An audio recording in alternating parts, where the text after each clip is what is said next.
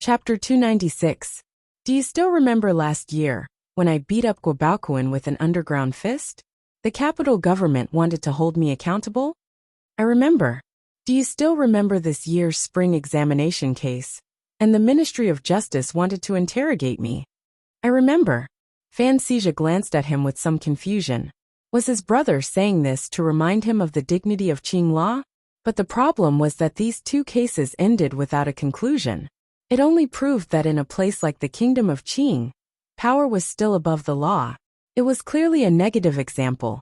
Fan Xian smiled and patted his butt. Both times, you beat the officials with sticks in your hands.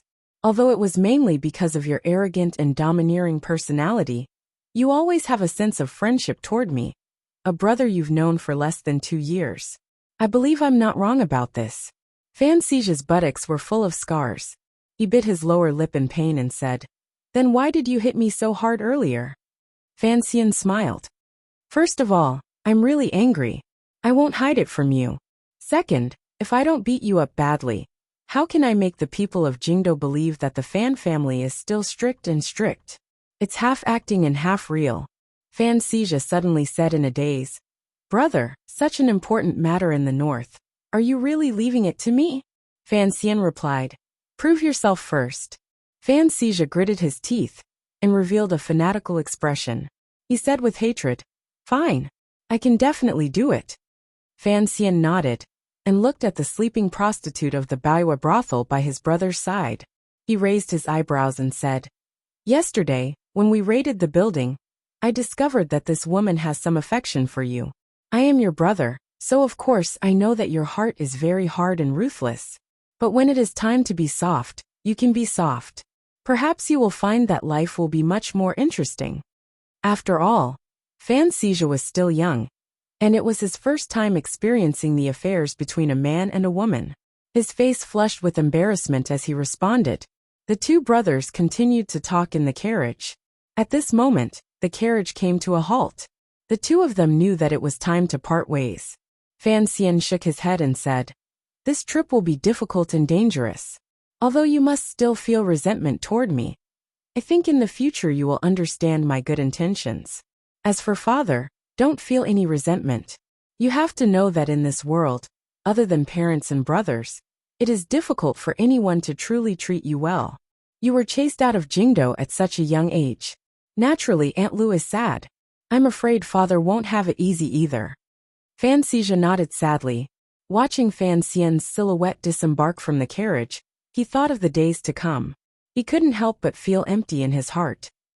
Tears welled up in his eyes, and he felt unspeakably uncomfortable. "Brother, bring me back soon." Fan Xian's figure stiffened as he got off the carriage. "Don't worry, I'll settle everything quickly." Watching the carriage slowly disappear into the night, Fan Xian could not help but feel a little absent-minded. He was not a good person, so why did he demand that Xizhi be a good person? Perhaps his previous explanation was correct. The relationship between people was very delicate. Wang Jingwei did not want his son to be a traitor, and Hitler probably would have preferred his son to be a painter. Of course, these two did not have the opportunity to show Fan Xian, but he had seen the relationship between Xiao En and Zhuang Mohan, the two brothers, over the decades, and he deeply agreed with them. The legendary pair of brothers Xiao En had secretly done many things for Zhuang Mohan. No one knew, but he had always hidden himself in the dark. He cared about his brother's reputation and refused to acknowledge him. This was already a remarkable thing. When Zhuang Mohan was in his 70s or 80s, he was almost at the end of his rope. His personal reputation had reached the peak of his life. In order for his brother to escape, he did not hesitate to abandon his lifelong beliefs and come all the way to Qing Kingdom to frame Fan Xian. The price he paid was not as simple as it seemed. He completely abandoned what Zhuang Mohan treasured the most. Coincidentally, before these two influential figures passed away, Fan Xian was by their side. Fan Xian watched the carriage leave and sighed in his heart. He did not know whether or not Xizhi would bear a grudge against him. He also did not know, in the distant future, if he were to one day sink into the darkness like Xiaoen, would Xizhi be like Zhuang Mohan and risk everything to save him? The night wind blew over the hills outside the capital. Fan Xian shook his head in self-mockery. Given Sija's personality, he would at most be willing to lose tens of thousands of taels of silver for him. If the amount of silver was a little more, that greedy and cruel little guy would have to reevaluate. Yan Bingyan stood beside him and suddenly said, "You are a very hypocritical person." Fan Xian asked with great interest, "Why do you say that? You use everyone around you, but you make it seem like you are doing it for their own good." The corners of Yan Bingyan's lips curled up slightly. Fan Xian replied calmly, "You don't have a brother, so you can't understand this kind of feeling. I really am doing it for his own good. Although my methods may have been a bit excessive, and the results may not have been good. But there is no other way. My experience can only go so far. At least, in the future, I can say to myself that I have done my part as a brother for Sija's growth. That is the second point I wanted to make." Yan Bingyan nodded. "You are a very cruel person." Fan Xian was silent, knowing that Yan Bingyan would continue. Young Master Fan is still young, and the situation in the north is very complicated. And yet you were able to ruthlessly expel him from the capital and make him disappear, cutting off the possibility of others blackmailing you. It seems that even the second prince did not expect such a ruthless move, Yan Bingyan said coldly. There was no smile on Fan Xian's face. Instead he asked, "How do you think people should live their lives?" After Ruoruo, Sija, and Wan this was the fourth time Fan Xian had asked someone about Ostrovsky's eternal question. Yan Bingyan was slightly startled and shook his head. "My thinking is very simple. As an official of the Overwatch Council, I should be loyal to His Majesty, to the Kingdom of Qing, to make the country rich and powerful, and to unify the world." "Unify the world?" Fan Xian said sarcastically. "What is the point of that?" Yan Bingyan was startled again. As a member of the younger generation of the Kingdom of Qing, he had grown up in a time when the country's power was expanding rapidly. This kind of thinking was ingrained in his bones. He had never thought about why he wanted to unify the world, and no one had ever asked him about it. Now that Fan Xian had suddenly asked him this question, he did not know how to explain it. The world is divided into 3 parts, and there are many small countries in the middle. War is inevitable, and the people are destitute. In that case, why not unify the world and get rid of the threat of war? After thinking for a while, he tried to sort out his thoughts. Fan Xian shook his head. "I have never believed in the power of the world. Divided for a long time, united for a long time, divided for a long time, united for a few hundred years, divided for another few hundred years. If the divided countries did not have the ambition to unify the world, then where would there be war? Unifying the world is not a way to get rid of war and bring peace. It is a fruit to tempt the people of the world to throw themselves into war. If everyone did not think this way, then wouldn't the world be at peace?" Yan Bingyan glanced at him and mockingly said, "That is a very childish way of thinking." "I also understand," Fan Xian sighed. "But when I am alive, I really do not want to see such things as war. In 1 year, the number of people who died at the hands of the council is about 400. In August, the Yangtze River broke its banks. I estimate tens of thousands of people have already died. If war truly starts, in just a few months, I'm afraid hundreds of thousands of people will die. Even if the conflict can be temporarily suppressed, it cannot last. There will come a day when war breaks out." Yan Bingyan snorted disdainfully. "Even if you gather the 4 great grandmasters as fighters and forcefully suppress the ambitions of the royal family, what will happen after you die?" Fan Xian smiled and said, "After I die? After I die, even if the flood reaches the sky." Louis XIV's most blatant declaration finally made Yan Bingyan's expression change. He shook his head and sighed. "I thought you were a benevolent person hiding in the darkness. After hearing what you said, only then do I realize that what I said just now was considered polite. Not only are you ruthless, but you are also an extremely selfish person. You misunderstood, didn't you? I told you last time, I am not a saint." Fan Xian suddenly frowned and teased him. "But now it seems there is no harm in being a saint. A saint in charge of the Overwatch Council." Yan Bingyan looked at him, like he was looking at a ghost. "Then how do you plan to spend the rest of your life?" Yan Bingyan rarely asked a question like those people in Shangjing in northern Qi. I plan to spend the rest of my life well. Fan Xian said this superfluous sentence. Without waiting for a response, he laughed and said, "This time, Xia has gone north, and I have troubled you and your father. To send a person through the entire Qing kingdom without anyone knowing, other than monitoring the movements of the officials in each county, and the Overwatch Council, which controlled the foreign spy network, going easy everywhere, or even stealing from within, it was truly impossible to do this. You are my superior," Yan Bingyan replied directly. Fan Xian understood what he was thinking and said, "I will report this to the director." He continued, "Did you know? The last time the diplomatic mission left the capital, the first night they set up camp in this pine forest below us." He rubbed his nose and laughed at himself. At that time, Sea Lily was in the diplomatic mission. Today Xia has been exiled. Although his situation is much worse than mine, I also captured a woman to accompany him. It seems that our journey will not be lonely. Yan Bingyan shook his head with a slight headache. It was difficult for him to get used to Fan Xian's shamelessness, which he only showed to his close subordinates and friends. So he asked, "Now that there is nothing to worry about, what do you plan to do?" Fan Xian laughed bitterly. "He is a prince. Do you really think we would dare to kill him?" Yan Bingyan coldly said, "I don't think there is anything you wouldn't dare to do." Fan Xian's heart jumped, and he smiled and said, "It looks like you really do understand me. But there is no rush. First, I will ruin Hongqing's reputation. Then, I will torture the second prince's men, and force the Cui family into a corner." In the end, he quietly said, "I will no longer concern myself with the Baoyue brothel. You help Shi Chanli deal with it. As for what to do next, you are in charge. After all, when it comes to scheming, you are far more talented than I am." Chapter 297. The Baoyue brothel was still open for business. Although there were a few well-informed people who knew that the Fan family and the second prince had been fighting over the most popular brothel in the capital, the Fan family had only beaten the Baoyue brothel a little and did not have much of a reaction.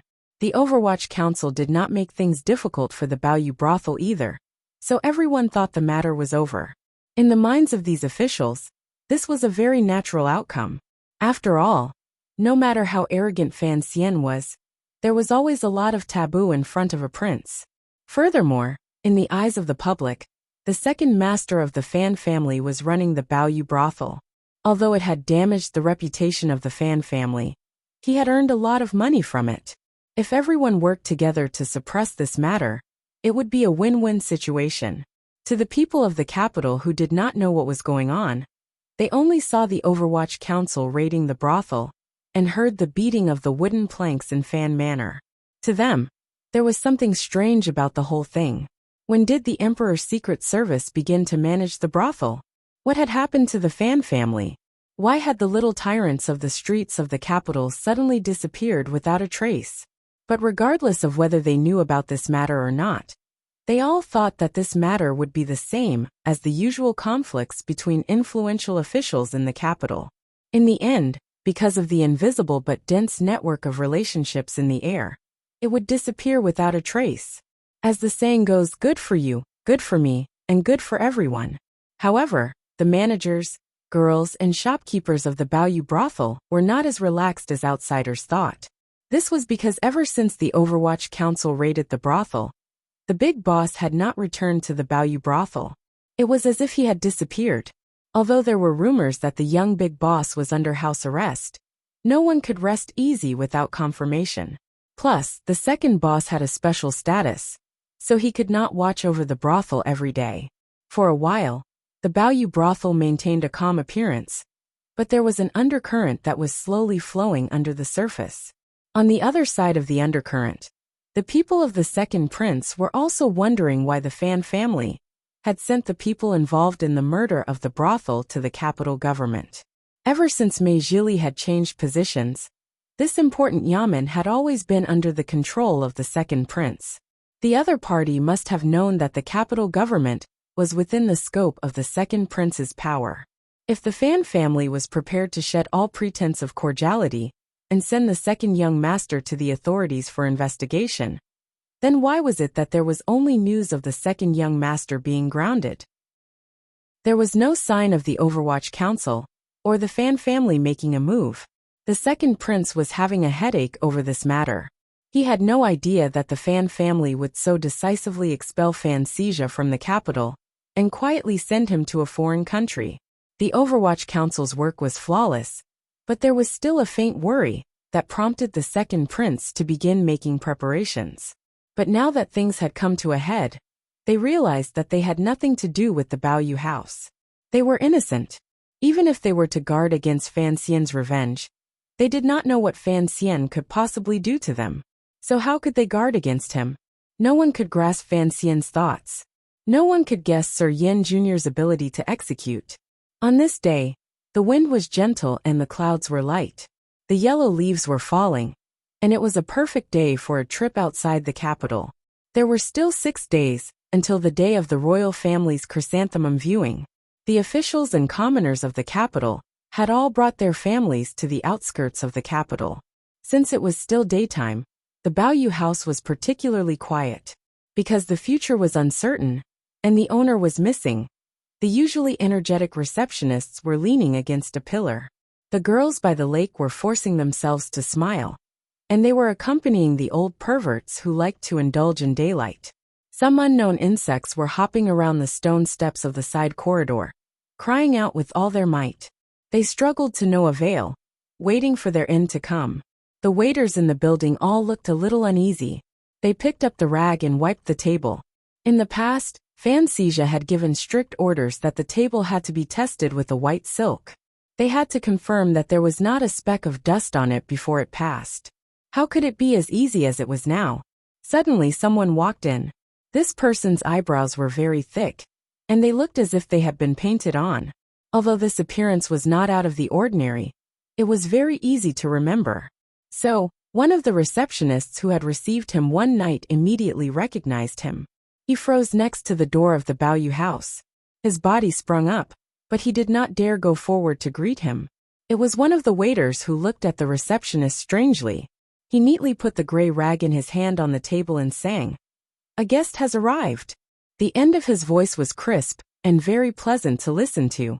The person who came was slightly startled, and a wry smile appeared on his face. It seemed that there was a great deal of difficulty in his heart. He stood in the incomparably wide hall of the Baoyu house for a while. Finally, he could not help but shake his head and say, "Tell Si Qing, or to come see me." This time, it was the waiter's turn to be shocked. He thought to himself that this guest was very arrogant. He wanted Si Qing, or to come see him personally, and he even called her by her name. There were many nobles in the capital, but of those who came to the Baoyu house, who did not treat Si Qing, or with respect. The receptionist who knew this person finally came to his senses. He wiped away the cold sweat on his forehead and ran in front of the person. He respectfully said, "Sir, I will go and inform you immediately." He then asked the waiters to lead the person to the second floor of the third floor. It was the quietest room in the Baoyu house, and he ordered the waiters to take good care of him. When the person went upstairs, the waiters and waiters on the first floor surrounded him. They did not stop talking, and they did not know which deity had come. The Baoyu house was currently in a state of turmoil, but the people's hearts were already wavering. The slightest movement would cause everyone to feel uneasy. Finally, someone remembered that this person with thick eyebrows, who looked like an ordinary scholar, was actually the companion of young Master Chen, who came to visit the prostitute that day. Who was Mr. Chen? It was the brother of the owner of the Baoyu house. It was Mr. Fan, the most popular person in the government.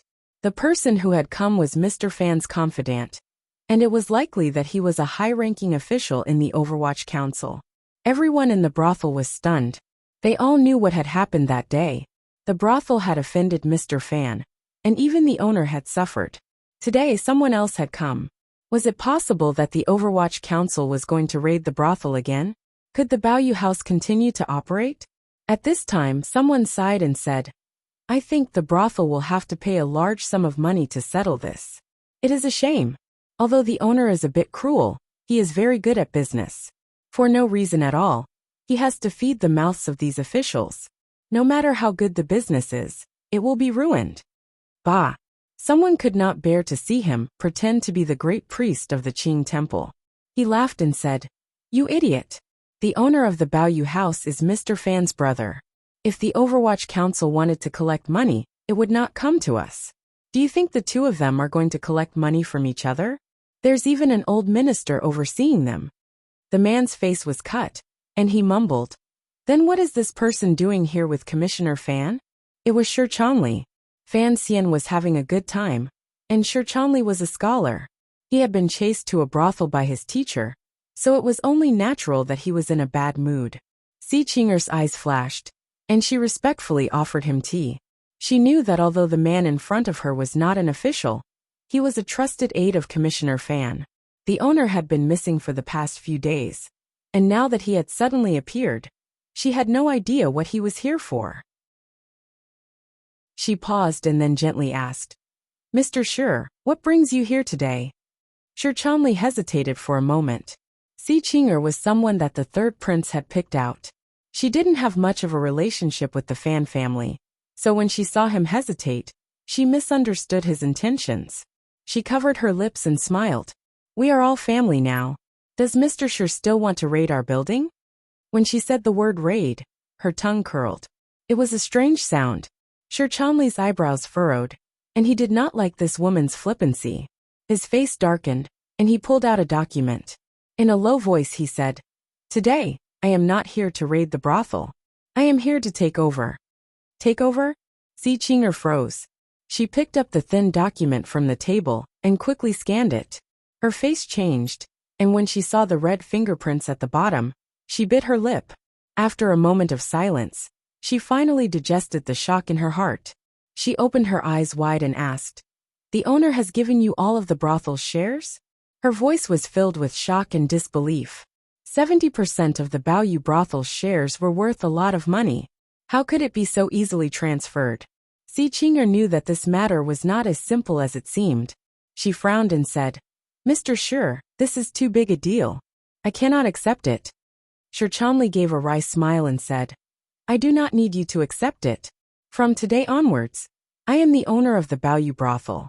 I am only here to inform you." Si Qinger gritted her teeth and said, "Mr. Shi, if I may ask, where is the owner? This is such a big deal, and I have to talk to him face to face." Shi Changli was good at writing, and the document he had drafted a few nights ago was clean and simple. He did not expect that in the end, he would be forced by Fan Xian to become the owner of the brothel. He was already uncomfortable with the situation, and he felt as if he had been caught in a trap of his own making. Hearing the question being asked, he coldly said, "Is this transfer document fake? Don't waste my time. The people who will be checking the accounts will be here soon. Don't even think about it." Si Qinger sensed that the Fan family was preparing to leave the Baoyu brothel and used the scholar in front of her as a cover. But her rank was not high enough, and she did not know much about what was going on. Master Yuan had suddenly disappeared, and so she said, "Since the Baoyu brothel is going to be owned by Shi Changli, I am just trying to make a living. How could I dare to argue with you?" Her heart had calmed down, and she smiled and said, "But this brothel still has 30% of its shares in the hands of that young man. I am sure you know this, Mr. Shi." No matter what was said, as long as the third prince's shares were in the Baoyu brothel, the Fan family would not be able to get rid of the Baoyu brothel. She did not know that Fan Xian had no intention of getting rid of the Baoyu brothel in the first place. Shi Changli looked at her and suddenly laughed. His thick eyebrows twitched, and he said, "Today, I am closing the brothel because I would like to trouble you, Miss Qing. Please tell the second owner that I will be taking the 30% shares." "I will be taking them? How arrogant of you," Si Qinger said angrily. She thought it was easy for the Fan family to give and take, but she did not expect them to take the third prince's shares. How could it be so easy? Shi Changli had finally gotten into the role of the brothel owner, and he calmly said, "If you want to take the 30% shares, I have many ways of doing so. Bringing it up now is to give face to the second owner. Miss Qinger, you must understand this." Si Qinger coldly said, "Oh, It looks like I have to thank you, Mr. Shi. But I do not know. How much money are you willing to pay? Shi Chanli extended a finger. 100,000? Si Qing'e asked, confused. She thought this was a fair price. Even if the Baoyu brothel continued to operate well, 100,000 for 20% of the shares was a good price to pay. Shi Chanli shook his head. Only 10,000? Si Qing'e was shocked. I only have 1,000 liang of silver, Shi Chanli said sincerely. Scholars are always poor. You are too much. Si Qing'e angrily shouted. Do not think that the Fan family can hide the truth. Do not forget who these 30% shares belong to. Shi Chanli raised an eyebrow and calmly said, Miss, do not misunderstand. These 70% shares belong to me, Shi Chanli. It has nothing to do with the Fan family or the Kai family. As for who the 30% shares belong to, I do not care. Si Qing'e coldly said, What if I do not give up the 30% shares? First of all, the Baoyu brothel may be found with a copy of some of their letters, such as colluding with a foreign country. As for what the charges are, I am not sure. Shi Chanli smiled and said, Second, the Baoyu brothel will soon appear in the capital. Since I own 70% of the shares, I can chase away all of the workers, customers and girls. Then the Baoyu brothel will hire them again. Miss Qing'e, think about it.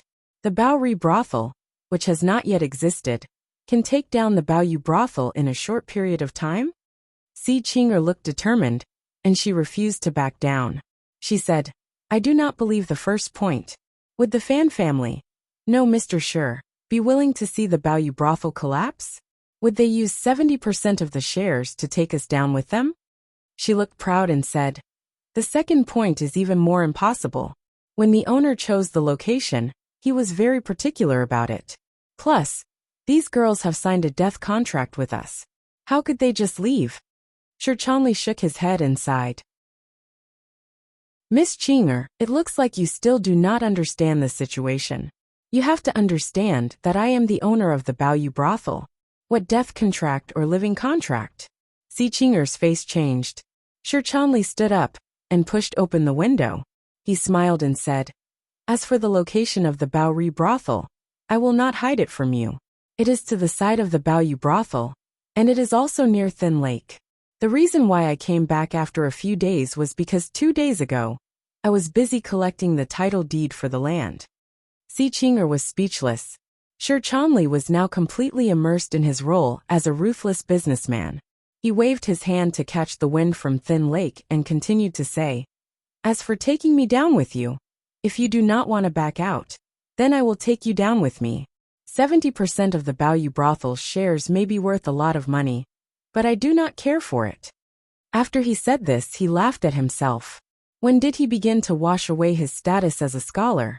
Instead, he began to indulge in a life of bullying others? He was indeed threatening Si Qing'e, but this kind of threat was easy to make. It seemed simple, but it was difficult for her, or rather the third prince, to respond. The land next to the Baoyu brothel had indeed been purchased by the Overwatch Council, but no one knew what methods had been used. Shi Chanli knew that every step of taking over the brothel had been done in a very stable manner. There was no need to worry about any mistakes. Mr. Yin Bingyan was very powerful.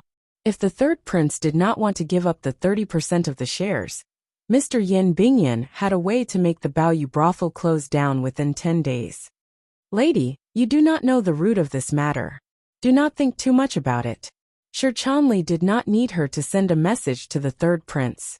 The news that Fan Xian wanted to take over the Baoyu brothel had already been passed through the Fan manor and into the ears of Yi Guipin, who was in the palace. Now the third prince was forced to copy books by Yi Guipin every day. Even if he felt bad that his money had been stolen by his cousin, he could not find a way to stop this. He looked at Si Qing'e's confused face, and the gentle nature of a scholar came into play. He smiled and said, I am a very easy person to talk to. In the future, if you continue to work in the brothel and do your best, I will not mistreat you. Who knew that Si Qing'e was such a stubborn person? She always wanted to be responsible for the second owner. Although the second owner was only a young child, she thought of the child's identity and thought the whole thing was ridiculous. In the capital, It was common for people to steal property, but how could someone dare to steal property from a prince? If the second owner sends a message, I will agree. She gritted her teeth and said, but the money in the account, you and I have to make sure to settle it properly. It cannot be messed up. Sherchanli nodded. The group of people who had been waiting outside the brothel finally entered. Seeing the group of people, Si Qing'er's eyes widened. They were all Overwatch Council secret agents in casual clothing. They were still secret agents. With such a group of people coming to take over the brothel, who would dare to stop them? When she saw the old man with the long beard in the middle of the group, who was praising the Baoyu brothel, Si Qing'er could not help but take a deep breath. She was speechless, thinking that no matter how hard she tried, she would not be able to stop Fan Xian from taking the third prince's money, with the third Yi shopkeeper of Qingyu Hall personally taking over. No matter how the accounts were calculated, she was afraid that the Baoyu brothel would end up being owned by the Shi family. No, the goddamn Fan family. He would not choke, and perhaps he would not even bother to drink a bowl of water. Chapter 298. The shopkeepers of Qingyu Hall had always felt the pulse of the palace treasury and managed the businesses of the various kings. It had been many years since they had made an appearance. But Si Qing'er was a girl who had worked her way up from being a prostitute to being a top-notch madam. She was someone who was willing to learn, had a desire to improve, and had a deep understanding of the ways of business. She knew the old men of Qingyu Hall well. As long as they were in business, they all had a deep respect for the elders of the Yi family. It was the same as how the scholars of the world looked at Zhuang Mohan. So when Si Qing'er saw the three-leaf shopkeeper arrive, she immediately gave up all thoughts of playing tricks on the accounts. She was even more prepared to lose everything. She gracefully stepped forward and respectfully bowed. The three-leaf shopkeeper was probably in his 50s, and the beard on his chin was dyed white. He looked at Si Qing'er's beautiful face and nodded his head in appreciation. Sherchanli was frozen to the side, wondering why Master Xian had sent such an old pervert. The three-leaf sighed and said, "This lady, you must be the owner of this building. I look at the location of the building, the lighting, and the decorations. They are all the work of a genius. I am truly impressed. If you are willing to continue to stay in the building, I will return to Commissioner Fan. There is no need for my old bones to meddle." Si Qing'er looked embarrassed and said, "You are too kind. Everything in this building is the work of the owner. It has nothing to do with me." The third Yi shopkeeper had a look of pity on his face. He sighed and said, "This big boss is indeed a genius in business. How could he offend Fan?" Fortunately, he was old and not stupid. He knew his words were going too far. So he quickly shut his mouth under the gaze of Sherchanli, who looked at him like he was an old monster. He only shook his head vigorously and looked around. His expression was full of the sigh of someone who was at the peak of Dong Mountain, but did not see any aces.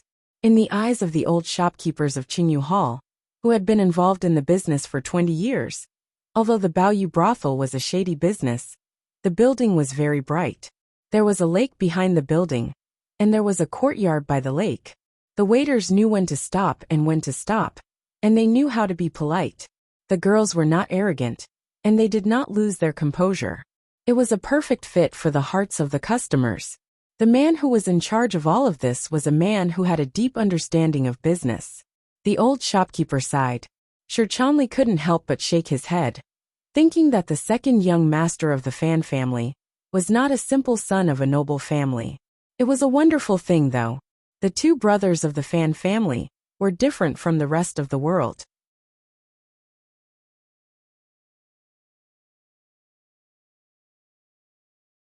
She was just a woman.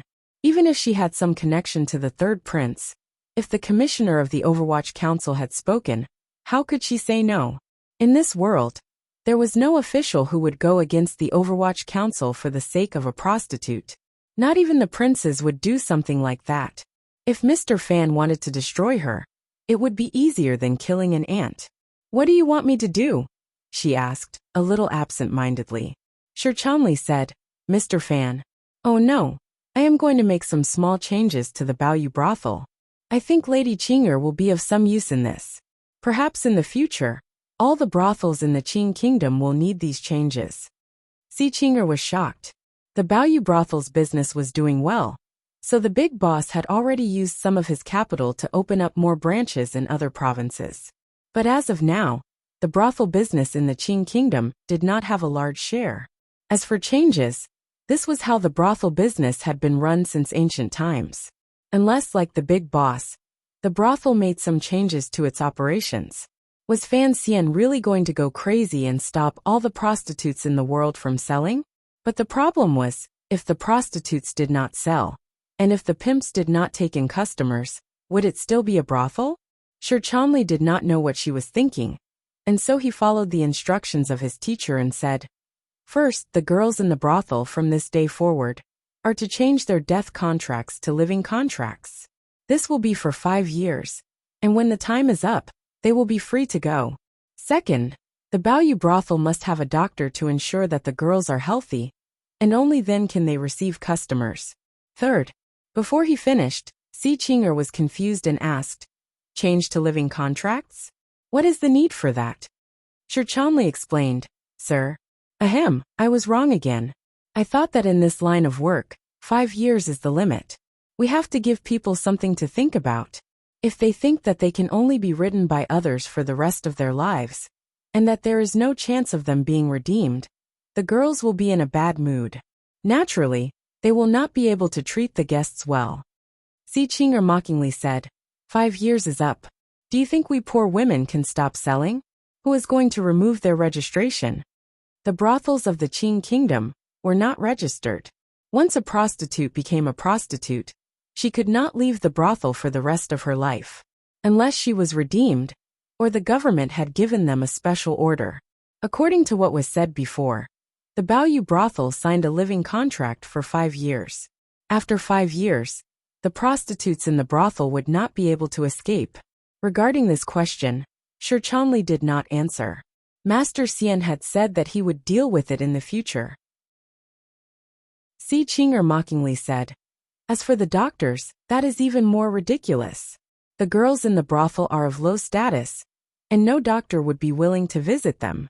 It is difficult to even see a patient, so how could there be a doctor who would be willing to stay in the brothel? Would the men be willing to lose face like that?" Sangwen, who had been silent this entire time, smiled and said, "The commissioner said that he has many students in the 3rd Bureau of the Overwatch Council. Hiring a few doctors would not be a problem."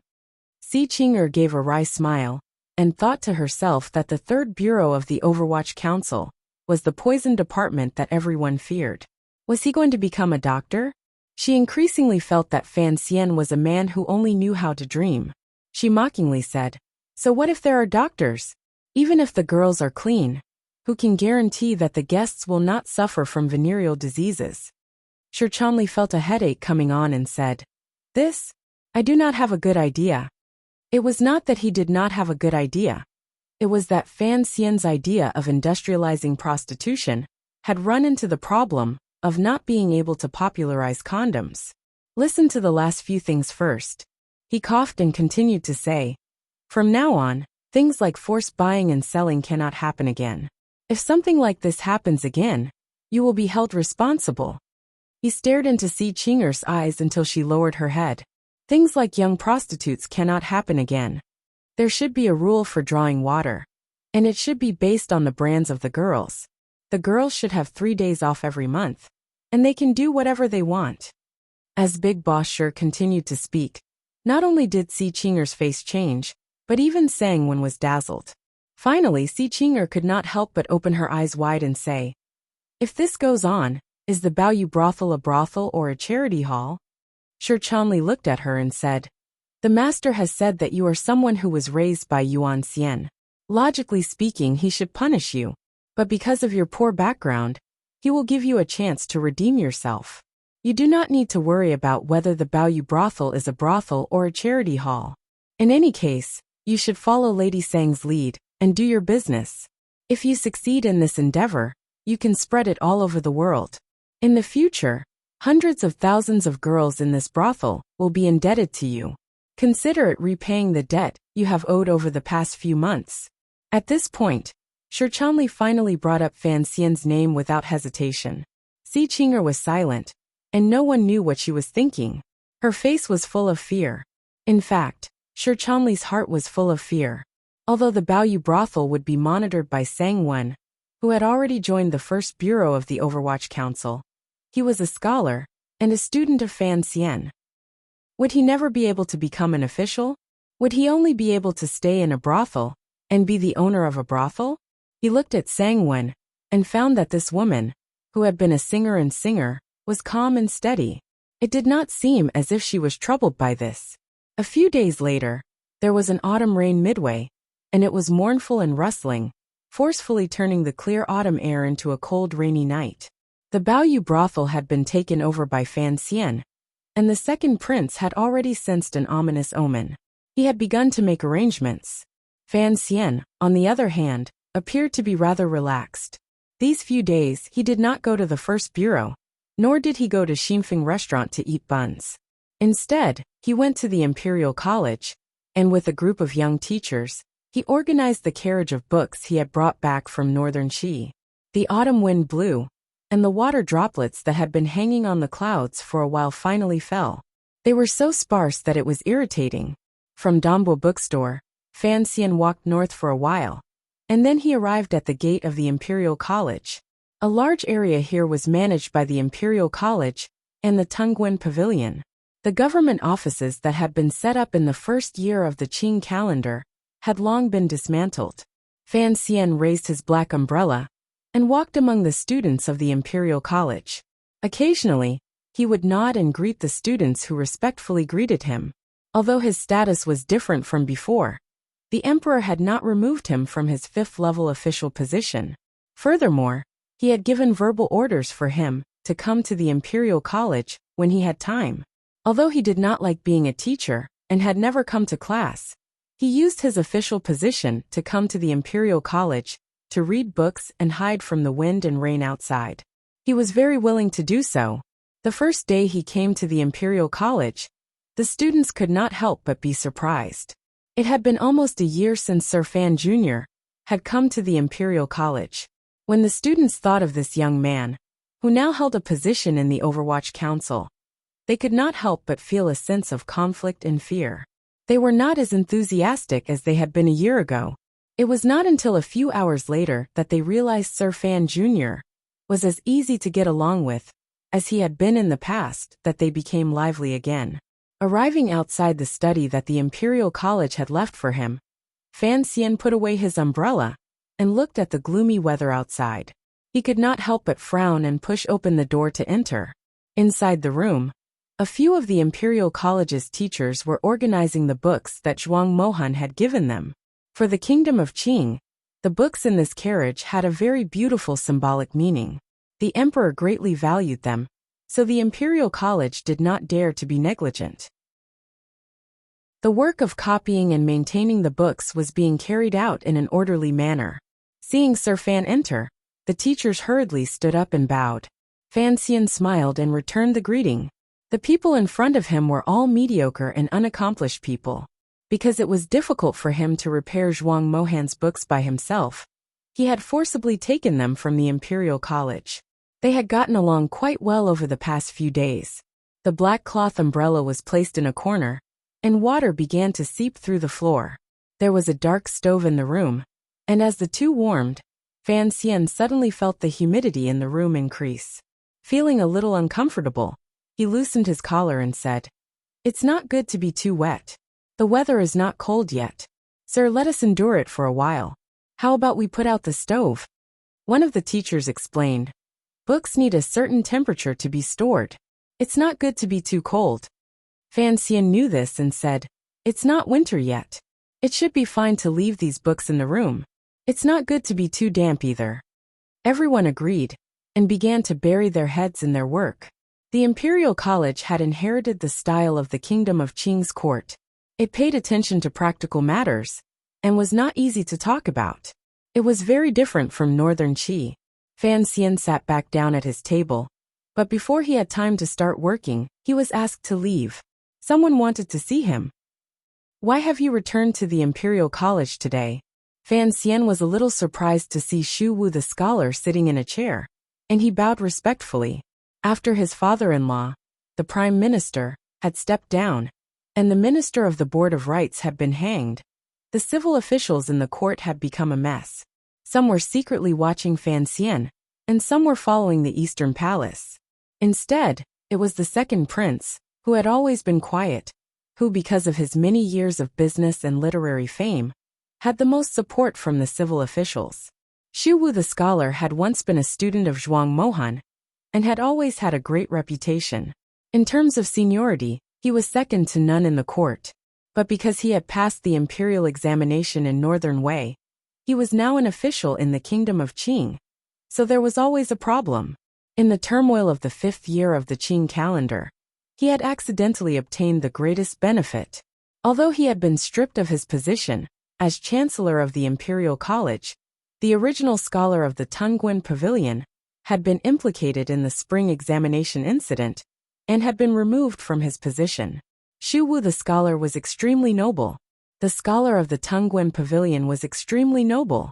With the removal of the prime minister and the absence of a new prime minister, the scholar of the Tungguan Pavilion had to enter the palace to discuss matters.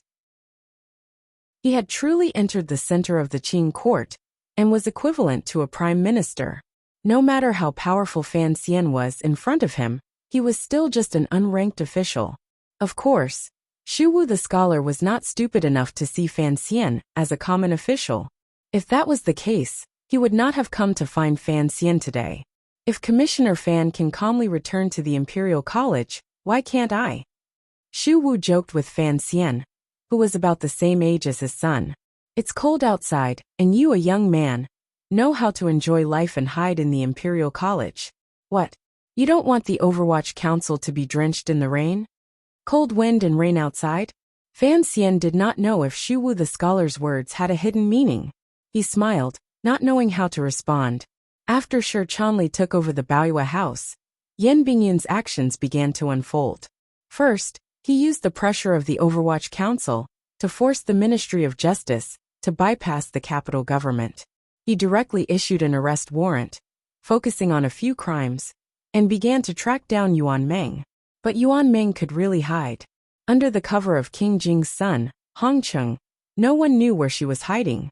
Fan Xian was not in a hurry. After all, issuing the arrest warrant was to lay the groundwork for what would happen next. The later Yuan Meng was caught, the better. In Yan Bingyun's plan, everything was connected. As long as he could achieve the results he wanted, it was fine. Just 2 days ago, rumors began to spread throughout the capital. It was said that the brothel owner Yuan Meng, who the Ministry of Justice had been searching for, was actually the mistress of King Jing's son, Li Hongcheng. Rumors spread easily, especially since Yuan Meng and Li Hongcheng were in a relationship. So the capital was abuzz with discussion. Li Hongcheng's reputation was like a piece of juicy meat on a hot day, and it was only a matter of time before his reputation became worse. Li Hongcheng and the second prince were friends, and this was something everyone knew. Not long after, another rumor began to spread. The famous Baoyue house in the capital was in fact the second prince. The case of the missing prostitutes being investigated by the Ministry of Justice was inextricably linked to the royal family. These rumors were very convincing. For example, Yuan Meng used to be a popular figure on Lujing River, but aside from the prince, no one had ever seen her take on any other customers. Another rumor was that on a certain day, the second prince had a long conversation with Commissioner Fan of the Overwatch Council outside of the Baoyue house. Although no one knew what the conversation was about, the next day, the Fan family sold their shares of the Baoyue house to a mysterious businessman named Shi. These rumors were, of course, the work of the 8th Bureau of the Overwatch Council. When Fan Xian was forced to take up his post during the spring examination, he became the idol of the world's scholars. The Qing Kingdom's winning headquarter office. When it came to creating an image, they were very good at it.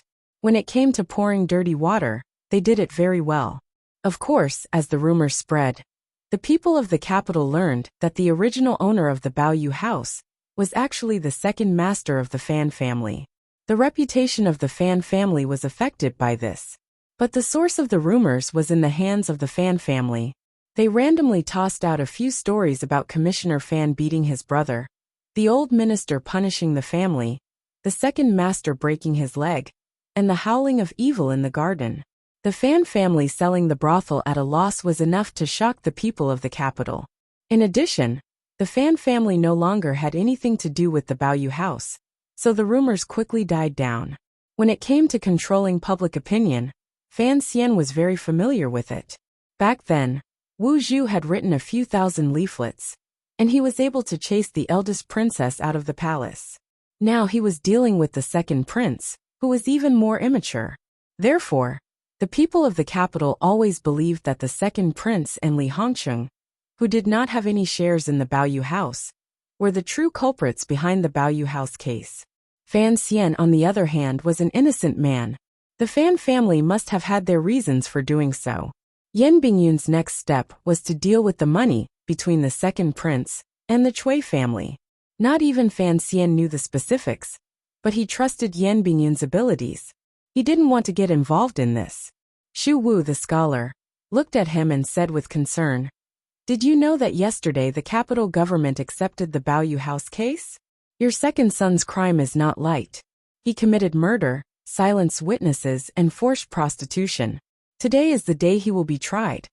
Fan Xian gave a wry smile and said, "It is unfortunate that our family has produced such an unfilial son." Xu Wu shook his head and said, "The capital government has not yet gone to the manor to ask for him. I think they have other plans. Mr. Fan, the word trial is the most harmful. There is not much room for negotiation in a criminal case. If the capital government continues with the trial, the emperor will be alerted. I don't think it will end well." After this conversation, Fan Xian knew where the scholar stood. He was speaking on behalf of the civil servants in the court, and he was advising the Fan family to live in peace with the second prince. Not to mention the problem of the court's reputation. These elders believed that when two tigers fought, one would be hurt. Both Fan Xian and the second prince were the best of the Qing kingdom's younger generation. It didn't matter who lost in this fight. It would be a loss for the Qing kingdom. Of course, most people did not think Fan Xian had the right to fight a prince, even though he was the commissioner of the Overwatch Council. Fan Xian understood this, and so he knew that the scholar in front of him was trying to make peace for his sake. He couldn't help but feel touched. He smiled warmly and said, "Thank you for your advice. I believe you have already met the second prince." Xu Wu nodded. Ever since Fan Xian returned to the capital from northern Qi, he had been at odds with the second prince. The Overwatch Council had arrested many of the second prince's officials, and if he wanted to make peace, he had to first ask the second prince for his opinion. He did not expect the second prince to be so easy to talk to, and politely asked Xu Wu to speak on Fan Xian's behalf. Hearing Xu the scholar's words, Fan Xian laughed coldly in his heart. The second prince's nickname was Stone. How could he be so easy to get along with? The two sides had already shed all pretenses of cordiality, and he had been forced to send his brother to a distant foreign land. There had to be an explanation for the matter of his father-in-law being taken down by the eldest princess and the second prince, right? Furthermore, the spies of the First Bureau of the Overwatch Council had already sent word that the second prince had already brought back the 3 killers of the Baoyu brothel, who had been hidden in secret. They were preparing to bring Fan Xizha back to the capital's court. The second prince had asked Xu Wu to speak on his behalf to temporarily calm Fan Xian down. Fan Xian was not that stupid though. He respectfully offered tea to Xu Wu and said, "This has nothing to do with the council, and it has nothing to do with me. I have been guarding the Imperial College these past few days, because I was afraid someone might misunderstand." Xu Wu could not help but smile wryly. The wrinkles on his face were full of pity, and he said, "Why fight with him? Even if we win this time, so what? No matter how many times we win, it cannot compare to the happiness of the emperor." Fan Xian's heart jumped, and he knew that these words were true. He felt even more grateful to the old scholar in front of him. Although he had other thoughts in his heart, he still responded warmly, "Since you have spoken, then I have nothing else to say." As long as the capital government leaves the Fan family some face, the Ministry of Justice case will not be investigated too deeply. In the eyes of an old official like Xu Wu, Fan Xian's reply seemed a bit rash. In the officialdom, there was always a need to conceal one's dignity. How could there be such a clear and unmistakable reason to talk about such illegal matters in front of the Prime Minister? But he also knew that Fan Xian's personality was like this. He smiled in satisfaction and did not say anything. He only watched the rain outside the window of the Imperial College, 3 li from the Jingdo government office, by the side of the Imperial Mountain Road. The autumn rain was falling heavily. The case of the missing prostitutes in the Baoyu brothel had already been investigated. Although the bodies had not yet been found, the capital government had already found the 3 murderers involved in the murder. If the 3 men who killed the prostitutes were arrested and brought to justice, then they would be able to claim that the second master of the Fan family was the mastermind behind the incident. This would be a huge blow to the Fan family, and it would also clear the second prince's name. So, these 3 men were important figures. The second prince's people still did not understand why the Fan family had sent these 3 men to the capital government after carrying out the family's punishment. Did this not give them something to use against them? But it was not until the Fan family sold the Baoyu brothel and began to investigate Yuan Meng and point their finger at Li Hongqing that the second prince realized that Fan Xian was using these 3 men to make him feel better. He thought he had chosen peace, and so his reaction was delayed for a few days. But the second prince still felt that Fan Xian was being unwise. As long as these 3 men were in his hands, where could the fat, pockmarked man of the Fan family run to? Now the second prince was truly angry. Fan Xian really did not know how high the sky was and how deep the earth was. He dared to make a move against the second prince. Even the ghosts knew that the rumors in the capital were spread by him. At this time, although Crown Prince Hongqing was also very depressed, he could not go to the Fan Manor to fight Fan Xian. This was because King Jing was the first to get angry.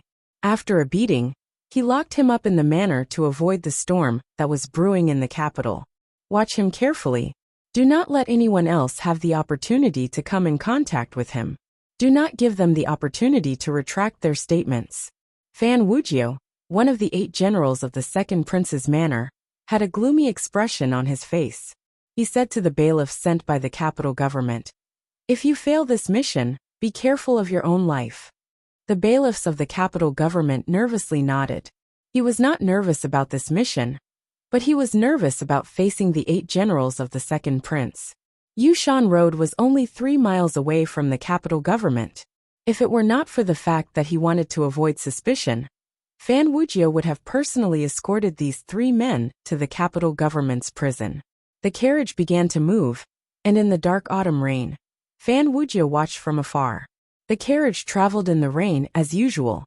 There were not many people on the street, and only a few passers-by with umbrellas in their hands walked by.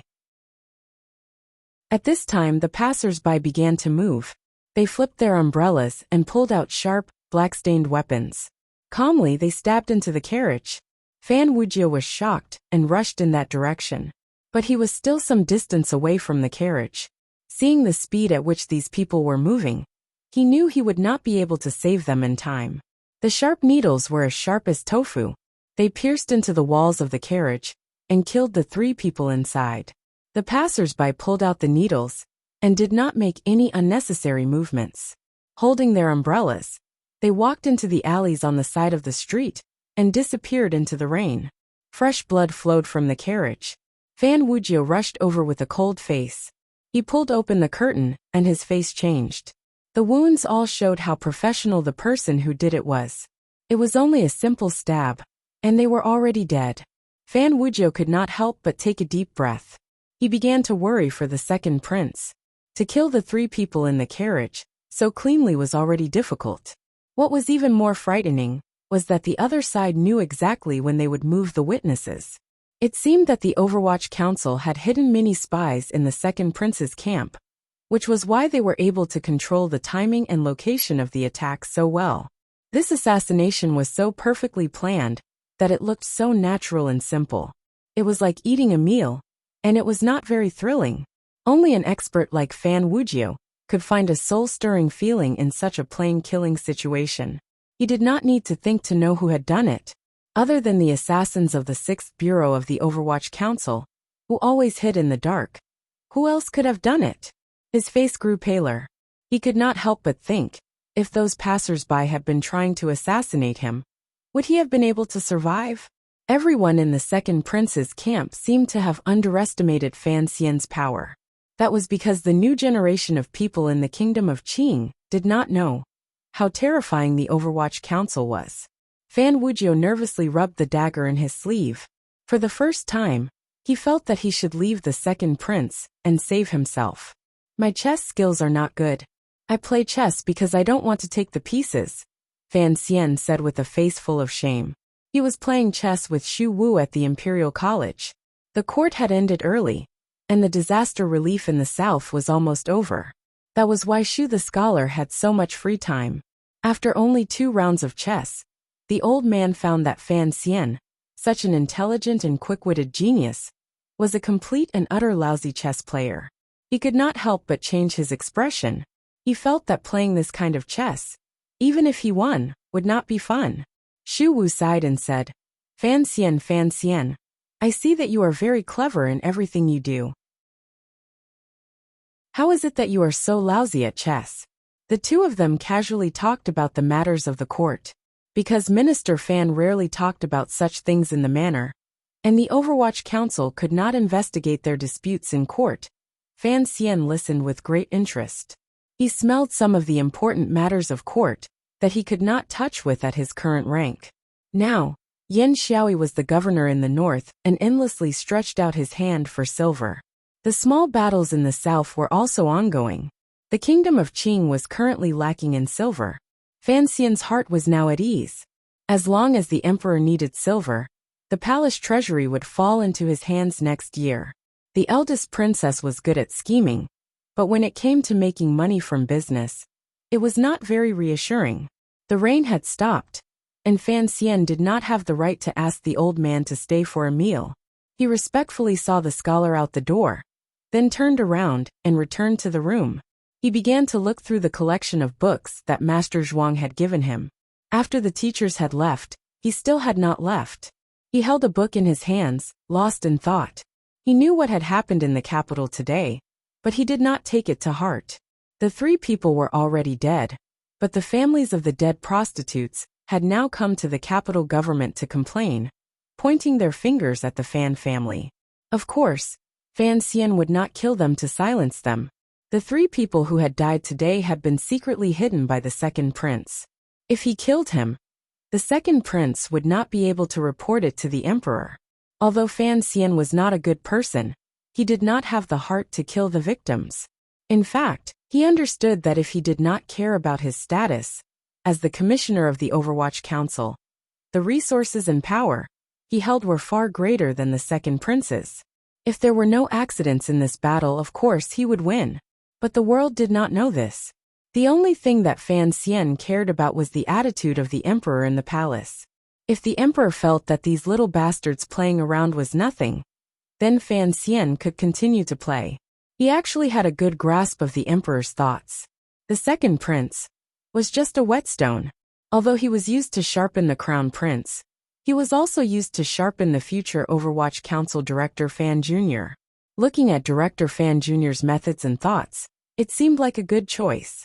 Of course, if Fan Xian really did go too far, the palace would only need to issue an edict to settle the matter. He was not worried that the emperor would hurt him because of this matter. On the contrary, he would laugh at himself and think, everyone is a bastard. You, the emperor, can't kiss one egg and kiss another. The rain in Jingdo stopped. He quietly avoided everyone's gaze and left the Imperial College. In a clothing store, he took off his outer garment, revealing the pure work clothes underneath. He then took a normal outer garment from the hands of the lowly shopkeeper and put it on. Only then did he flip over his rain hat to hide his face and disappear into the streets of Jingdo. The rain had already stopped. The leaden clouds in the sky seemed to have been melted by the sun. They gradually thinned and flattened, then gradually split apart. Following the arc of the sky, they flowed toward the four corners of the sky, revealing a large piece of blue sky in the center, and the particularly fresh autumn day after their victory. The sun shone on the outside of the yamen of the capital government. A few rays of light penetrated into the hall, clearly illuminating the just and honorable sign in the hall. There was already a crowd gathered outside the capital government, waiting for the prefectural magistrate to personally investigate the Baoyue brothel case, which had recently caused a stir. This case had a background, a murder, and involved a prostitute that made people's imaginations run wild. It happened in a place of pleasure, and it satisfied many of the aesthetic requirements of the people of Jingdo. Thus, it was the focus of everyone's attention. If one did not know much about this case, it would be embarrassing to speak up. If the carriage drivers did not know the whole story of this case, they would not have the face to drive a carriage for a customer. Fan Xian disguised himself as a passerby and blended into the crowd. He looked into the yamen and couldn't help but feel a strange feeling in his heart. The capital government was the most important yamen, and the changes in personnel in the last 2 years could not escape his involvement. He was afraid that once this matter was over, the Jingdo prefectural magistrate would have to apologize and resign. Chapter 299. The previous prefect of the capital, Mei Zhili, was a student of Lady Lu's father. He had always supported the Fan Manor, and during the Guobaoquan Black Fist case, he had helped Fan Xian a great deal. After Fan Xian was assassinated on Nyolan Street, Mei Zhili, as the prefect of the capital, was punished as well. His salary was forfeited for a year, and he was put on probation. But no one could have predicted that the next year, there would be another assassination attempt. After much trouble, Mei Zhili was removed from his position and sent to another county. The Fan Manor and Mei Zhili still kept in touch with each other, so Fan Xian knew that Mei Zhili was very happy to leave the capital government. In the hall, there was a large row of people who looked very poor. They were kneeling in front of the table and crying. These people were the relatives of the prostitutes who had died in the Baoyue brothel. As they cried, they cursed the Fan family, and they begged for justice. The current prefect of the capital government, Tianjingmu, looked very righteous. His lips twitched, and his eyes were wet. It seemed as if he had been moved by the words of the victims. He immediately ordered the servants of the government to go to the Baoyue brothel and arrest the suspects. They investigated the crime scene, and he solemnly expressed his desire to do justice for the people. He ordered people to go to the Fan Manor and ask for the second master of the Fan family, who had committed all sorts of crimes. He did not mention the names of Yuan Meng and the others. Fan Xian watched coldly from within the crowd. He could see the slight panic in the magistrate Tianjingmu's eyes. He knew that the magistrate knew that the 3 thugs involved in the murder of the prostitutes were already dead. Fan Xian did not react to the cries of the victims in the hall. After all, the Baoyue brothel was responsible for the deaths of the prostitutes. He and his brother were only cursed at, and that was nothing. He was just wondering if these victims were real, or if they had been arranged by the second prince. The results of the Overwatch Council's investigation had not yet been released, but he had to do something about it. The trials of the Jingdo government were very tedious. This kind of show had been performed many times over the past thousands of years. Although the commoners who were watching the excitement still enjoyed it, Fan Xian's mind had already turned elsewhere. The reason why he came here today was because he reckoned that something was about to happen. His father-in-law, the treacherous Prime Minister Lin Ruofu, was forced to step down in dejection. Although the root cause was his sudden appearance and the emperor's heart, the actual fuse was Wu Bowen, who had died under the grape trellis. Because Peng Tingxing of Shandong Road had incited the Wu family and killed Wu Bowen's son, Wu Bowen's widow had come to the capital to complain. On the way, she had been intercepted by the people of the Prime Minister's manor, but had been saved by the second prince and Li Hongcheng. Would the second prince do the same today? Fan Xian did not hold a grudge against his father-in-law, but he remembered the second prince's methods. Logically speaking, a true expert at scheming would never repeat his methods. However, he had seen through the second prince. Although the second prince liked to squat on the chair and put on an unfathomable expression, after so many days of probing, he had finally revealed the immaturity and stubbornness of a young man. Aside from the terrifying power of the Overwatch Council, Fan Xian had an advantage over the second prince. Although he was younger than the second prince in this life, in reality, he had much more experience. Not long after, the capital government's bailiffs had brought back the owner of the Baoyu brothel, Si Qing'er. There were also people who were looking for clues in the lake behind the Baoyu brothel, but there were no direct witnesses, so they did not know where the bodies were buried. Fan Xian looked at the woman kneeling on the stone floor and wondered how she would deal with the situation. Would she be intimidated by the pressure and be more obedient, or would she still be unwilling to give up? As for the bodies that were buried in the Baoyu brothel, the Overwatch Council had already worked with Shi Chanli to retrieve them one night and bury them in the suburbs of the capital. They were waiting for the case to be concluded, and then they would find a way to notify their real families. Si Qing'er, who was in the hall, bit her lips. Although she did not say anything, it was only when the old man above her asked her a question that she answered. Her heart was clear as a mirror. Before she came, Mr. Shi had already told her what she could say and what she could not. Fortunately, the owner of the house was not too strict. He did not ask her to do anything dirty, and he did not ask her to cover up for the second master of the Fan family. She only told him what she wanted. So before the capital government's magistrate could begin his sentence, she told him the name of the owner of the Baoyu brothel and what he had done. But when it came to the murder of the prostitutes, she was adamant that it was Yuan Meng, who was wanted by the Ministry of Justice. Although the owner knew about it, he did not participate in it. The capital government's magistrate was pleased with how smoothly the kneeling woman had answered. But the more he listened, the more it seemed as if she was trying to clear the name of the second master of the Fan family. And the second prince had already told him that this matter could not be related to Yuan Meng. His face darkened, and he threw the stick in front of him and shouted, "This woman is very cunning. Beat her." The capital government's bailiffs picked up sticks and began to torture Si Qing'er. Si Qing'er gritted her teeth and endured the pain. She knew that the Fan family was watching. She no longer had the support of the third prince, and if she wanted to rely on the Fan family to survive in the capital, then she would have to go down the dark path. She endured the pain and did not speak, but it was not as if she could not scream. She cried out in pain, and there was a hidden bitterness in her voice. She floated around the capital government's yamen, and it made the people who were watching feel sorry for her. Fan Xian watched this from the outside, and he was surprised by the woman's cruelty. After the torture, Si Qing'er continued to say the same things she had said before.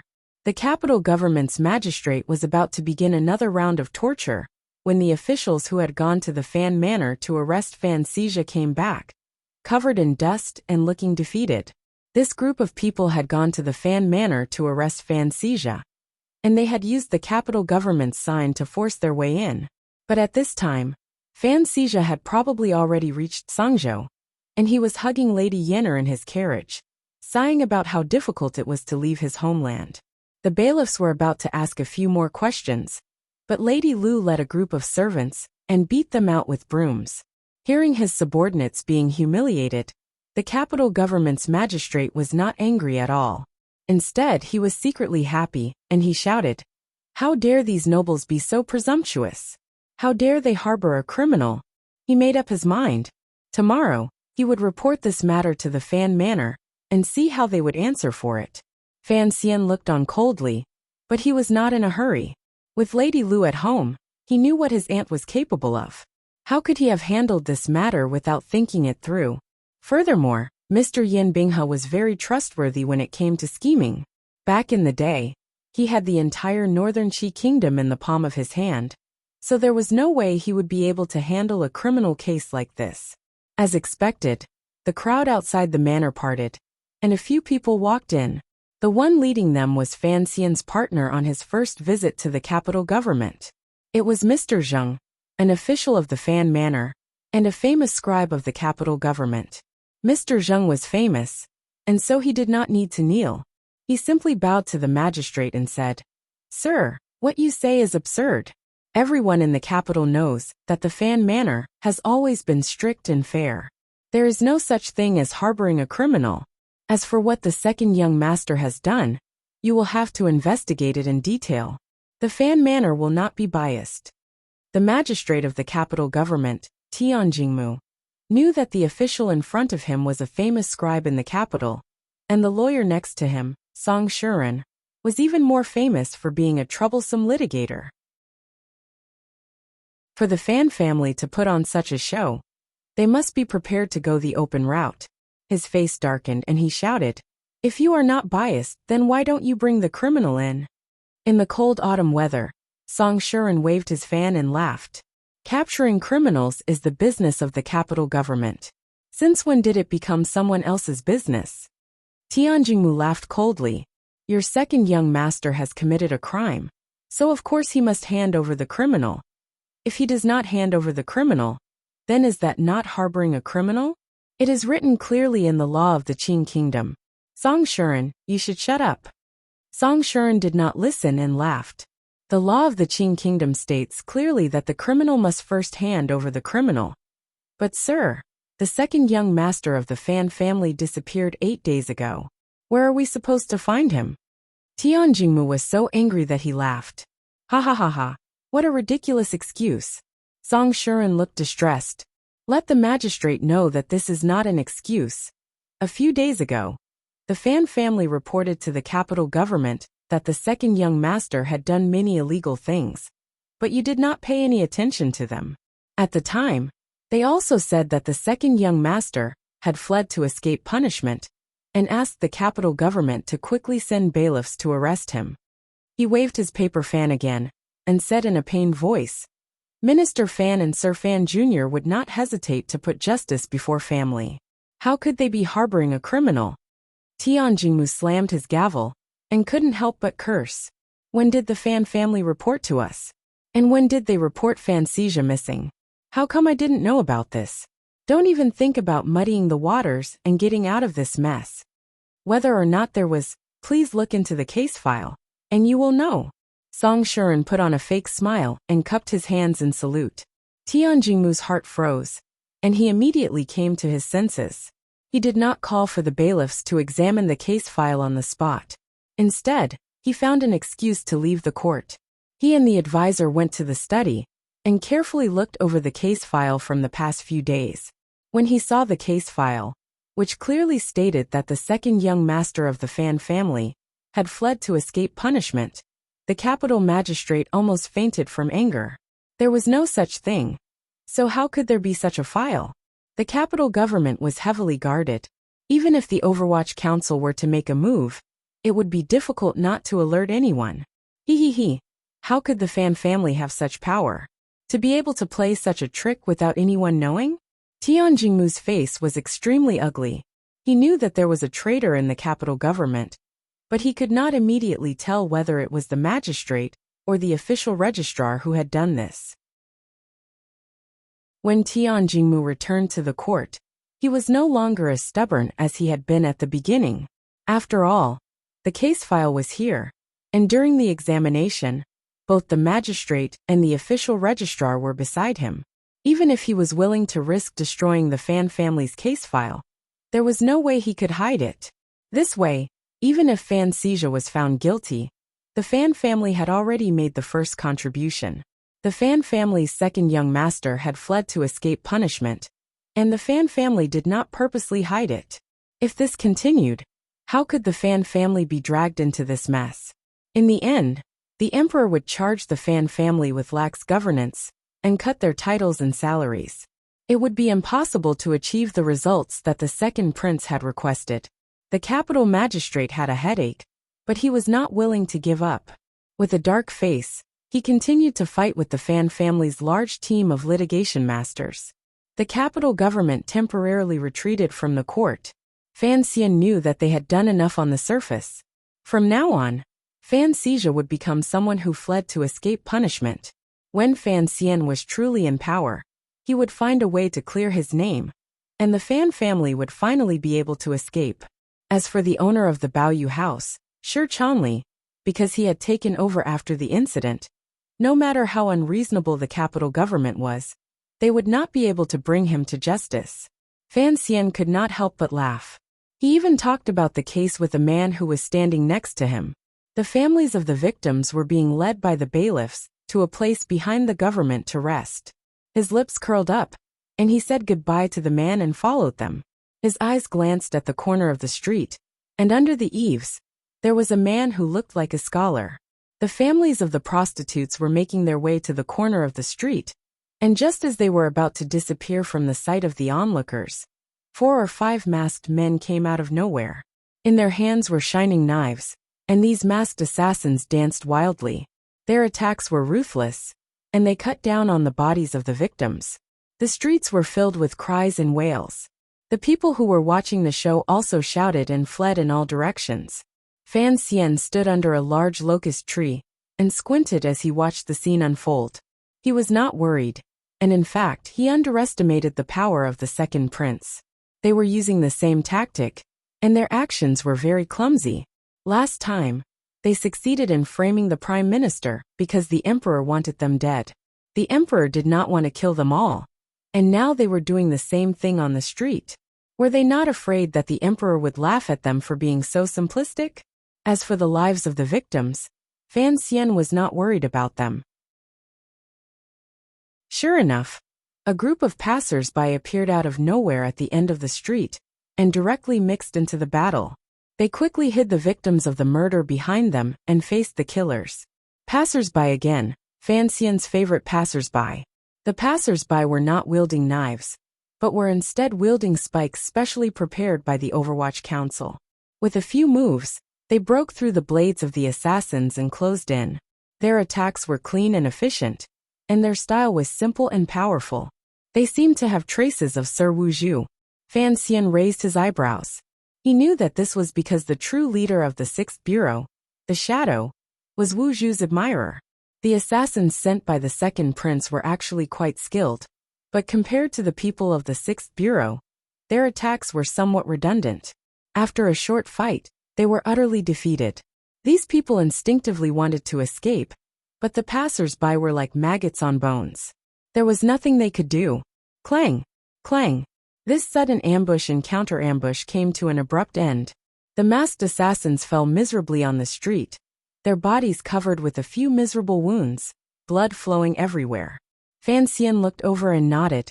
He was very satisfied with Yan Xiaoyan's arrangements. It did not matter if they were left alive, but they could not let these people escape under the watchful eyes of the public. Presumably, these assassins had the Overwatch Council's secret mark on them, so that they could frame Fan Xian. The result of this ambush was also within his expectations. The assassins raised by the princes could only be considered part-time assassins.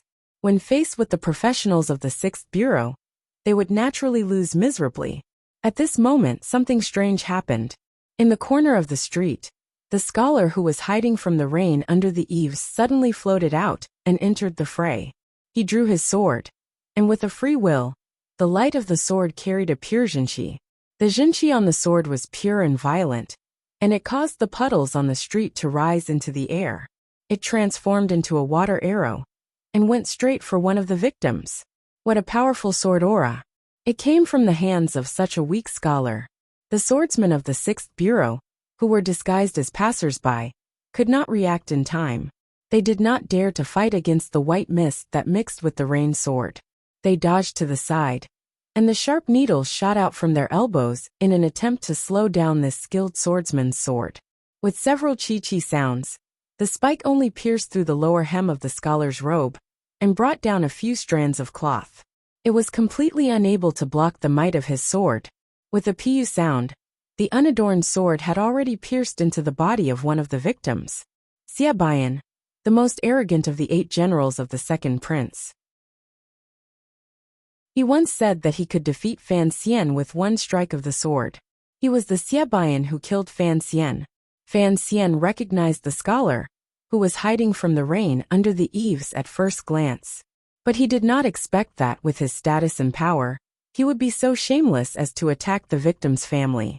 Everything was set in stone. Even if Xia Baiyan killed the victim's family, so what? Fan Xian thought Xiaobian was only here to monitor the situation. He did not expect Xiaobian to throw away his pride and attack. So his reaction was a little slow. The moment Xiaobian drew his sword, he knew that since the 6th Bureau was there, his plan to frame him had failed. Although he was arrogant, he didn't have the confidence that he could kill all the swordsmen of the 6th Bureau in broad daylight on the streets of Jingdou. They lived in the shadows all year round. However, he still had to draw his sword because he couldn't accept it. He watched helplessly as his subordinates were stabbed by those passers-by, while the victims he wanted to kill, although terrified, were unharmed. This kind of complete failure made him angry, so he chose to draw his sword irrationally and violently. Killing the victim's family was a good thing. At least it could save the second prince some face in his fight against Fan Xian. Plus, if even one of these prostitutes' family died, Fan Xian would have to spend a lot of time and energy explaining what had happened. His right hand, which was holding the hilt of his sword, felt a familiar vibration. He knew that the tip of his sword had once again pierced into a stranger's body. He was going to take away another innocent soul. He was satisfied, and he laughed arrogantly. He pulled his sword back and watched the victim's chest bleed. And then, his smile immediately froze. Xiaobian was confident that his sword would not miss, and it did indeed pierce into the victim's body. The only strange thing was that the tip of the sword was a few inches away from the middle of the body. It was this distance that prevented his sword from killing the victim, and he had already lost his second chance to draw his sword. The victim in front of him was like a kite. He was miserably slanted, but he quickly flew to the right. He did not know what kind of power could pull a person in a direction that defied the laws of physics. Xiaobian unconsciously twisted his wrist and brought his sword up in front of his chest. He suddenly turned his head, but he only had time to see Fan Xian, who had just rushed over, retract his foot. Fan Xian! As a brilliant swordsman, he immediately sensed his opponent's aura. Amidst his sharp cry, he gathered all the power in his sword and pierced straight and unstoppable toward Fan Xian's face. At that moment, the passers-by of the 6th Bureau knew that Fan Xian had arrived. They protected the victim, who was still in shock, and retreated to a safe place. Fan Xian's kick had saved the victim's life, and he had no time to pull out his dagger. He looked at the cold light coming towards him, and he felt the cold air of the sword. He felt as if his eyelashes were going to fall off. Xiaobian raised his hand. Chi chi chi. 3 consecutive sounds rang out. 3 crossbow bolts were dipped in antivirus poison. They flew against the wind of the sword and quickly flew towards Xiaobian's face. The tip of the sword was pointed at Xiaobian's face, and the crossbow bolts were also aimed at his face. The two of them clearly had no interest in competing in the thickest of skin. Fan Xian was silent, and he coldly twisted his body. He used his strong control of his body, and the cold sword brushed past his face. He punched Xiaobian's chest. The punch was full of jinqi, and it broke through the air like thunder. If it hit, Xiaobian's organs would be crushed. Xiaobian waved his left sleeve, as if his life depended on it. A cloud appeared, and it brushed away the 2 small crossbows. He wanted to take Fan Xian's life with his sword, but he didn't expect Fan Xian to take such a risk and throw out his terrifying fist. He screamed and cut his wrist. His left hand turned into a palm, and he slapped Fan Xian's fist. There was a crisp crack, and Xiaobian's wrist was broken. Fan Xian! Xiaobian shouted angrily. It wasn't because he was afraid of Fan Xian's jinqi, but because when the fist and the palm collided, a faint yellow smoke exploded from between the two. Xiaobian didn't expect Fan Xian to use such a despicable method, even when he had the upper hand. At this moment, the poisonous smoke had entered his body, and his sword power had been exhausted. He was powerless to cut horizontally, and he was in a rush to meet Fan Xian's strange and tyrannical fist. He was wide open, and the last of the 3 arrows pierced into his shoulder. He was poisoned again. Fan Xian! Xiaobian cursed Fan Xian's name for the 3rd time. He knew he had underestimated Fan Xian's power. He forced the jinqi in his body to swing his sword to the west, aiming for Fan Xian's throat. It was a vicious attack. Xiaobian's body floated up into the air, ready to jump onto the roof of a house. He wanted to escape from this powerful, yet treacherous master, But how could Fan Xian let him escape? A gray shadow flashed by, and Fan Xian was already in midair. He had Xia Baiyan's body entangled. He extended his right arm and chopped down on Xia Baiyan's ankle. This palm knife was a small trick of the coffin breaker. Although it was attacking a corner that Xia Baiyan didn't care about, it still did a lot of damage. Xia Baiyan grunted. He felt as if his ankle had been crushed. An unbearable pain spread through half of his body, and it slowed his speed of escape. In that moment, Fan Xian silently made his move. He didn't know how many times he had attacked Xia Baiyan. The two of them stood on the drizzling street again. They became two blurry shadows. One was gray, and the other was black. They tangled together. There was a series of muffled sounds.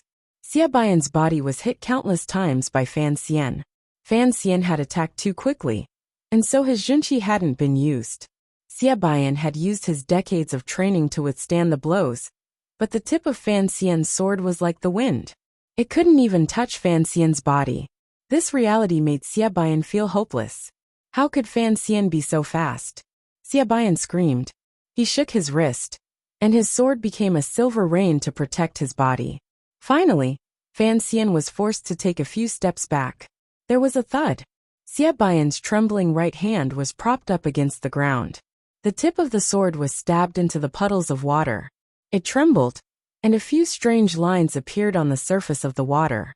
Looking at Fan Xian, who looked calm, Xia Baiyan felt pain in his body. It was as if there were countless knives cutting through his veins. He knew that Fan Xian's attacks had damaged his internal organs, and the poison in his body was starting to take effect. His right leg was about to lose its balance. Facing his opponent, who looked calm, Xia Baiyan had lost the confidence to fight. 9. Xia Baiyan knew that even if he didn't underestimate Fan Xian, he was no match for Fan Xian. He now had a completely different opinion of Fan Xian's power. He thought about it, and after saying the word 9, the wounds in his body flared up again. He coughed up a few streaks of blood and swallowed the last word. He looked at Fan Xian, and his eyes flashed with confusion. He still remembered when he was in the tea shop outside of the Baoyue brothel. He had boasted that he by himself could defeat Fan Xian. That was built on his confidence in himself and his judgment of Fan Xian. Although this young man, whose surname was Fan, had killed Cheng Jishu on Yulon Street last year, Xia Baiyan did not believe that the son of an influential family could have the willpower to truly devote himself to the path of martial arts. He did not believe that he could possess such exquisite and practical killing skills. But who would have thought that such a rich young man had already entered the 9th level? 9th level? Xia Baiyan coughed, but he still managed to squeeze out those two words. His right thumb moved slightly, and he pressed it against the hilt of his sword. Fan Xian's feet touched the ground, and his entire body shot towards Xia Baiyan like an arrow. A black light flashed, and he used his best dagger to cut through the sword Xia Baiyan had used to kill himself. At the same time, he mercilessly punched Xia Baiyan's temple. Then, like a wisp of smoke, he retreated. It was as if he had never attacked. Xia Baiyan fainted on the street in the dirty rainwater. His body was covered in wounds, and the water splashed everywhere. Fan Xian would not give a loser a chance to express his feelings or pose for a moment before he died. Finally, the bailiffs of the capital government arrived. The capital government magistrate heard the news, and he pretended to be surprised. Seeing the situation, his heart froze. He knew that the second prince's plan had been foiled. Looking at Fan Xian, who was smiling, Tianjingmu did not know what to feel. Someone wanted to kill me. I happened to come to the capital government to listen to my brother's case, and I happened to run into them. Fan Xian's face was calm as he spoke, but his right hand was still trembling. Fortunately, I had a few capable subordinates with me. Otherwise, these people would not have succeeded. Xia Baiyan, who had acted on his own, had not succeeded in killing himself. For Fan Xian, being able to obtain one of the 8 generals was a pleasant surprise. The 8 generals of the second prince's manor were not a secret in the capital. Today, so many people saw Xia Baiyan assassinate the victim of the murder case. It was a great opportunity for the 8th Bureau to spread rumors. Fan Xian wanted to say thank you to Xia Baiyan, who was lying on the ground. The capital government bailiffs took over the watch, and there was nothing else for Fan Xian to do. He did not need to reveal Xia Baiyan's identity, as his subordinates would take care of it. I will hand this man over to you, sir. Fan Xian looked at the capital government magistrate with a smile that was not a smile. This man is evil. Please watch him carefully, sir. Fan Xian had no intention of taking Xia Baiyan back to the Overwatch Council. Even if he found out that the murder of the victim was ordered by the second prince, if it was the Overwatch Council that found out, it would be much weaker. He handed the unconscious Xia Baiyan over to the capital government. He had a dark plan in mind as well. Xia Baiyan was handed over alive. If he died in the future, things would become very interesting. The capital government magistrate was a third-rank official, and the Overwatch Council could not investigate him without permission. It was a rare opportunity for Fan Xian to kill him. How could Fan Xian miss it? If he missed it, even Yin Bingyan would scold him for being soft-hearted. In the capital, people had not yet recovered from the shock of what happened. Without a doubt, what happened outside the capital government would become a topic of conversation. In the eyes of the nobles who knew what was going on, the battle between the second prince and Fan Xian was tipping the scales of victory in favor of the second prince. That is, if the emperor did not object, and the palace remained silent. His subordinates, who were disguised as passers-by, guarded Fan Xian as they walked into the manor. One of them saw Fan Xian's trembling right hand, and thought he had been injured in the fight. Fan Xian smiled and said, "It's nothing. I'm just a little excited. It's been a few months since I've enjoyed something like this." This was the truth. The fight with Xia Baiyan had made Fan Xian excited. He seemed to enjoy this sort of work. Sometimes he even thought that perhaps Yin Bingyan was more suited to be the head of the Overwatch Council, and that he was more suited to work for Yin Bingyan. However, the trembling of his right hand was not only due to excitement. Fan Xian gently rubbed his wrist. His originally sunny mood suddenly had an additional trace of haze. Chapter 300. During this period of time, the Overwatch Council, under the guidance of Commissioner Fan and Yin Bingyan Jr., had armed themselves to the teeth. They did not hesitate to tear into the second prince's faction, from officials to economic interests. With the Baoyu brothel incident as the catalyst, and with the assassination attempt outside the capital government as the root cause, they attacked the royal court and the Dasua Trading Company. They dug into the deepest recesses of the other party's soul, and with a flash of crafty thought, they pressed forward. First of all, it was no surprise that one of the 8 generals, Xia Baiyan, had suddenly died in the capital's prison. This gave the Overwatch Council a good excuse. The Overwatch Council sent 3 memorials to the palace. And finally, Tian Jingmu was suspended from his duties for further investigation. The stupid move that the second prince had made in order to protect himself had caused the council to link up with one another and directly remove the second prince's greatest support in the capital. On the other hand, Yin Bingyan had begun to use other methods to successfully control the supply routes from Xinjiang to the capital. He had forced the Cui family into a state of panic, and no one knew how much money they had lost. They had no choice but to use the funds of the Jiangnan family in order to forcefully reopen the route to the north, which had been cut off by Xinzhong's death. The second prince's money began to shrink. The public opinion was not in favor of the second prince's faction. Although there were experts in the palace, they were not as effective and professional as the Overwatch Council. Compared to the propagandists of the 8th Bureau, the workers sent by the palace to the tea houses and taverns did not have the power to sway the hearts of the people. Although the Overwatch Council was ruthless, the people of the capital were still on the side of the Fan family. They felt that the missing second master of the Fan family had become a scapegoat for the second prince, which was why Fan Xian Jr. was so ruthless. As for Hongqing, poor Crown Prince Jing, his reputation was even worse. Who told him to have an affair with Yuan Meng?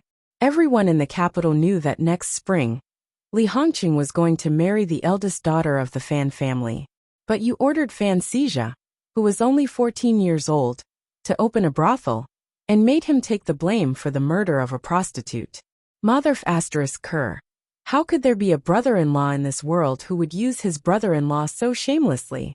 For a period of time, the second prince's faction was beaten back step by step, be it in the officialdom or in other aspects. Their morale was low, and they had no strength to fight back. The only counterattack they attempted was the imperial censorate, which was under the control of the eldest princess. But the imperial censorate wasted their efforts. All of the actions of the Overwatch Council were carried out according to the laws of the Qing Kingdom, and there was not a single place where they could be used against them. As for the assassination of the 3 witnesses of the Baoyue brothel murder case, it was a headless murder case.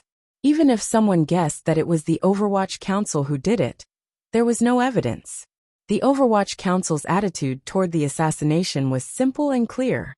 The 3 men had been personally sent by Commissioner Fan's family to the yamen of the capital government.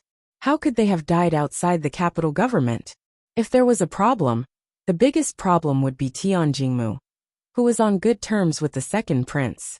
Fan Xian was very satisfied with the results of the battle so far. In any case, the bottom line of the palace was there, and he could not directly chase the second prince out of the capital. As long as he could weaken the second prince to the point where he could no longer threaten him, beat him until he was in unspeakable pain, and vent the anger of the Fan family, that was enough. Up until now, the terrifying power of the Overwatch Council had only been revealed to the public. The reason why this operation was able to go so smoothly was because Chen Pingping had used the transfer order to give all of the authority to Fan Xian. More importantly, Fan Xian's operation had been planned since he was in Shangjing, northern Qi. From summer to autumn, he and Yin Bingyan had been preparing for this for a long time. At the time, the memorials that were presented to the imperial censorate had mentioned the relationship between the second prince and the eldest princess. But last time, the emperor had not released it. This time, because of the Baoyue brothel incident, Fan Xian had used his anger to bring this matter forward. If the Overwatch Council still could not win this battle, Chen Pingping would probably jump out of his wheelchair in anger and yell at these little bastards for ruining the reputation of the Overwatch Council. The palace remained eerily quiet.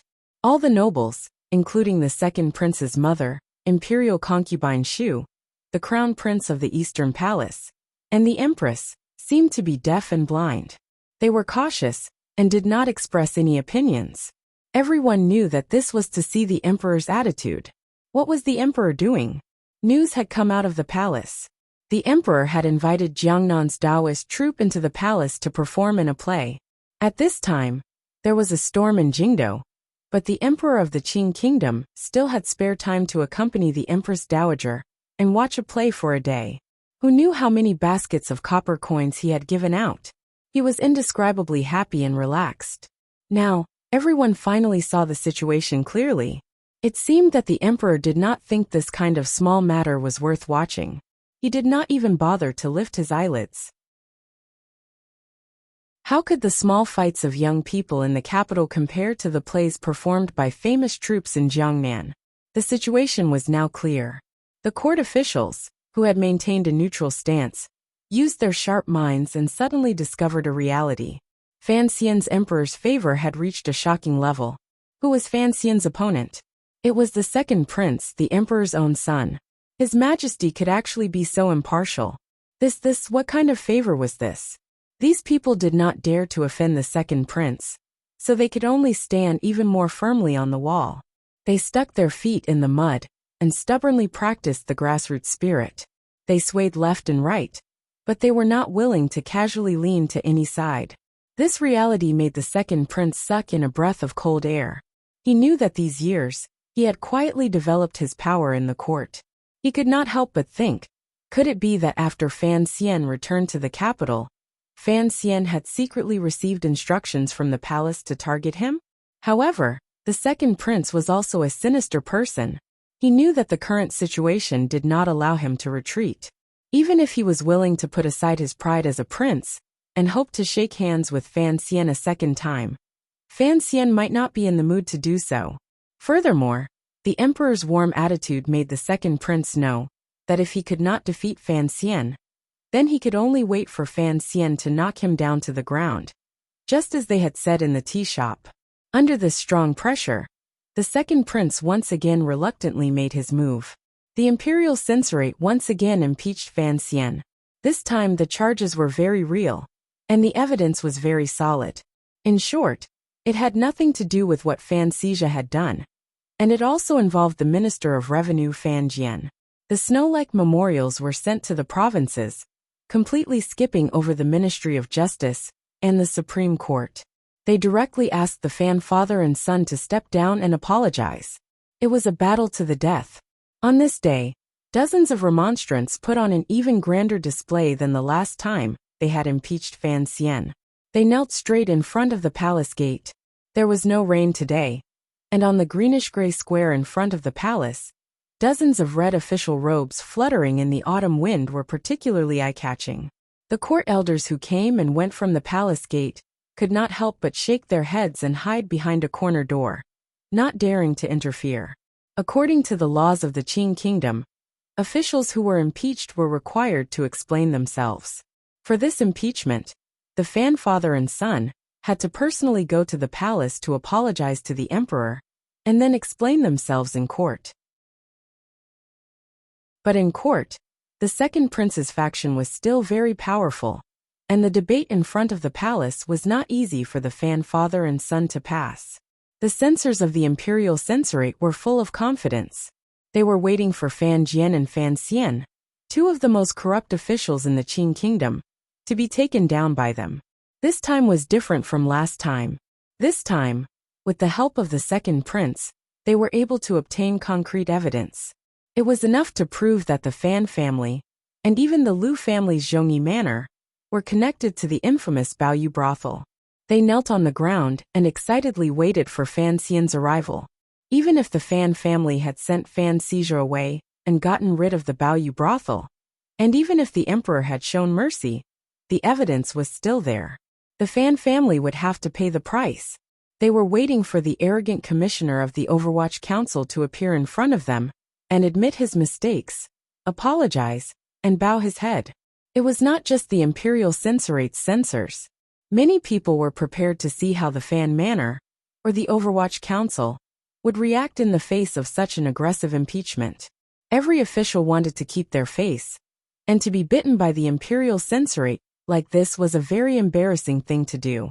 Everyone knew that Fan Xian was a person who placed great importance on his reputation, so the officials were even more interested.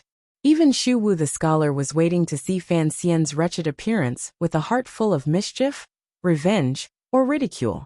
But no one expected that when the emperor summoned Fan Xian, he would not come. Not only did he not come, but Minister Fan did not come either. This pair of father and son had a tacit understanding, and shamelessly used the same trick, escape while sick. Hearing this news, the second prince was shocked. He did not expect the Fan family to not only be like a hungry wolf when it came to profit, but when it came to the issue of face, they were also ruthless. They did not even give the second prince a chance to win back some face. Ruthless, this father and son were ruthless. Xu Wu, the scholar, was old and used to hiding in the meeting room outside the corner door and drinking tea. After hearing this news, he spat out a mouthful of tea. He had gone to the Imperial College to play a few games of chess with Fan Xian. Fan Xian had promised to play, but now he had caused such a commotion in the capital.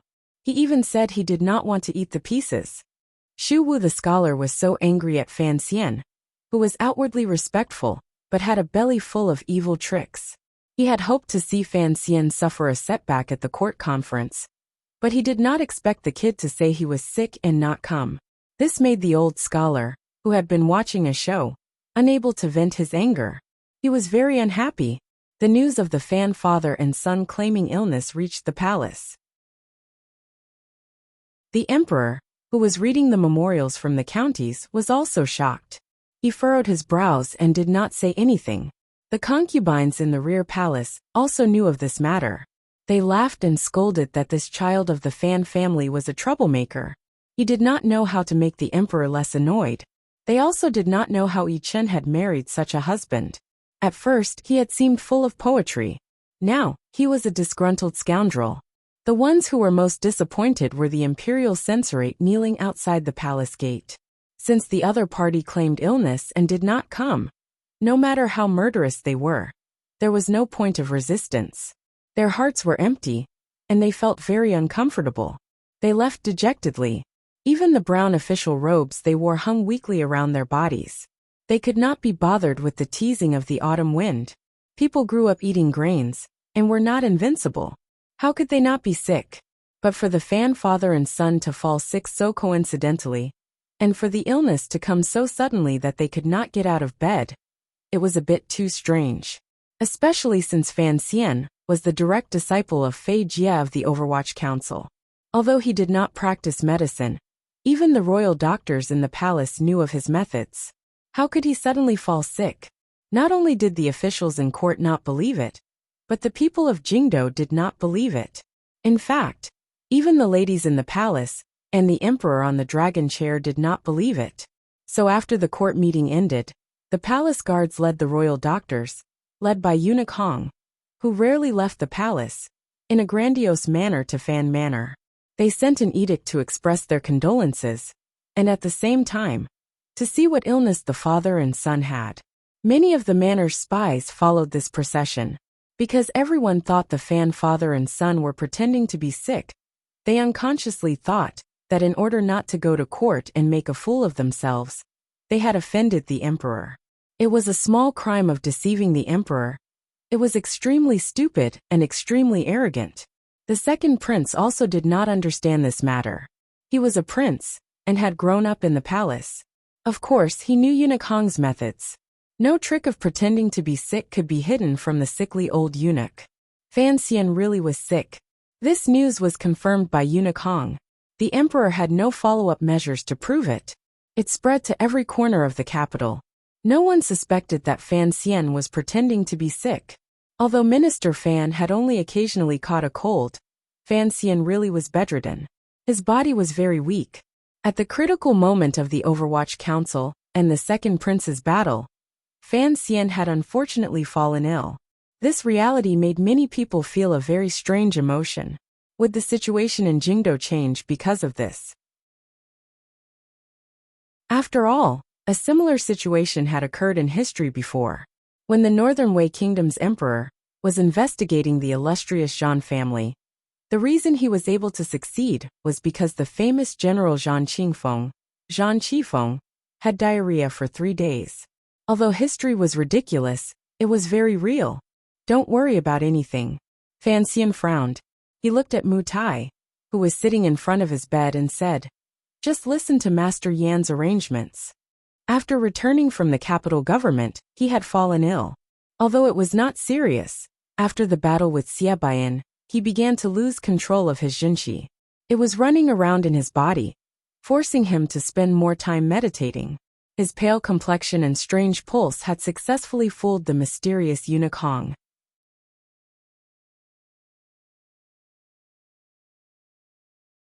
Chapter 301. In the second half of the autumn night, the moon had gone down, and the sun had not yet risen. There was only a dark blue sky. There was a violent coughing in the back of Fan Manor. The coughing did not stop, and it did not stop for a long time.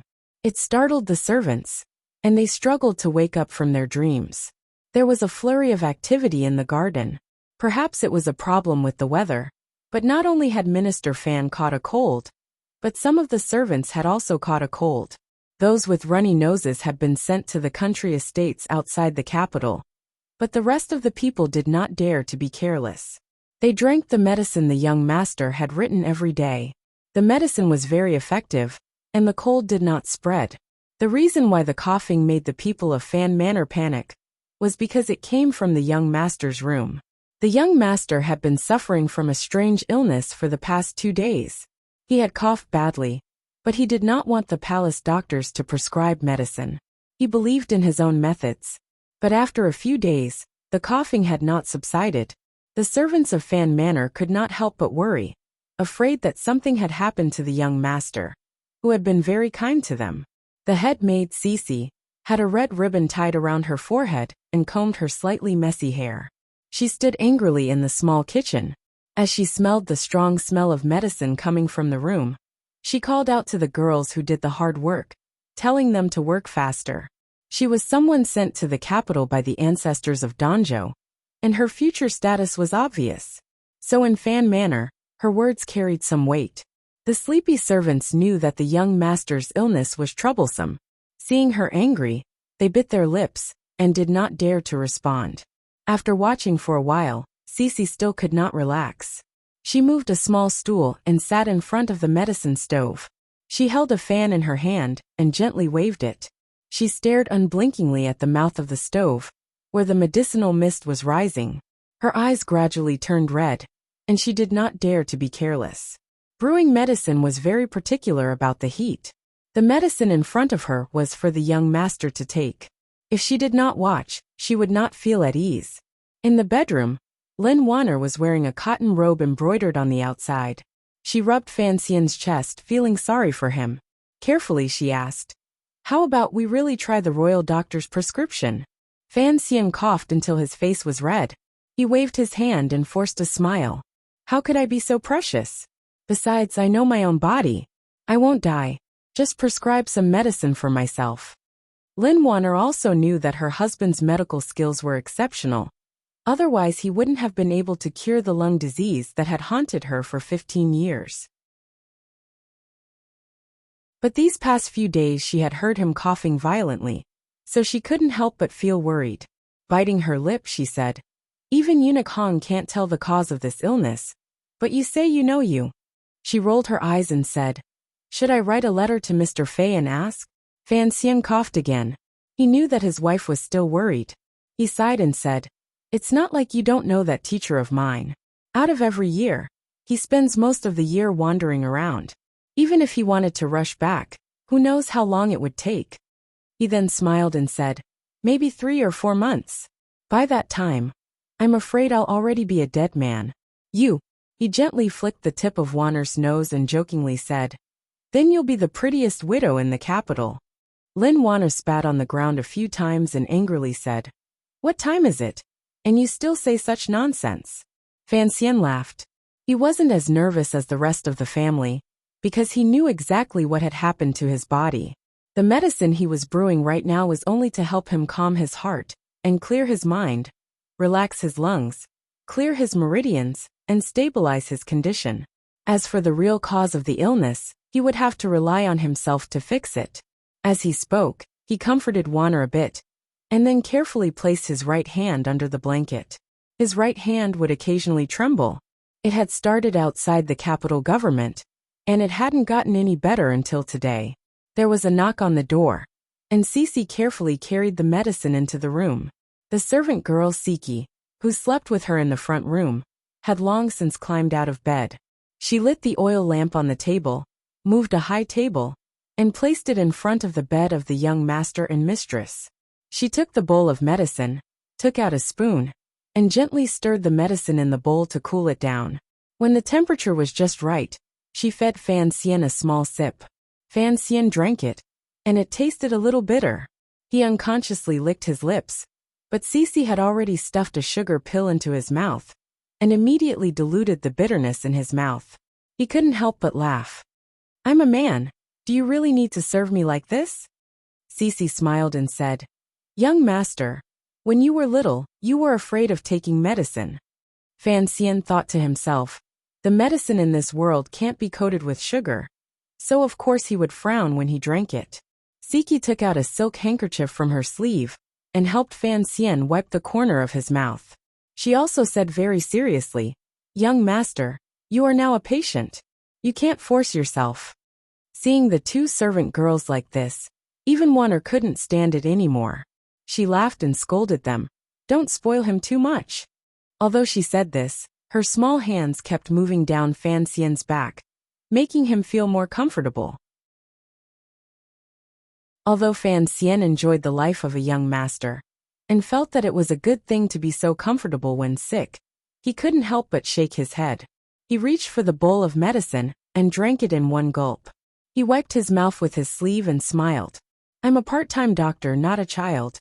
The 2 servant girls looked at each other and smiled. They didn't say anything. Seeing that it was getting late, Fan Xian knew that his coughing had kept the servant girls busy for a while. He couldn't help but feel a little guilty. He said, "After you drink the medicine, you shouldn't be coughing anymore. Go to sleep. Let the servant girls who are on night watch go to sleep as well. The autumn night is cold. What if they get sick again? It's going to be dawn soon. Why are you still sleeping? It's always better to sleep a little longer," Fan Xian said seriously.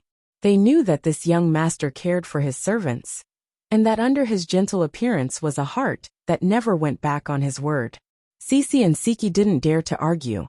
They agreed in unison and went out to arrange the chores. Fan Xian got out of bed and poured a cup of tea to rinse his mouth. Wanner saw this and couldn't help but say, "Drinking cold tea when you're sick isn't good for your body." Fan Xian smiled and sat back on the bed. "I told you this illness is different from other illnesses." The couple talked for a while. Wanner saw that he wasn't coughing anymore, and she felt a little more at ease. She felt sleepy, but seeing that he didn't want to sleep, she didn't either. Finally, Fan Xian couldn't stand it anymore. He quietly reached out and rubbed her shoulders. His fingers brushed over a few of the calming acupuncture points on her head. Only then did she fall asleep. Looking at his sleeping wife, Fan Xian knew that she had been worried about him these past few days. She was mentally and physically exhausted. He couldn't help but shake his head. His illness wasn't something that could be cured just by taking good care of himself. It wasn't like his father's. Minister Fan's cold, under his skillful hands, was already showing signs of improvement. In about 2 more days, he would be completely cured. However, his father was old, and his body wasn't like a young man's. His recovery was always slower. He gently waved his hand and extinguished the oil lamp on the table 5 feet away. The entire bedroom sank into darkness, but he kept his bright eyes open. He still couldn't fall asleep because he had been sitting quietly for too long these past few days. It was not easy for him to get sleepy. The tip of his tongue gently licked the dregs of the medicine between his teeth, evaluating the herbs he had personally chosen. He seemed to be able to feel the active ingredients in the herbs enter his lungs and begin to help him soothe the discomfort. He felt a little proud of himself. He reached out and pulled the blanket over his wife's body. Then he put his hand into a secret compartment under his pillow and pulled out a small medicine pouch. Inside the pouch were several large pills that were perfectly round and rough to the touch. Although the room was dark, Fan Xian knew that these pills were red. Ever since he was young, Mr. Fei Jie had ordered him to carry these pills with him at all times, just in case something went wrong with the nameless martial secrets he was practicing. If that overbearing and ruthless Jinchi was about to break through his meridians, this pill would be his last resort.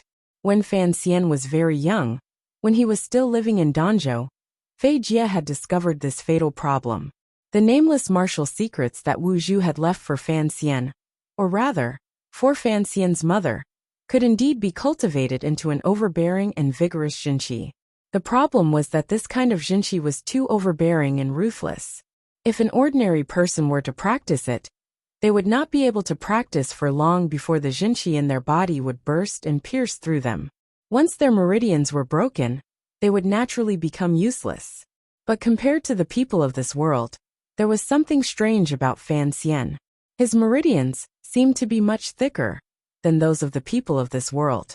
Because of this, he had been secretly practicing the nameless and tyrannical martial method since he was a baby. By the time he was 4 years old, the Jinchi in his body had already reached a shocking level, but he had not exploded and died. But Fei Jie had once said that as the Jinchi in his body grew stronger and stronger, there would come a day when the naturally formed meridian channels would no longer be able to contain it, and Fan Xian would have to suffer greatly. But after more than 10 years, Fan Xian did not feel this kind of danger. Although the Jinchi in his body was overbearing, it was still under his control. Especially after the age of 12, when he finished practicing the first volume of the nameless martial secrets, the storm-like Jinchi in his body suddenly stopped. It was completely tamed, and did not affect him in the slightest, so he gradually let down his guard, and even almost forgot about the matter. He no longer carried the pills with him at all times, but left them at home. Except when he went on a diplomatic mission to northern Qi. He had brought one with him, but he had not used it. Trouble always came when people were least prepared. After the seemingly safe but dangerous journey to northern Qi, the Jinqi in Fan Xian's body had finally merged with his skills. He had already broken through the threshold of the 9th level and was beginning to reach the pinnacle of martial arts in the world. The overbearing Jinqi in his body had finally reached perfection, and he could even fight against Ku He's disciple Lang Tiao. Unexpectedly, after he defeated Xia Baiyan, one of the 8 generals, outside the capital government, the Jinqi in his body began to act up. Starting from the snow mountain at the back of his waist, along the meridians, the 2 Jinqi channels were like 2 circles, communicating with each other in his body. But now, the Jinqi seemed to have smelled some traces of the owner of his body, and it began to become restless. It was no longer willing to stay in the meridians, and instead, it kept extending, probing, and piercing in all directions. Fan Xian's hands were where he had perfect control of the Jinqi, but now they had become the juncture for the Jinqi in his body to overflow. Now his right hand would occasionally tremble. That was the result of the Jinqi in his muscles and meridians not listening to him. The situation was not too serious. At least it was still within his control. After these days of meditation, he had used his mind to suppress the overbearing Jinqi in his body. But the 2 opposing forces had damaged his lungs, and that was why he could not stop coughing. But if he allowed this situation to continue, there would come a day when he would not be able to control the overbearing and violent Jinqi in his body. Fan Xian had also tried to practice the second half of the nameless martial secret, but so far he had not made any progress. Sometimes, when he coughed badly, he hated Wu Zhu. "You gave me the absorbing stars, so you should at least give me a way to deal with it, right?" He gently squeezed the medicine pouch in his hand and frowned. A few days ago, he had analyzed the pill his teacher had left him. It was like a tiger fighting a lion. To help him deal with the overbearing Jinqi in his body, his teacher had also given him a very overbearing medicine. He had no confidence in what would happen if he took the medicine. There was a lot of mayflower mixed in it, and that was an authentic medicine for dispersing Jinqi. Was he willing to give up the Jinqi that he had painstakingly cultivated for over 10 years? Even if he did not lose his Jinqi, he feared that the Jinqi in his body would be consumed by more than half. But if he did not take it, did he have to watch the Jinqi explode into a giant ball of blood in a few months, or perhaps a few years? Even if it did not have such a terrifying effect, it did not look good to have his right hand constantly trembling. He was so young, and yet he had to act like someone with Parkinson's disease. To take it or not to take it, that was a big question. A rooster crowed in the distance, waking up the sun and driving away the night. But the people were still sleeping soundly. Fan Xian raised his head and realized that he had been sitting by the bed for an hour. He couldn't help but laugh at himself. He, who was most afraid of death, when faced with such a difficult situation, could also be so cowardly and hesitant. Perhaps this was also an opportunity, he comforted himself. "Do not destroy the shape of the Hua pool. Let the heavenly spring pour into my body." He slowly recited the incantation and sat by the bed, entering a meditative state. He carefully withdrew the chaotic Jinqi in his body into his meridians, and then slowly returned it to the snow-capped mountain behind his waist, letting it shine brightly there, illuminating the snow-capped mountain. Suddenly, his heart jumped, and Fan Xian opened his eyes. He casually put on some clothes, pushed open the door, and walked to the most secluded corner of the garden. It was the little practice field where he had tested the poison needles. He didn't need to look around to see the strange uncle with a black cloth covering his face next to the fake mountain. He couldn't help but shake his head and sigh. He opened his mouth to complain. "So you still know to come back?"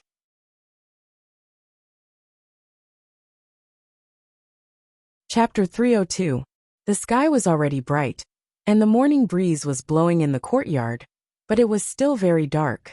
The person next to the rockery was dressed in coarse clothes, with an iron stake casually stuck in his waist. His face was covered with a piece of black cloth, but he seemed to be one with the surrounding scenery and buildings. He didn't make a sound, and even his presence seemed very faint. Even if a servant walked past him, they wouldn't be able to find him. Fan Xian looked at the man in front of him, who he had lived with day and night for 16 years. Thinking about how long it had been since they had last seen each other, he did not know what to feel. He wanted to beat him up, but he was sure that he would not be able to beat him. Should he throw himself at him and cry? Uncle Wu Zhu was not a person who liked to stir up emotions, so he could only shake his head and suppress the joy in his heart. He walked over and found that Uncle Wu Zhu was holding a small knife in his hand. He was incessantly carving something. When he got closer, he realized that he was carving a piece of wood. Fortunately, it is not a carving of a woman. Otherwise I would have thought that you had become the blind Tanhua, that innocently Xuanhuan. The courtyard was silent. Fan Xian suppressed his laughter. Then I would vomit. Wu Zhu surprisingly nodded and said, Li Xuanhuan is indeed a very shameless person. It was Fan Xian's turn to be surprised. After a moment he said, You know Li Xuanhuan? Wu Zhu put the piece of wood and the knife back into his sleeve. He said coldly, The lady told me this story, and she hated this male lead the most. Fan Xian laughed. It seems that I am quite similar to my mother. A moment later, the two of them appeared in the most secretive of the 3 study rooms in Fan Manor. Although there were no traps around, without Fan Xian's permission, no one could approach this study. Even Minister Fan had tacitly agreed to this rule. Tell me, what have you been doing for the past 6 months? Without question, Fan Xian was very interested in Wu Zhu's disappearance. Although he had already confirmed his suspicions from the small piece of wood, such shocking gossip had to be heard from the mouth of the person in question. Only then would it be particularly exciting. At this moment, he seemed to have long forgotten the Jinqi running around in his body, like a little mouse. He also forgot that he should first ask Uncle Wu how he could save his own life. Instead, he stared straight into Wu Zhu's eyes. He also poured himself a cup of last night's leftover tea. Naturally, Wu Zhu did not get any, because Wu Zhu did not drink tea. I went to the north. Wu Zhu thought for a moment, as if confirming his itinerary. Then I went to the south. Fan Xian was used to his uncle's strange way of thinking, so he was not angry at the senseless answer. Instead, he patiently asked, What are you going to do in the north? Why are you going south? I'm going to the north to find Kuhi, Wu Zhu said calmly. He did not think that many people would be scared to death if this matter were to spread. After a fight, I went to the south to find someone. Fan Xian chuckled. The Grandmaster Kuhi had been injured. Naturally, it was the blind uncle in front of him who had played a good trick. Immediately, he thought of a problem and furrowed his brows in concern. Are you all right? Wu Zhu tilted his head slightly and looked at his left shoulder. I was injured here, but it's already healed. His words were simple and to the point, but Fan Xian could feel the danger. He had fought with Haitang, and could clearly feel the power of Haitang's bald teacher, one of the top 4 grandmasters in the world. It must have been terrifying. Although Wu Zhu was arrogant, it was inevitable that Fan Xian would have to pay a price for injuring him. As long as he was healed now, that was all that mattered. Why did you do it? Fan Xian frowned. Wu Zhu said, First of all, if he was in northern Qi, I thought it would be inconvenient for you. Fan Xian nodded. If Kuhi had been in Shangjing when he went on the diplomatic mission, he would not have been able to toy with the armed forces of northern Qi and obtain so much useful information before Xiaoan died. Wu Zhu continued. Second of all, I felt that I knew Kuhi, so I wanted to ask him about what happened all those years ago. Fan Xian suddenly raised his head and looked at him in surprise. Suddenly, a thought flashed through his mind. He thought of Xiaoan's memories of the Temple of Eternal Night before his death. He frowned and said quietly, Perhaps, Uncle really did know Kuhi at least back then. Next, he told Wu Zhu all the stories he had heard in the cave, hoping that he could recall something important. For example, Wu Zhu's relationship with the temple. When he was little, he had heard Wu Zhu say that he and his mother had escaped from home together. Could that home have been the temple? Wu Zhu was silent for a long time. He did not appear in the novel where he clutched his head in meditation and pulled at his hair in pain. but could not remember anything. He simply said, "I can't remember." So it was Fan Xian's turn to pull at his hair. He muttered in a low voice, "What is this?" He shook his head, dispelling the disappointment in his heart. "Why didn't you return to the capital after you were injured? You were already injured. What was the point of going south to find someone? Is Yi Luyan in the south?" Wu Zhu shook his head coldly. "There are some problems in the south. After confirming that he knew me, I went south to find the problematic person. Unfortunately, I did not find him." Fan Xian felt a headache coming on. For the past 6 months, he had been in the north and south, and it seemed that his uncle had not rested much. He had played a pantomime with the imperial advisor of Northern Qi, and then he had gone south to find his family. But if he knew Wu Zhu? Yes, Shaowen had said that He's current fortune could not be separated from the trip to the temple all those years ago. At the time, he knew his mother, but at the time, his mother and Wu Zhu were not together. There was a problematic person in the south. Then who was it? Fan Xian's mind spun quickly. He immediately thought of the case he had received in Shangjing. A cold-blooded serial killer had appeared in the south of the kingdom of Qing. Yan Bingyan took this matter very seriously and was prepared to mobilize the emperor's personal tiger guards to go find him. But since even Uncle Wu Zhu had not found the person, Fan Xian feared that Yan Bingyan would only be disappointed in the future. He took a deep breath and put aside these matters that could not affect him for the time being. He reported to his uncle what he had done in the past 6 months. He even told him about the secret agreement between him and Haitang that no one else knew about. Unexpectedly, Wu Zhu did not respond. Fan Xian had known since he was a child that Wu Zhu would never praise him, but he had done so many things. He had even killed Shaowen and beaten the second prince so miserably. Surely Wu Zhu would respond as if he were listening to a story? As if sensing that Fan Xian was a little unhappy, Wu Zhu thought for a moment and said something to explain. "It's just a small matter." Well, the struggle between him and the second prince, in the eyes of people like Wu Zhu and the emperor, was not much different from a child's quarrel. As for the secret agreement, perhaps the emperor would be interested, but Uncle Wu Zhu would not care. Fan Xian understood this and could not help but laugh at himself. He stretched out his right hand and said, "My hand has been shaking a lot lately. You have to take a look at it." Knowing that the Jinqi in Fan Xian's body was showing signs of going berserk, Wu Zhu was still inhumanly calm. "I've never practiced it before. I don't know what to do." Fan Xian finally lost his mind when it came to matters of life and death. He lowered his voice and roared, "There's not even the slightest safety factor. I was just born, and you made me practice it. What if I died?" The lady said it was the best. Wu Zhu replied coldly, "And someone has practiced it before." "Of course someone has." Fan Xian bluntly pointed out the loophole in his uncle's words. Wu Zhu did not hide anything. "There's not much of a problem. At most, your Jinqi will completely dissipate, and you will become an ordinary person, unless you're stupid enough to give up your so-called Jinqi at the last moment." Fan Xian was angry. "You're a monster. Of course you don't know how important Jinqi is to ordinary warriors. If I lose the tyrannical Jinqi in my body, I won't be able to defeat Haitang Duo. There are so many enemies in the world who could destroy me at any time. So what do I do now?"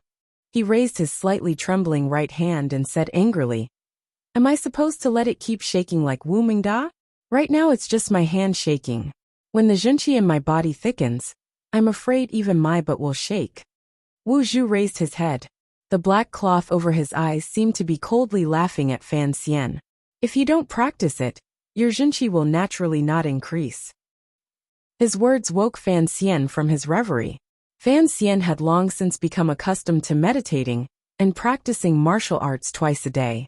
He had never thought about stopping. Now he realized that before he found a solution, the first thing he should do was stop practicing the tyrannical Jinqi of the nameless martial formula. Although the Jinqi in his body would naturally develop and grow during battle, it would be slower than feeding it every day. He nodded and sighed. "That's all I can do. Let the Big Bang come a little later." Wu Zhu suddenly said, "Fei Jie left some medicine for you. Fan Xian was surprised. He hadn't expected Wu Zhu to remember something from his childhood. He nodded and explained. That medicine was a bit tyrannical. I was worried that if I took it, my internal energy would dissipate.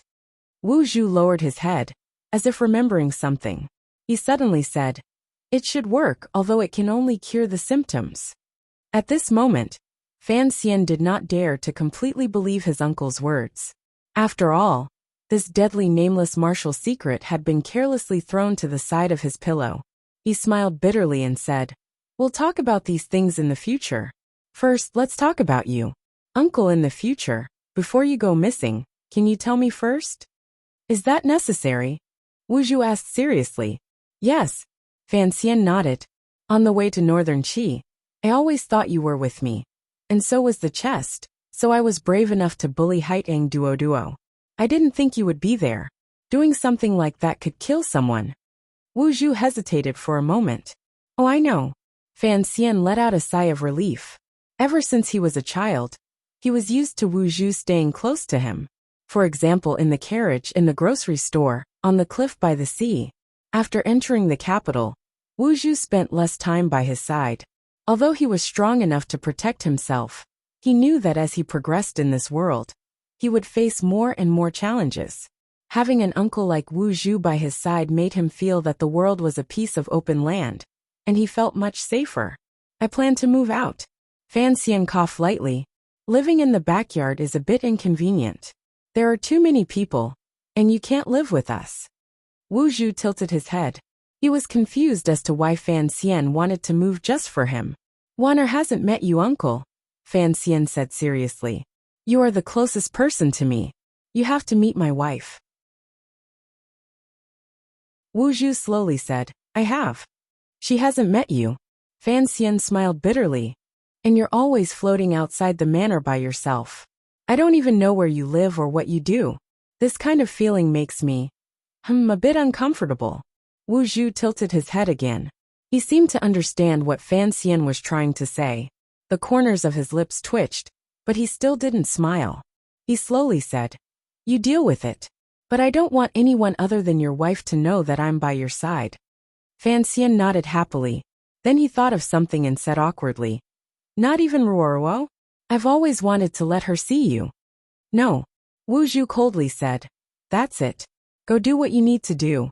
Pretend I never came back. Fan Xian sighed. Hearing the faint sounds of people getting up, he walked out of the study, rubbing his wrists. In the study, Wu Zhu's face, which seemed to be eternally expressionless, finally broke into a smile that only appeared once every 500 years. And this time, the smile seemed to be joking, as if he was making fun of Fan Xian for not knowing something.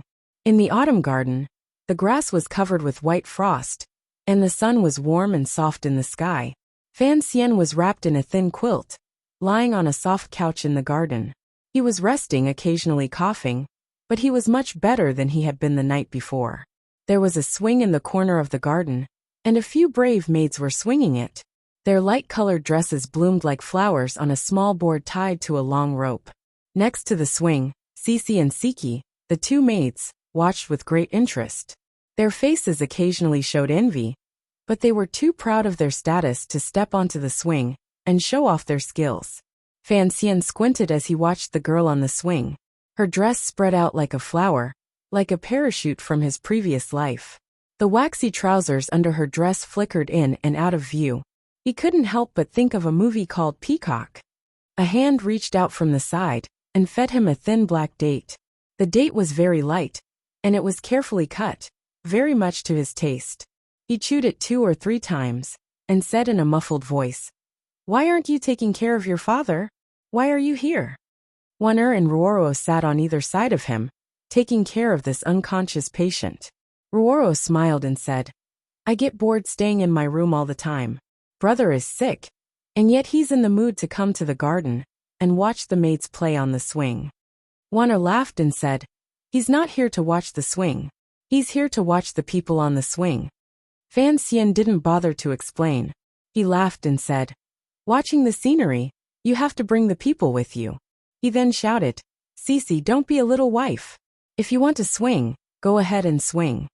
These words could easily be misunderstood. After he said them, he was stunned. Fortunately, the girls next to him didn't understand. He was the only one smiling awkwardly. He coughed to hide it and suddenly thought of something. He asked Wanner, who was next to him. The autumn is getting colder. Look, the chrysanthemums in the garden are all a bit frozen. Last time, the palace said they were going to hold a chrysanthemum viewing party in the suburbs of the capital.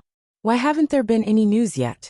When the first snow falls, even if we want to see them, we won't be able to. Are the people in the palace not afraid of disappointing them?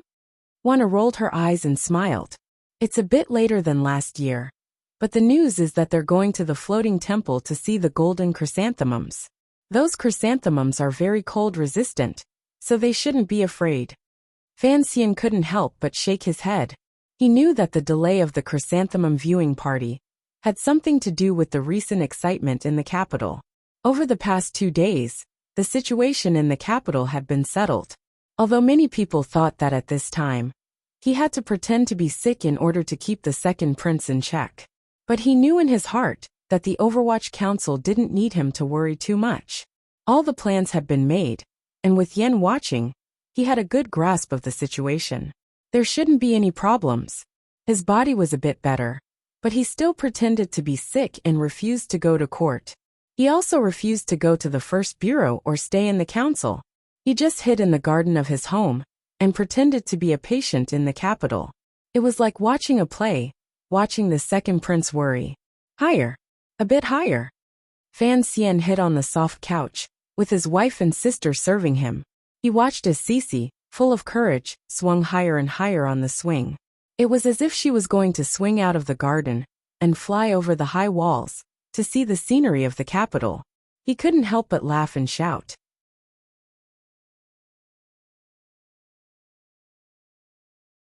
Chapter 303. The swing swung higher and higher. Suddenly, Cece seemed to see something high up in the air. She stopped pushing the swing and let it slow down. Before the swing had completely come to a stop, she jumped down in a hurry. She didn't even put on her shoes, which had landed on the grass, and ran to Fan Xian's side. The servant girls who were supporting her jumped in fright. Siki was about to make fun of her, but seeing her expression, he wisely kept his mouth shut. Even the 3 masters on the other side felt depressed, wondering if this young lady had gone crazy. Why was she so panicked? Given Fan Manor's power, what guest would they be afraid of in the capital? Unless it was a eunuch leading the imperial army to search the manor. At the manor gate, "It's King Jing's carriage," Cece said, panting as she ran to Fan Xian's couch. She rubbed her heaving chest. Fan Xian was startled, but immediately came to his senses. He jumped up from the couch and shouted, "Retreat!" As he ran to the back of the garden, he didn't forget to turn around and praise Cece. Clever girl. Looking at his nimble movements, he didn't look like a sick person who couldn't go to court. Wanner and Ruoruo, who were by the couch, looked at each other in confusion. They immediately understood, and their expressions changed. They quickly stood up and ordered the servants to make arrangements to leave the manor. They also called for Tung Zijing to hurry and set up the carriage. For a moment, the back garden of Fan Manor, which had been filled with laughter and laughter, immediately turned into a field of rations and horses before a great battle. Everyone was in a frenzy. Some tidied up the couch, some left, and some found clothes for their masters. After a while, they finally finished tidying up everything in the shortest amount of time possible. Fan Xian was escorted to the back door of the manor. At this time, Tung Zijing had also personally pulled the carriage to the door. He's still sick, so he has to hide everywhere. Wanner draped a thick windbreaker over Fan Xian's body. "Uncle," she complained, "I told you not to come see." Fan Xian didn't have time to answer her. Like a gorilla, he bravely crawled into the carriage. Lin Wanner laughed mockingly. She turned around and saw that her sister-in-law was also nervous. She held a small incense burner and followed Fan Xian into the carriage. She was surprised. "Ruoruo, what are you hiding from?" As Fan Xian's wife, Wanu understood why Fan Xian had to flee the moment Cece saw King Jing's carriage. Recently, the Fan family and the second prince's faction had been fighting. Fan Xian didn't know how many times Li Hongqing had been slandered. Recently, King Jing had been imprisoned in his manor by King Jing. Needless to say, King Jing had come to find Minister Fan to ask what was going on. Secondly, he had come to talk to Fan Xian. As for the third, it was obvious that he had come to put in a good word for the crown prince and help both sides make peace. The emperor's own younger brother had come, and for so many years, the children of the Fan family had respected King Jing as an elder. They got along very well. If the other side came to make peace, what could Fan Xian do? It was impossible for Fan Xian to stop fighting with the second prince right now. Besides, if he said a few more words, the old gardener would be cunning enough to guess that Fan Xian was framing Li Hongqing. Fan Xian was very afraid of the old man's foul mouth. His status and seniority were enough to crush Fan Xian. What could Fan Xian do? So of course all he could do was leave. Of the 36 stratagems, escape was the best. Hearing her sister-in-law's question, Fan Ruoro, who had always been calm, smiled awkwardly. Sister-in-law, it would be very awkward to meet him now. Wana was stunned. She immediately thought of how they had bullied Li Hongqing for a few days. King Jing's reputation had been tarnished by her husband. It would be inappropriate for Ruoro to meet her future father-in-law now. She suddenly thought of how her husband and sister-in-law had both gone into hiding. What would she do if she stayed in the manor? No matter what, the person who came was her little uncle, and her little uncle's mouth. Wana shivered. She took her warm robe from Siki's hand, lowered her head, and went into the carriage. The brother and sister in the carriage were shocked. Why are you in here? Wana rolled her eyes. Uncle is here to punish me. Do you want me to take the blame? I'm not that stupid. The servants of Fan Manor in and out of the carriage knew the old prince's temper very well. Seeing their 3 young masters so frightened, they couldn't help but laugh. Amidst the low laughter, Teng Zijing cracked his horsewhip. The carriage of Fan Manor, with the square and round logo on it, quietly drove out. The faint sounds of a few young people complaining to each other could be heard from inside the carriage. The carriage was very careful not to take the main street. Instead, it took a detour and left the southern part of the city without being seen by the servants of King Jing's family. Seeing the carriage disappear at the end of the street, the servants of Fan Manor at the gate immediately dispersed. Not long after, they heard a voice like a bell ring through the back garden of Fan Manor. **CK them. King Jing stood in front of a large group of uneasy servants. Hands on his waist, he looked at the empty and desolate back garden. There wasn't even a mouse left. He was angry. These little bastards know I'm here, and they're hiding like a fart. Am I that scary? At the front of the crowd, Lady Lu, the mother of Fan Xian and his 2 brothers, heard the prince say, **CK them. She couldn't help but look distressed. Lowering her voice, she replied, Your Highness, I told you earlier that those children went to see a doctor in the western part of the city today. King Jing looked at the swinging swing and spat. Fan Jian's illness was cured by Fan Xian, he scolded. Fan Xian's illness was cured by Fan Xian. Why would he need to see a doctor? 2 flowers bloom one branch first. Putting aside the fact that King Jing was still throwing a tantrum at the air in the back garden, the 3 young people in the carriage had escaped the Fan Manor. They felt relaxed and relaxed. They felt that the air in Jingdo was much fresher in autumn. Their moods were excellent. Ever since Fan Xian returned from northern Qi, a string of things had happened. Not to mention taking his family to the Tsang Mountains for a vacation, or to the country estate on the outskirts of the capital to rest. He hadn't even had a good stroll around the capital. All day long, if he wasn't playing tricks, he was playing tricks, and he was sulking with himself in the manor. These days, the situation had been settled, and he had a bit of leisure. But because he had pretended to be sick and didn't go to court, he had to give the emperor enough face. He didn't want to openly wander the streets, so he could only talk to his wife and sister until their mouths were dry. Fortunately, King Jing had come today, and Minister Fan wouldn't be angry at Fan Xian for running away. This gave the 3 of them a chance to sneak around the capital. Sitting in the carriage, Fan Xian parted the curtains a little.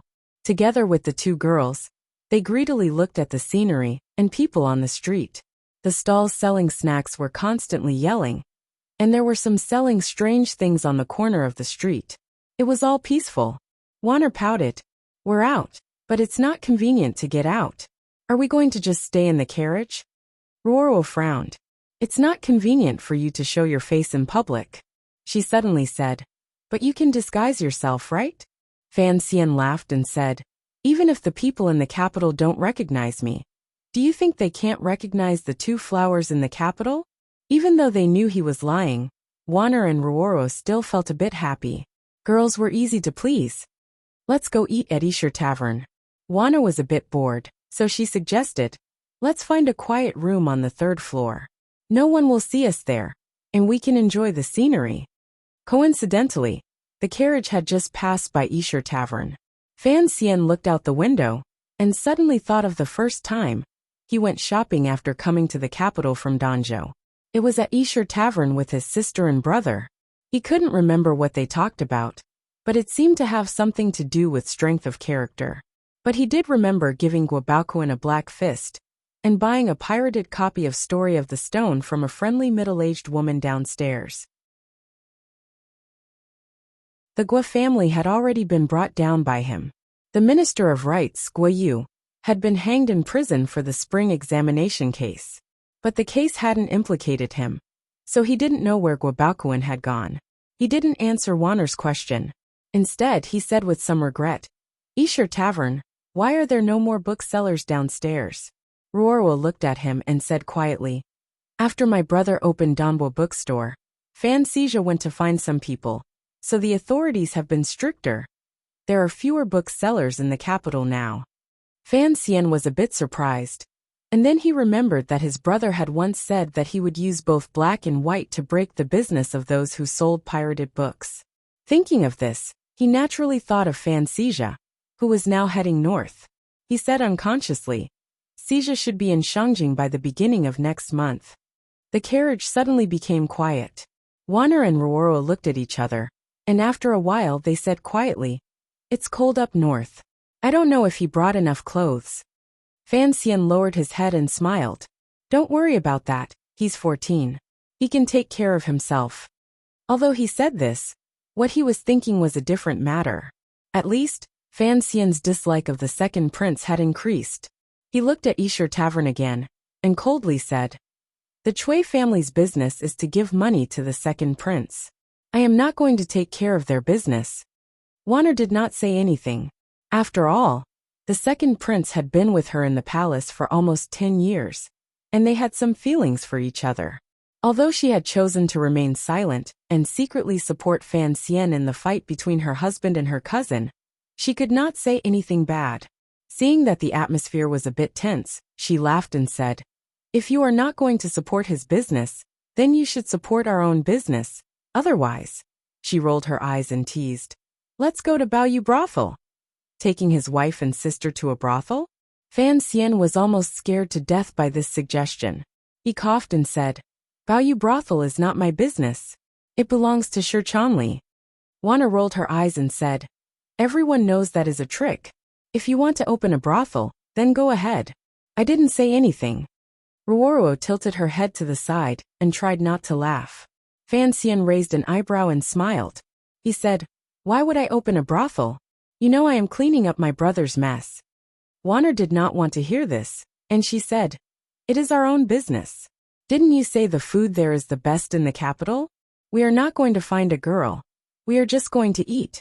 What is there to be afraid of? Besides, it is our own business, and we do not have to worry about people finding out that you are pretending to be sick and wandering around. Fan Xian immediately refused and said, if you want to eat, I will ask the chef to make it and send it to the manor. You are a girl, and you are sitting in a brothel. It is not appropriate. Warner playfully stuck out her tongue and said, when the food is ready, it will be cold. Fan Xian did not look happy and said, then can I call the chef to come home? Warner saw him insist, and she couldn't help but sigh. She said, I really want to go to the Baoyu brothel. I want to see what my brother-in-law's brothel looks like. She blinked her big eyes and said, to be honest, I am very curious about this kind of place. Ruoro, who had been silent all this time, suddenly opened her mouth and said, "If you want to go, then go." She saw that Fan Xian was about to say something, and so she said, "It is inappropriate for a girl to sit in a brothel, but is it appropriate for a man like you to sit there?" She smiled and rested her chin on her hand. She said, "Besides, I heard from my brother that you let Miss Sang manage the business of the Baoyu brothel. I have not heard her sing in half a year. If I don't go to the Baoyu brothel, where else can I go?" Wanner, seeing that her sister-in-law agreed with her, was emboldened. She asked Fan Xian, "You know I like to hear Sangwen sing. I haven't seen her for half a year. And now I know she was taken to the Baoyu brothel by my brother-in-law. Please take us there." Ruoro then said, "If men can go, then why can't we?" Fan Xian was at a loss for words. He looked at his sister and noticed that she seemed to be getting bolder and bolder. Her way of thinking was different from that of other women in this world. Just from their conversation earlier, it was clear that she was more open, more reasonable, and more feminist than Wanner. Of course, this was all due to the way he had taught her since she was a child. But he always felt that the extraordinary temperament she was displaying came from somewhere else. He gave a wry smile and said, "Actually, there is no harm in going to take a look. You guys know that I am a person who loves to shock the world. But there has been a lot of unrest in the capital recently, and I don't want the imperial censors to have too much to say." Hearing that he had brought up a serious matter, Wanner and Ruoro sensibly kept their mouths shut. Fan Xian turned his head to look out of the carriage, and he was shocked to find that not too far away was the front of the Baoyu brothel. He couldn't help but laugh at Teng Zijing, who was driving the carriage, and say, "You really brought us here? You only know how to please your mistress, and you don't know how to listen to me. Do you still want to be an official in Donghai County? You should know that your family has spoken to me many times already." Teng Zijing laughed and said nothing. It was Wanner and Ruoro who covered their mouths and began to laugh. The Fan Manor carriage arrived at the Baoyu brothel.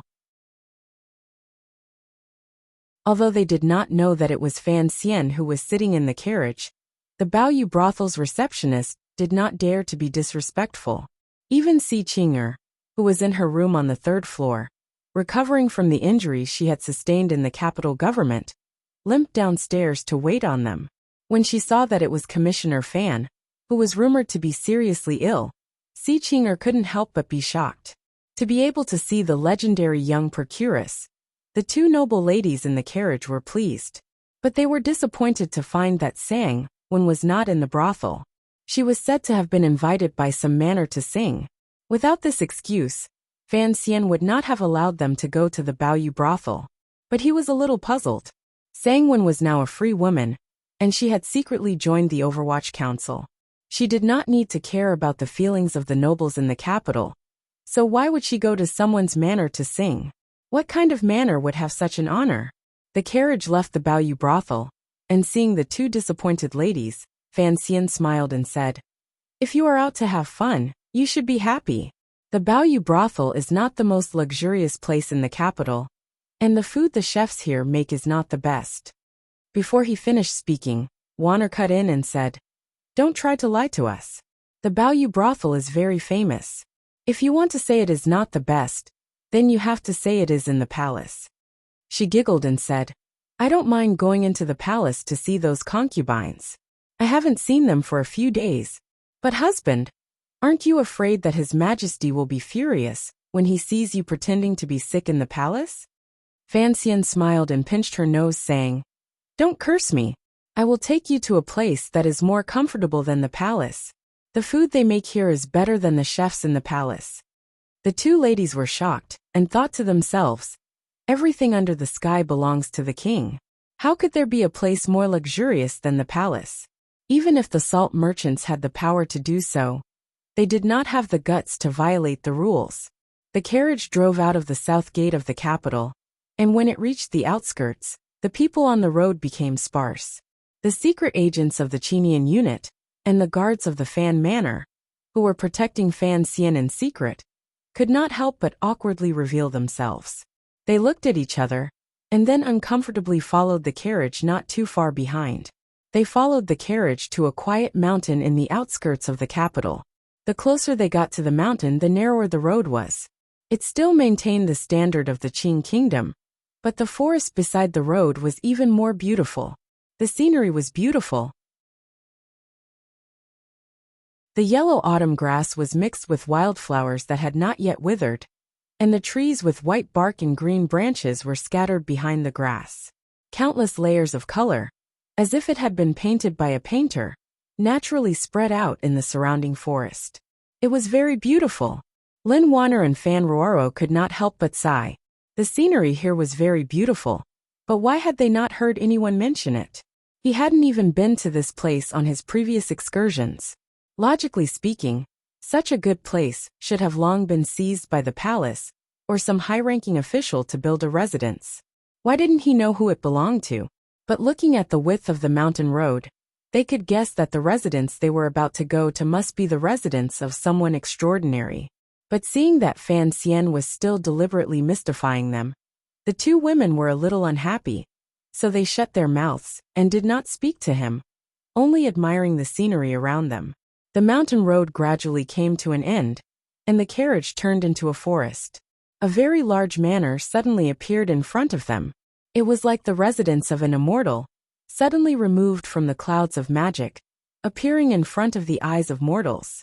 The buildings in the manor were not tall, but they were distributed very well.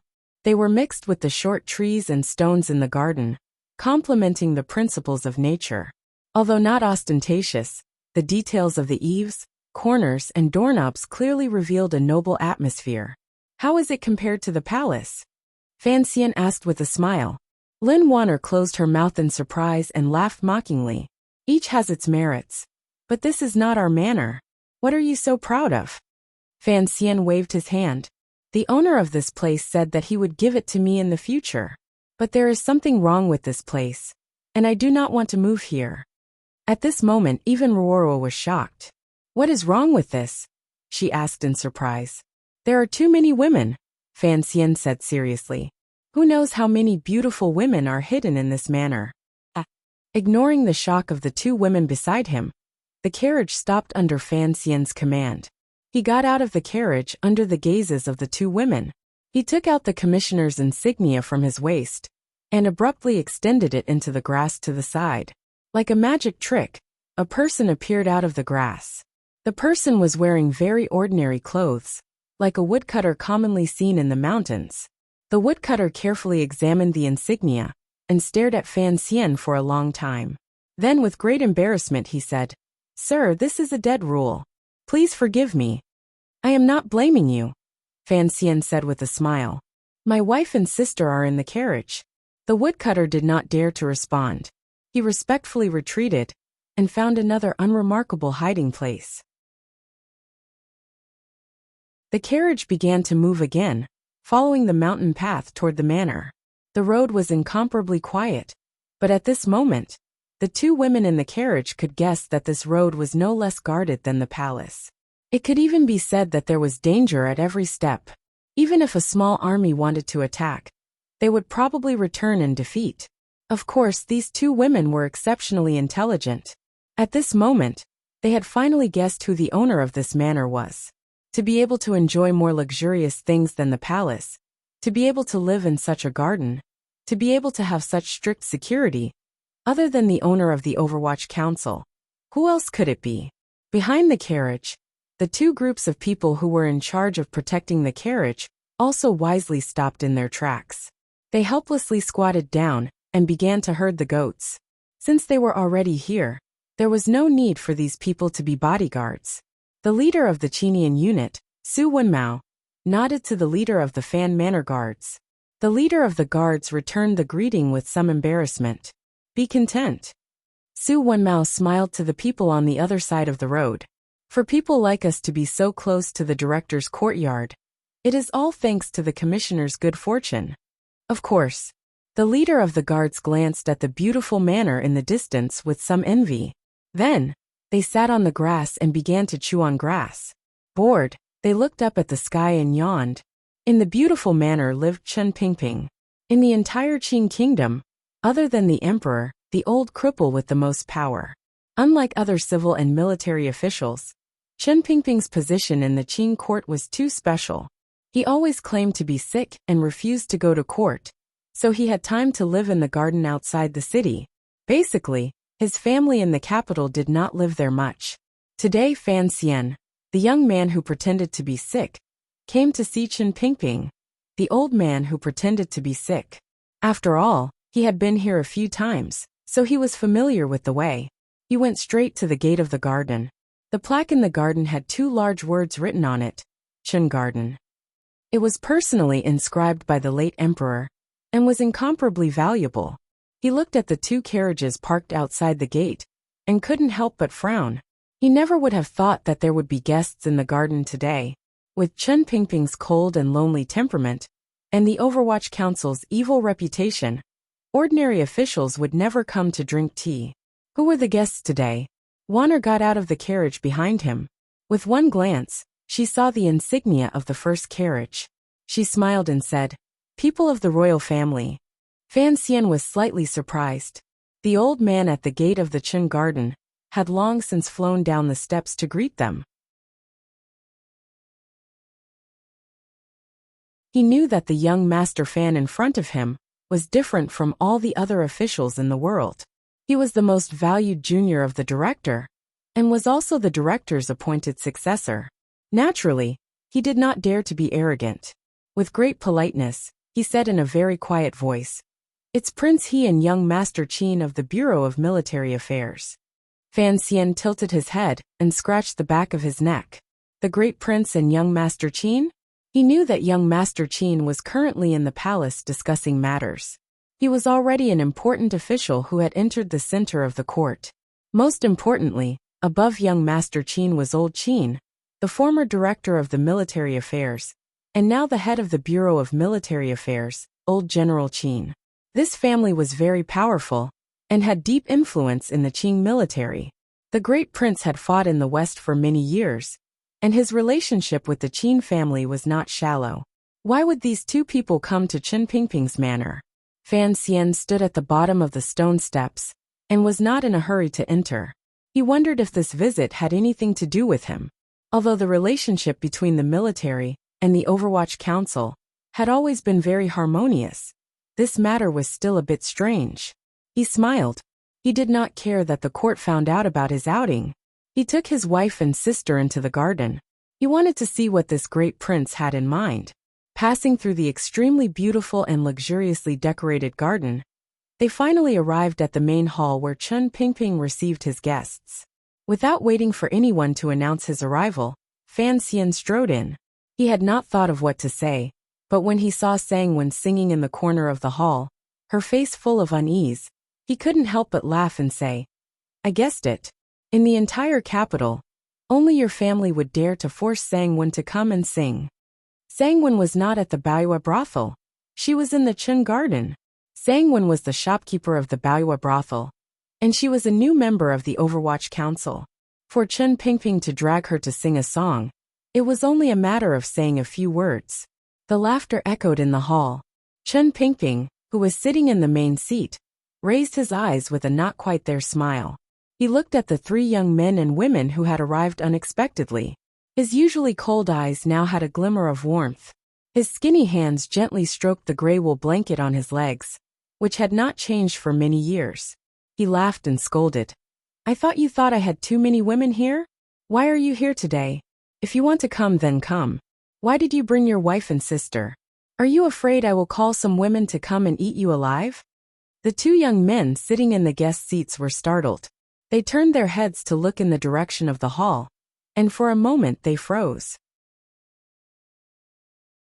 It was Sangwen who stopped singing. With a face full of smiles, she stood up and bowed to Fan Xian and the 2 girls. A moment later, one of the young men, who was dressed in casual clothing, still exuded the aura of a soldier. He first bowed to Wanner, who was standing behind Fan Xian, and then he warmly greeted Fan Ruoro. With a face full of smiles, he said to Fan Xian, "Young Master Fan, it is an honor to meet you."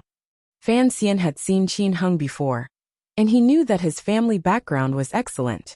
He was highly appreciated by the emperor, and he was a rising star in the Qing kingdom. His future was limitless. Fan Xian bowed back and said, "Greetings, young Master Qin."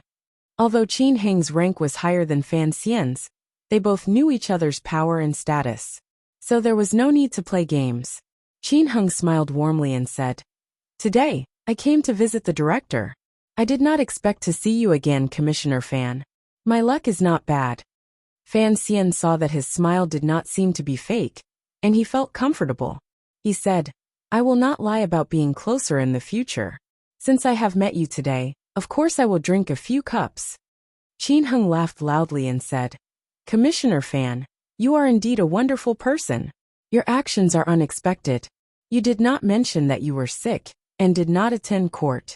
Instead, you wanted to drink to your heart's content. I wanted to make fun of you, but I could not open my mouth." Fan Xian looked at Chen Pingping, who was sitting in the main seat. He smiled bitterly and said, "Of course, we are of the younger generation. It depends on whether or not the host is willing to bring good wine to our guests." Chen Pingping opened his mouth and scolded, "You have more money than I do." Qin Heng's expression did not change. He smiled slightly, but his heart was thumping. He was extremely shocked.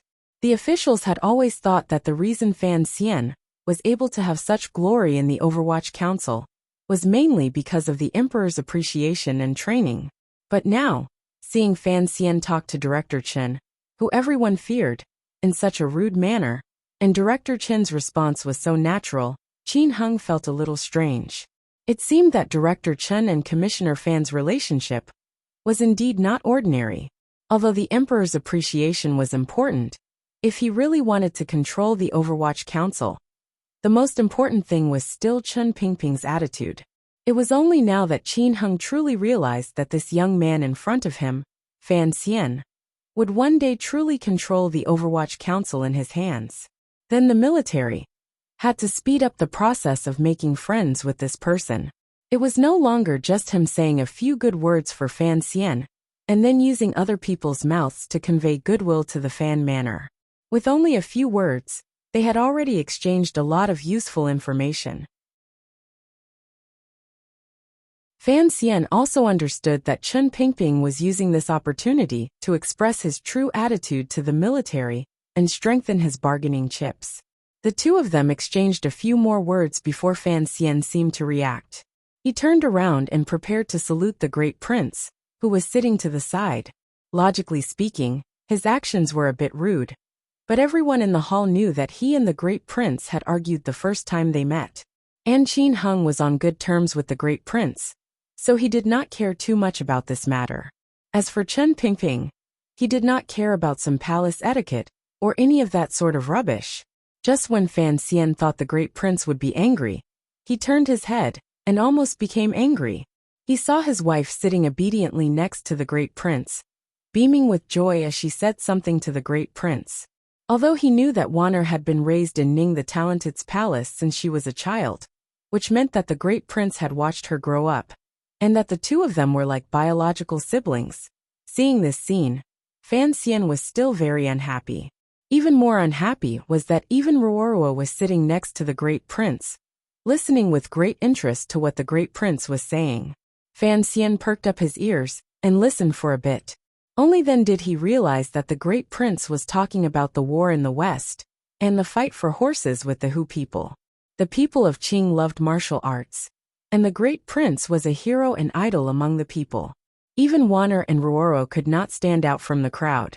Fan Xian felt a bit jealous, and his mouth was a bit bitter. He thought to himself, I am a pacifist. Why don't I go fight a few battles and show you girls how powerful I am on horseback? He was unhappy, but there was no reaction on his face. Instead, he laughed and very naturally bowed to the Great Prince. He said, "I am Fan Xian. Greetings, Great Prince." "Oh, I mean Prince he." When the Great Prince saw Fan Xian, he was already a bit depressed. Hearing his tone, he couldn't help but say, "I say, Fan Xian, did I offend you somewhere? When you see me, do you feel unhappy if you don't say a few words to me?" He turned his head to Lin Wanner and said, "Chinner, the husband you married, is not very good." Lin Wanner and the Great Prince were very familiar with each other. Hearing him talk about her husband, she was not going to let it go. She picked up a fruit from the table and stuffed it into his mouth. She said, "How can you talk about your brother-in-law like that when you see him?" Fan Xian laughed. Brother-in-law sounded better. He went to sit below Ruoro. A servant from the Chen garden had already brought him hot towels and tea. Although he knew that the great prince and Qin Heng had come to see the old cripple for something important, he shamelessly stayed in the hall, not giving them a chance to speak naturally. Lin Wana knew that outside the capital, the diplomatic mission and the Western Expedition Army were fighting over the road. In the end, this was Fan Xian's fault. But she also knew the reason why Fan Xian did this. Now that he had the second prince as a target, there was no need for Fan Xian to offend the great prince. Furthermore, she did not want to see her husband and the great prince, who was the closest to her, in conflict.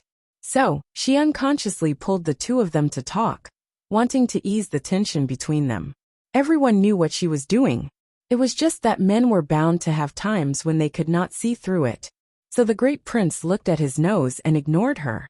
Fan Xian just smiled and talked to Qin Heng.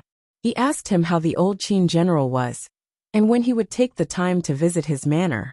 Chen Pingping looked like he had fallen asleep. He was half lying in his wheelchair. It was strange. Even in his own luxurious home, he still insisted on sitting in his wheelchair, instead of the more comfortable couch. Seeing this, Lin Wana could not do anything. She could only sigh. Ruoro, on the other hand, began to laugh. The great prince, who was good at fighting, and the great prince, who was a popular official in the court, were fighting like two little boys. It was a very funny scene.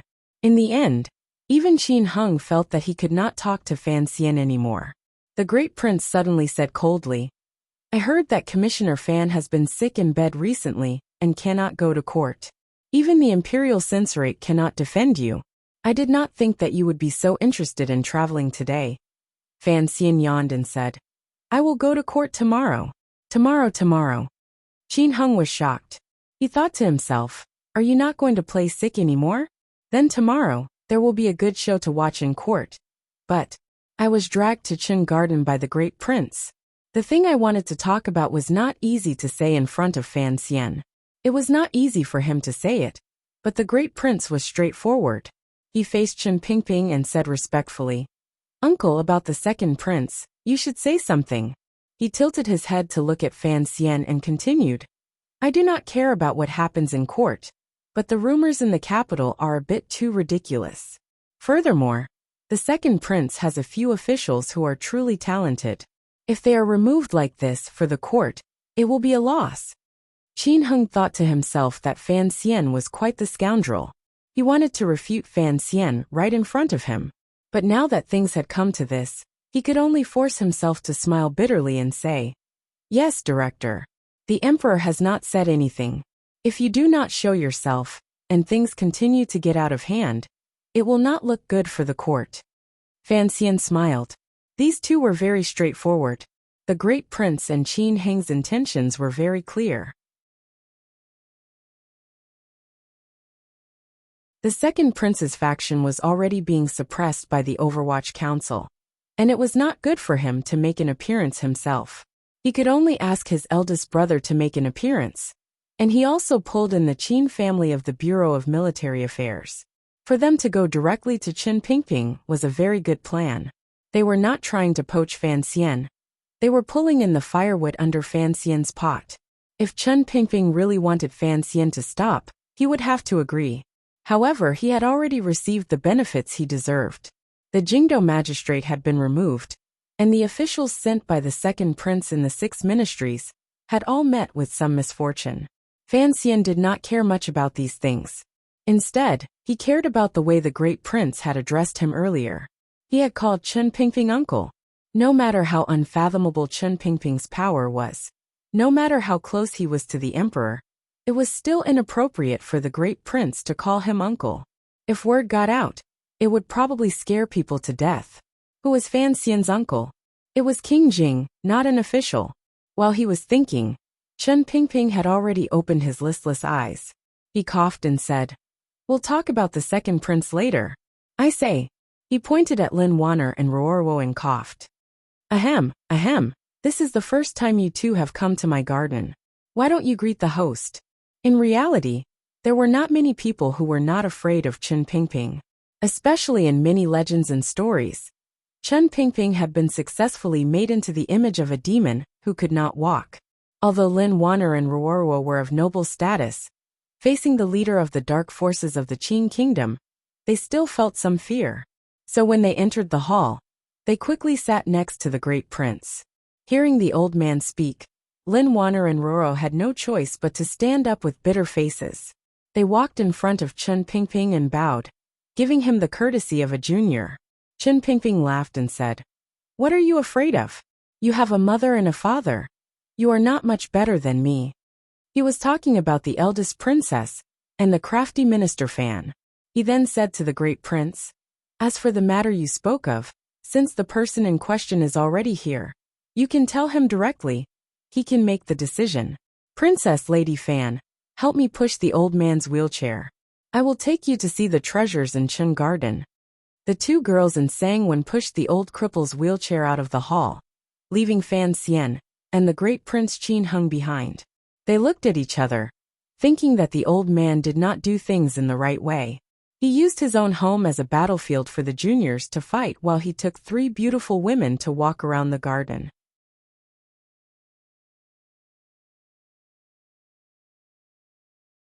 Chapter 304. Qin Hung was a smart man. Otherwise, no matter how prominent his father's position in the military was, he would not have been able to sneak into the great prince's office at the age of 30 to discuss official business.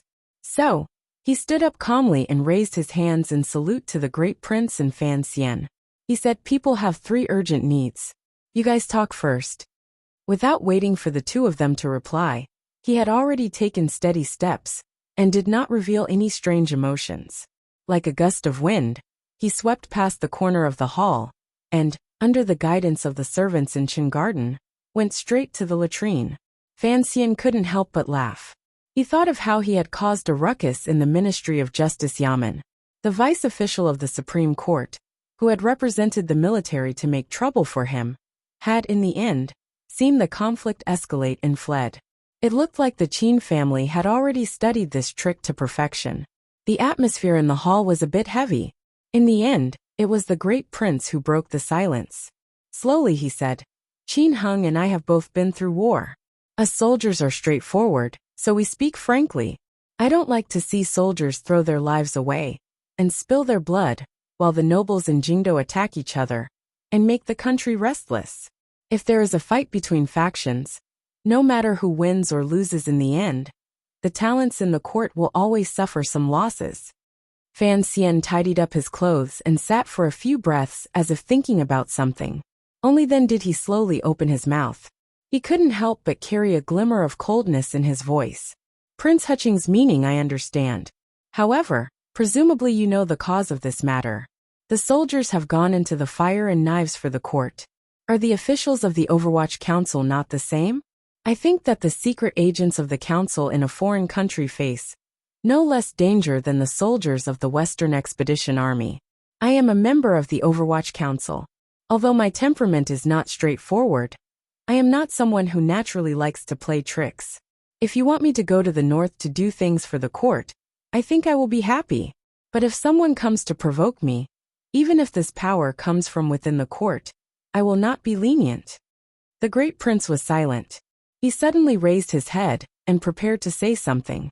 Fan Xian waved his hand and said, "It is only a fight of interests. It has nothing to do with the peace of the country. I am the commissioner of the Overwatch Council. If I cannot even protect my own interests, how can I prove that I have the ability to protect the interests of the court? To protect His Majesty's interests?" He then sneered. "Your Highness, don't say that it doesn't matter who wins or loses. If the other party is aggressive, and I'm beaten to the point where I can't fight back, are you willing to be my lobbyist?" The great prince furrowed his brows. His already tanned face appeared even darker. "Fan Xian, you need to be clear about your role. You are an official. When you do things, you need to know your limits." These words were actually very common. In the eyes of the princes, Fan Xian's actions had already been a bit excessive. Furthermore, as an official, The courage he had displayed in this matter was a bit too strong. The great prince thought that his warning to Fan Xian should have been a form of goodwill. He had no idea that because of Fan Xian's background, he would often hear such words, which were particularly ear-piercing. I am a subject. Fan Xian stared into the great prince's eyes. But in front of me, the so-called difference between a ruler and an official is that the ruler is the emperor, and the crown prince is the future emperor. Aside from these two, I believe that everyone else, including you, is an official. There is no essential difference. The great prince looked at Fan Xian with some surprise. It seemed that he had not expected Fan Xian to say something like this. He narrowed his eyes, and a cold light flashed in them. For Chener's sake, I must remind you again. If you get too involved in the emperor's family matters, it will not be a good thing for the Fan family in the future. Fan Xian smiled. The emperor has no family matters. Does your highness not understand this? The great prince choked on the words the emperor has no family matters. He angrily slapped the armrest of his chair. Fan Xian narrowed his eyes and said evenly, the furniture in the director's house is all antiques. Your highness, please go easy on them. The great prince was stunned. After a moment of silence, he shook his head. Fan Xian, perhaps I have underestimated you. Fan Xian was slightly surprised. Why do you say that? My ambition is to be on horseback. If the military wants to beautifully attack everywhere on the stage of the world, we need a stable rear. The great prince said with narrowed eyes. The great prince narrowed his eyes and said, that is why many people, including me, believe that the court needs peace.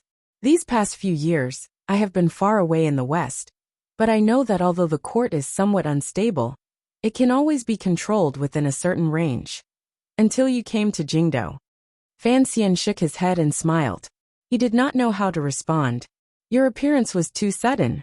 Your rise was also too sudden. The great prince looked at him and said, it was so sudden that most people in the court were not prepared.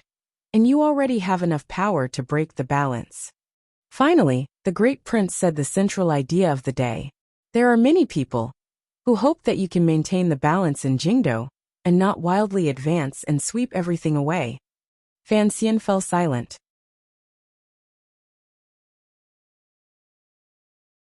He knew that what the great prince said not only represented his attitude, but also the attitude of the vast majority of people in the military.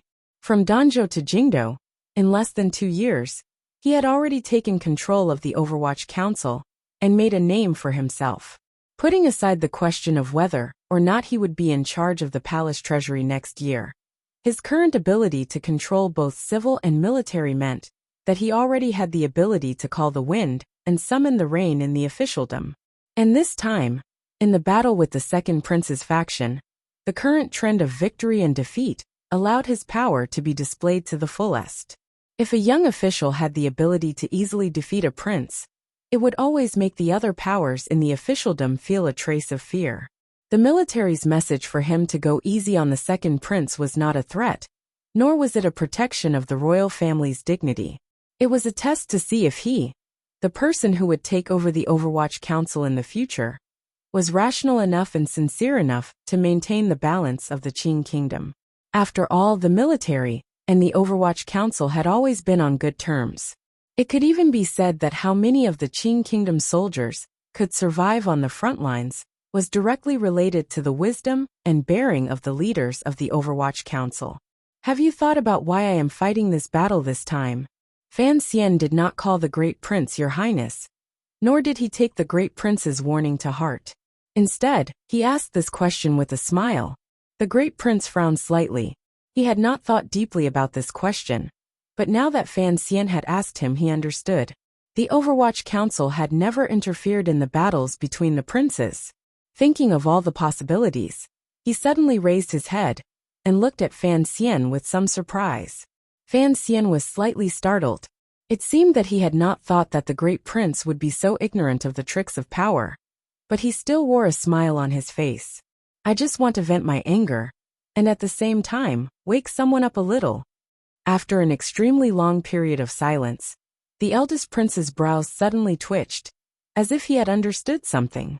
He actually laughed out loud, and then calmly said, That second brother of mine is actually a smart person. This time, he suffered such a great loss at your hands. I believe it will make him wary. Perhaps there will be some unexpected results." They were both smart men, and Fan Xian immediately understood the hidden meaning in these words. After thinking for a moment, he said evenly, "Perhaps. Your Highness and I have some intentions, but whether or not the second prince will be able to obtain those benefits depends on how you persuade him." The great prince looked at him with great interest. It seemed that he had admitted this, but he did not dare to believe it. He said doubtfully, "I just don't understand. Why are you so worried about this matter?" Fan Xian thought to himself, even if they were brothers, it was not easy for them to be reborn. Were they really going to watch Xuanwu Gate unfold? But no matter what, he could not bring himself to say this reason, so he could only laugh it off. Besides, he was still wary of the great prince. Although everyone in the court knew that the great prince was the most broad-minded, only interested in martial arts, and had never coveted the throne, he was, after all, the son of that traitorous emperor. Who knew what he was really thinking? Where it is possible to forgive, forgive. The great prince glanced at Fan Xian meaningfully. Given his status, it was not easy for him to speak on behalf of the second prince in such a manner. Fan Xian smiled and nodded.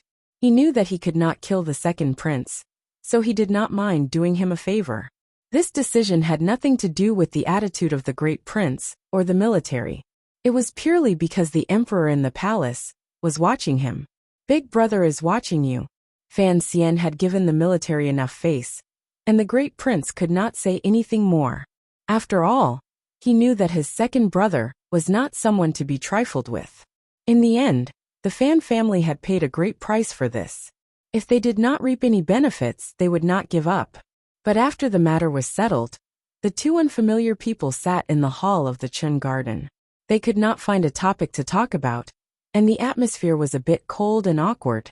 Qin Heng left to pay his respects for a very long time. The two of them sat in chairs, drinking tea without much taste. Suddenly Fan Xian said, "How has the great princess been? I have been busy with official business, and have not been able to pay my respects. Please, great prince, send my regards." In officialdom, choosing a topic to talk about was a very learned thing.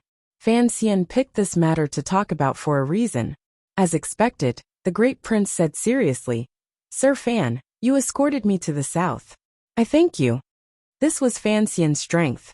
Only by choosing an appropriate topic could he effectively close the distance between them. At the same time, he had to make the other person feel indebted to him. He smiled and said a few humble words. He then began to talk about the scenery in the north with the great prince. The marriage between the great prince and the great princess of northern Qi was set for next spring. At the moment, the great princess was basically living in the palace. She had seen the great prince a few times. According to the rumors in the capital, this political marriage seemed to be quite satisfied with each other. Fan Xian had been the envoy last time, so according to the traditional view of the Qing people, he was the great prince's matchmaker. After a shallow conversation, Fan Xian's impression of the great prince changed a little. As a prince, it was rare to see him so open and direct. Perhaps it was because his birth mother was not very noble. Back then, she was just a prisoner of war in Dongyi. The great prince did not have the noble air of the second prince, the third prince, or the crown prince. On the contrary, he was much more straightforward. When he spoke, his voice was powerful and loud. He did not pay much attention to hiding it. No wonder his wife was the best friend of this prince, Fan Xian thought. A smile rose on his face as he chatted with the great prince. Hearing the great prince's enthusiasm, when it came to military matters, Fan Xian could only sigh to himself. He knew very well that he did not have much talent in military matters. Compared to the great prince, who had led troops for many years, it was better to remain silent. "Sir Fan, have you seen Shang Shanhu?" The great prince's face suddenly showed a leisurely yearning, with a slight look of admiration. Fan Xian was slightly surprised. "I think I saw him from afar in Shangjing Palace, but I did not have much of an impression." The great prince slapped his thigh and looked at him hatefully. "You do not know me, you do not know me. How could I miss such a great opportunity to make friends? His words were full of regret. Oh. Fan Xian raised his eyebrows. Why does the great prince think so highly of Shang Shanhu? He asked curiously. A heroic general of a generation. The great prince gave a very direct forward evaluation. He narrowed his eyes and said in a cold voice, independently supporting the defense line of northern Qi that stretches for 3,000 li, preventing the barbarians from invading south for more than 10 years. He also sent out troops one after another to penetrate the snowy region and behead thousands of northern barbarians. Perhaps Sir Fan does not know this, but although the Hu people and barbarians are fierce, the western Hu people are much weaker than the northern barbarians. I have been dealing with the Hu people in the west for many years, and increasingly feel that Shang Shanhu has been able to hold out for so many years despite the instability of the northern Qi court. It is a pity that Shang Shanhu has been transferred back to Shangjing.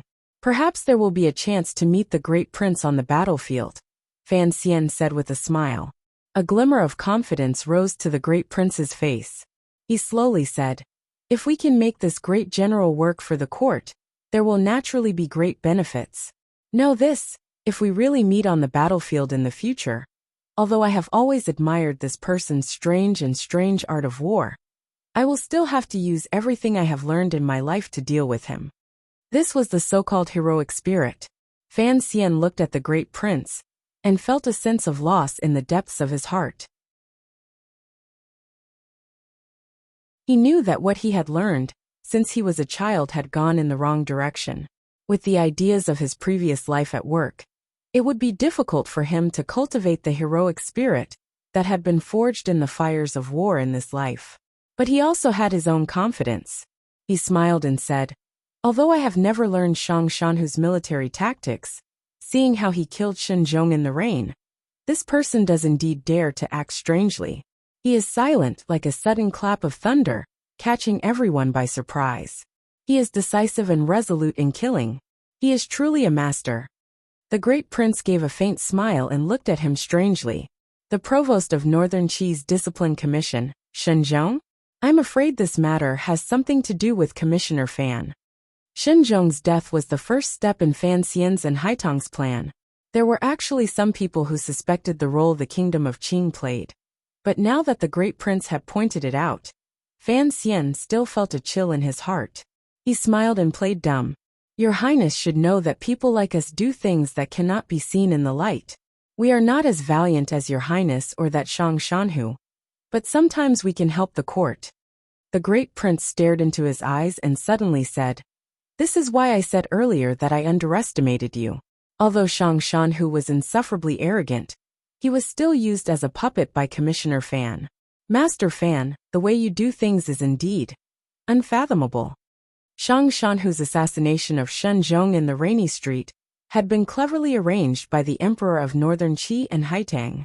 But if the world misunderstood that he had played a more important role in it, it would raise his fearsome image and other people's assessment of his strength to another level. Of course, Fan Xian would not let such an opportunity pass him by. He laughed shamelessly and agreed. I hear that Master Fan is a 9th-level warrior? The great prince looked at Fan Xian, his eyes full of meaning.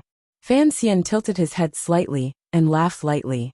Your Highness, I have no interest in fighting with you. No matter who wins or loses, it will be a loss to the court. The great prince did not expect Fan Xian to be so cunning. He immediately understood what he meant, and then used the words he had said earlier to shut his mouth. He could not help but feel depressed. He was a man who loved martial arts, and of course he wanted to compete with Fan Xian, who rarely fought. There are many people who want to teach me a lesson. Fan Xian thought about how he might run into the shadow in a bit, and smiled bitterly. Not many, Your Highness. Just yawn and let me go. The great prince was surprised again. He had always been a cheerful and direct person, and he liked to make friends. But he was a prince, and he had a murderous aura built up from years in the army. Not many officials dared to speak freely to him. But this Fan Xian in front of him, outside the gates of the capital, had not been very respectful to him. Today in Qin Garden, he had not been very polite. He laughed and cursed. It was as if he did not see the great prince as a prince. He took a deep breath. He felt that the world was indeed different. At least around this young man called Fan Xian, the world was different. Master Fan, your words are interesting. I like talking to you. The great prince saw that Qin Hung had finally returned. He smiled and stood up. You give me face, and we will forget about the fight for the road outside Jingdou. But in the future, if I want to talk to you, you better not play sick or go to the bathroom. Fan Xian smiled and bowed. I dare not disobey. The great prince's words are more interesting than those others. Those others were, of course, the other princes of the emperor. The great prince did not say goodbye to Chen Pingping. He knew that this strange director did not care about these empty courtesies. He left Chen Garden with Qin Hung. Before leaving the garden, Qin Hung said something to Fan Xian in a quiet voice. They set a time for him to go to the Qin Manor. They got into the carriage and drove out of the most heavily guarded mountain road outside Qin Garden. They passed by the guards of Fan Manor and the members of the Qinian unit of the Overwatch Council, who were squatting in the grass like bandits. Only then did the great prince put down the curtain and coldly said, Fan Xian is indeed different. Qin Hung smiled and said, according to father, the stronger Fan Xian is, the better. Otherwise, in the future, the Overwatch Council will be controlled by a good-for-nothing. I'm afraid the old men in the Bureau of Military Affairs will die of anger. Our brothers in the army will not have a good life either. The great prince nodded and suddenly sighed. After leaving the capital for many years, I am not used to it. I don't even have anyone to talk to. Most of his bodyguards have been dismissed, and the establishment of the Western Expedition Army had also been disbanded. The Ministry of War had transferred soldiers to the Sioux border in the west. He was now in the capital, and his situation was somewhat similar to that of the great general in the north. However, he was a prince after all, and compared to Shang Shanhu, his treatment and status were naturally much better. How was your talk with Commissioner Fan?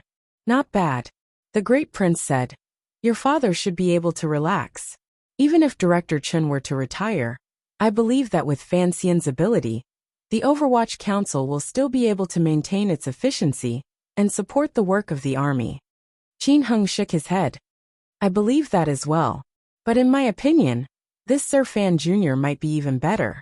Sir Fan Jr. is meticulous and has made friends in many different countries.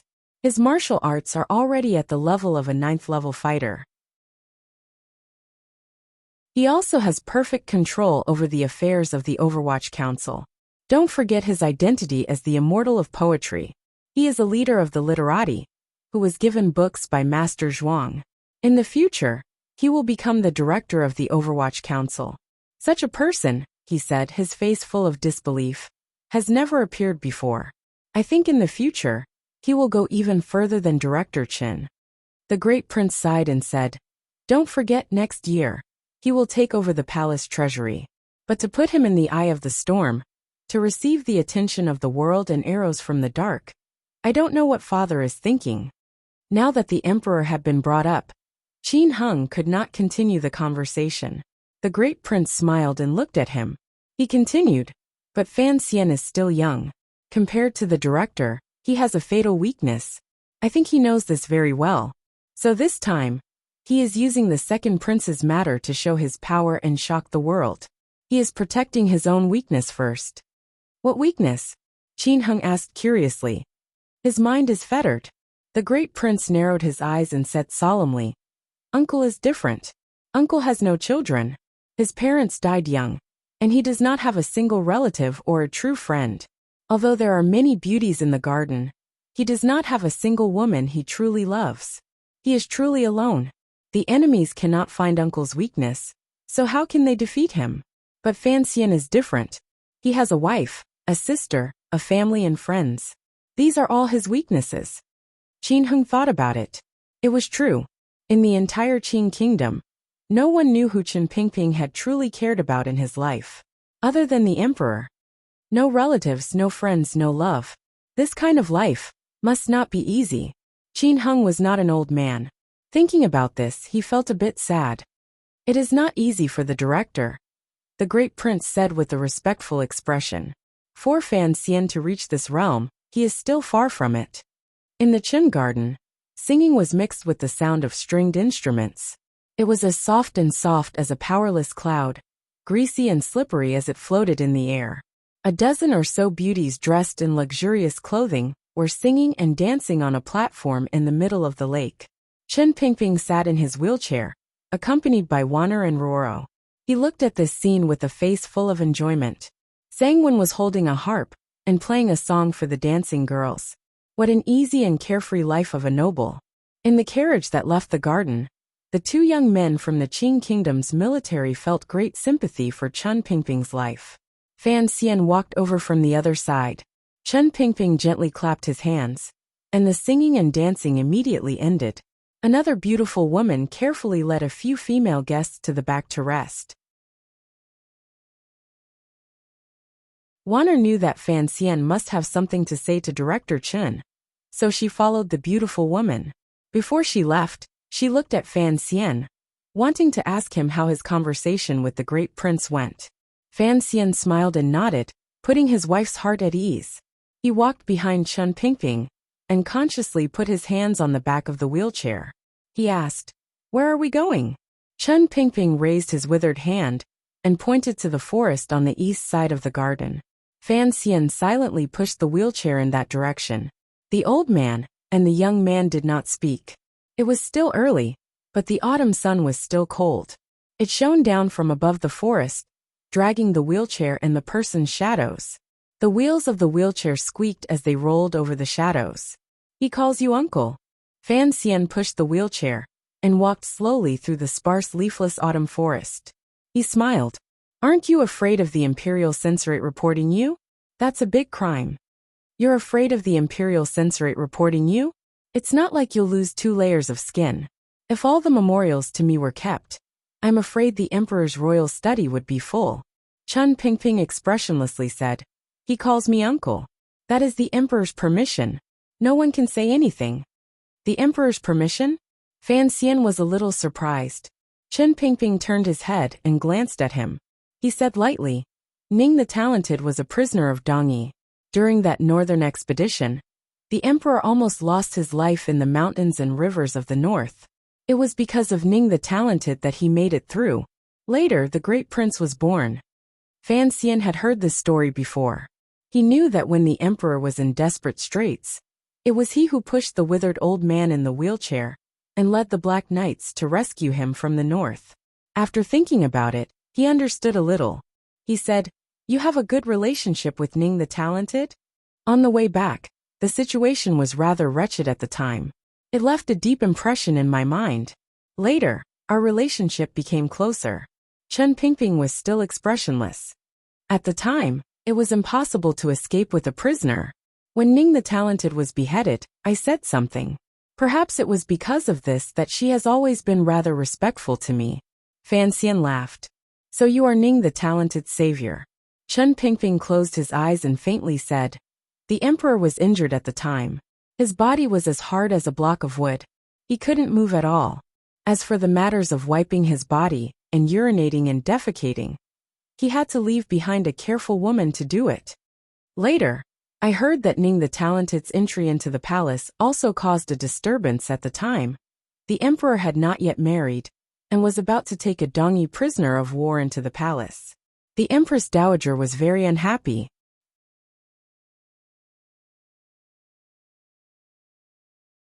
Fan Xian asked, "Did you also help her?" Chen Pingping laughed, the wrinkles on his face turning into the skin of a bun. "At that time, my words were not as powerful as they are today. At the time, it was the lady who spoke, and Ning the Talented was allowed to enter the palace." Fan Xian sighed and said, "So it turns out that my mother likes to meddle in everything." "She likes to meddle in other people's business," Chen Pingping said. Chen Pingping said, then suddenly paused. "But this is not a trivial matter. His Majesty will only make up his mind to get married if she asks." Fan Xian made a face behind him and said, "I don't want to listen to the romantic stories of the older generation." "It's good to listen." Chen Pingping laughed darkly. "At least now you know that in the palace, you still have someone you can trust." Ning the Talented. Fan Xian shook his head. "A small favor from many years ago. I don't think the effect can continue until now. Chen Pingping said. Dongyi women have a shrewd temperament and distinguish between kindness and enmity. Furthermore, 13 years ago, she also worked hard to avenge the lady. Because of this, she offended the Empress Dowager and was demoted to talented again. Until today, she has not been able to regain her position. Are you sure the great prince has no desire to fight for the throne? Chen Pingping said coldly. He is a clever man. So when he was very young, he chose to run away. A mother knows her son. A prince taught by Ning the Talented is much more straightforward than the second prince and the crown prince. Fan Xian was silent. After a moment he suddenly asked, Does Ning the Talented know about me? I don't know. Chen Pingping educated him. You can't play all the cards you have in your hand all at once. You have to hide a few in your sleeve. Does the emperor know that I know? I don't know. Does this count as deceiving the emperor? Oh, since the emperor did not ask, it is not convenient for us, the officials, to say anything. The old man and the young man both laughed like two foxes. Is that all for the second prince's matter? Have you achieved your goal? In total, I have taken care of 17 officials. His power in the court is more or less gone. I do not have the ability to deal with people at the level of the Minister of Appointments. Fan Xian counted on his fingers. The Cui family has also lost a lot of people. According to news from the north, they have been forced to open up their arms and legs. It will be much easier to cut them off. Don't let others know that your next target is the Cui family, Chen Pingping said coldly. In court tomorrow, the emperor will make a decision. It will be difficult for the second prince to make a comeback. Will there be a problem with my family? You don't care about the baron's title? I don't care. Then there will be no problem. Don't worry. That father of yours is more cunning than anyone else. He won't let you suffer. Chen Pingping seemed to have thought of something. While I was not in the capital, he called you back from Danzhou. Who knows what he was thinking? That is my father. Fan Xian reminded the director, feeling a headache coming on. Chen Pingping patted the armrest of his wheelchair and said mockingly, I admit it. He is a good father. Fan Xian was not happy to hear this, and he fell silent. Chen Pingping did not seem to think that the child would be so respectful to Fan Xian. He smiled pleased. What are you doing here today? I brought my wife and sister here for a meal. Fan Xian forced a smile. I also wanted to broaden their horizons. I wanted to see the beautiful women that a lonely old man like you has raised. He suddenly did not want to continue joking with the old man. With a hint of melancholy he asked, I have a question for you. Speak. Are you really a loyal minister? This question seemed a little childish. Chen Pingping answered carefully. After a long time he said seriously, I am loyal to the emperor, to the kingdom of Qing. And you should know by now that no matter what you do, the emperor is watching you do it. You can only do what he allows you to do. So being loyal to the emperor is actually being loyal to yourself. You must remember this, and always be loyal to the emperor. Was this loyalty to the emperor or loyalty to himself? Fan Xian did not want to pursue this question any further. But this time, you acted too early. You were ahead of the emperor's plan. Chen Pingping closed his eyes and quietly said, And the way you do things is too obvious. The emperor does not know that you have already guessed where you came from. And so it is inevitable that he will have doubts about you. Fan Xian was silent. He knew that this was the biggest problem that had come with this incident. Do not worry. I will take care of it, Chen Pingping said softly. Fan Xian was no longer worried. He pushed the wheelchair and walked out of the beautiful, yet desolate forest. The two of them were walking west, and the shadow behind them was gradually pulling away. But the wheels of the wheelchair could not break free of the shadow. The next day, the court meeting was held on time. The father and son of the Fan family, who had not been in court for many days, were finally standing before the court. They were prepared to be impeached and reprimanded by the officials. The imperial censorate had already submitted the memorials to the court a long time ago. The Minister of Revenue Fan Jian admitted that he had not been strict with his family, which resulted in the birth of Fan Xizha, an unworthy son. Fan Xian had also submitted a memorial to ask for forgiveness. But as for the other accusations, the Fan family did not accept any of them. After all, the murder of the capital's magistrate and the murder in the rain was not something the Fan family had any evidence against. Everything had been done very cleanly, and it was more than enough to shut the mouths of the censors. On the contrary, compared to the accusations the Fan family made against the second prince, the Fan family had a hard time dealing with them. After all, it was Xie Baiyan, one of the 8 generals, who had murdered the second prince outside the capital government. And Xie Baiyan had died in prison. One accusation after another was made against the second prince. What puzzled the courtiers was that the second prince's attacks were not ferocious, and all of his counterattacks were superficial. After a while, everyone guessed that the two sides must have reached some sort of secret agreement. In other words, the second prince had admitted defeat. The emperor sat on his throne and listened quietly. It was only when Fan Xian stepped forward to ask for forgiveness that his eyes flashed with an unreadable expression. Not long after a discussion with the emperor himself, the matter had come to a conclusion.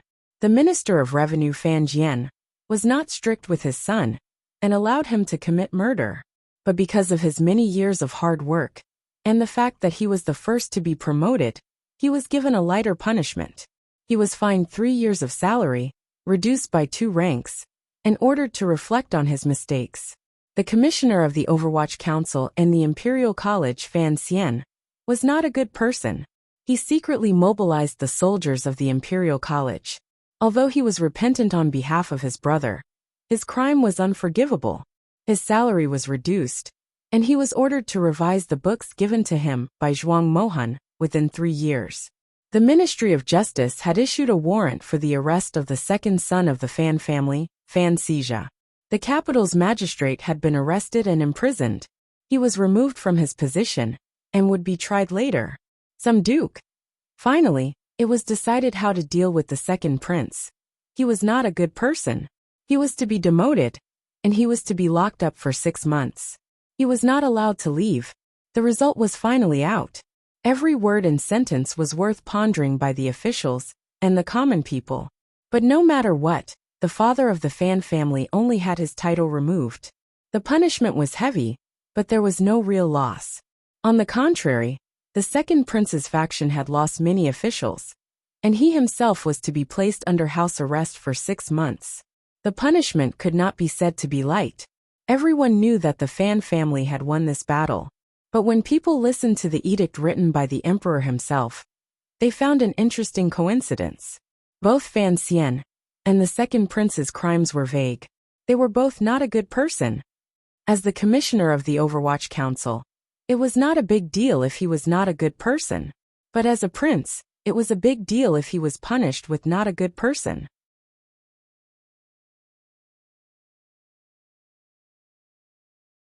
The winds of the court changed. Everyone knew that the second prince was no longer as favored by the emperor as he had been in the past. However, the emperor also did not summon Fan Xian to the palace alone again. People couldn't help but wonder, could it be that the 2 tigers were fighting and both were injured? Would Fan Xian's extraordinary royal favor come to an end here? But Fan Xian did not seem to have any reaction. He stayed in the Imperial College all day with a smile on his face, organizing books with the teachers. Occasionally he would go to the Overwatch Council to take a look. He also took 2 days to visit the manor of General Qin of the Bureau of Military Affairs. And then he took Wan'er and his sister to the palace to visit various concubines. Coincidentally, he met the Great Prince in Shufeng Palace, where the Great Princess of Northern Qi was temporarily staying. Of course, when he entered the palace this time, he did not see the emperor. Secretly, he was still discussing many things with Sir Yin Jr. The arrangement of the smuggling routes in the north of the palace treasury had gradually entered the main topic. They were waiting to cut off the hand of the Cui family, which would cut off the largest source of income for Xinyang and the second prince. As for the matter of the Jinshi in his body, he was also attentively attending to it. At the same time, he was waiting for teacher Fei Jie's reply to see if he would take the medicine or not. In less than 2 days, in a cold autumn wind, the long-delayed Chrysanthemum Appreciation Festival finally began. But Fan Xian wrapped himself up like a dumpling and looked fearfully at the last withered leaf outside the window. He thought to himself, in this damned cold weather, how could there be chrysanthemums that didn't care for their lives that would bloom?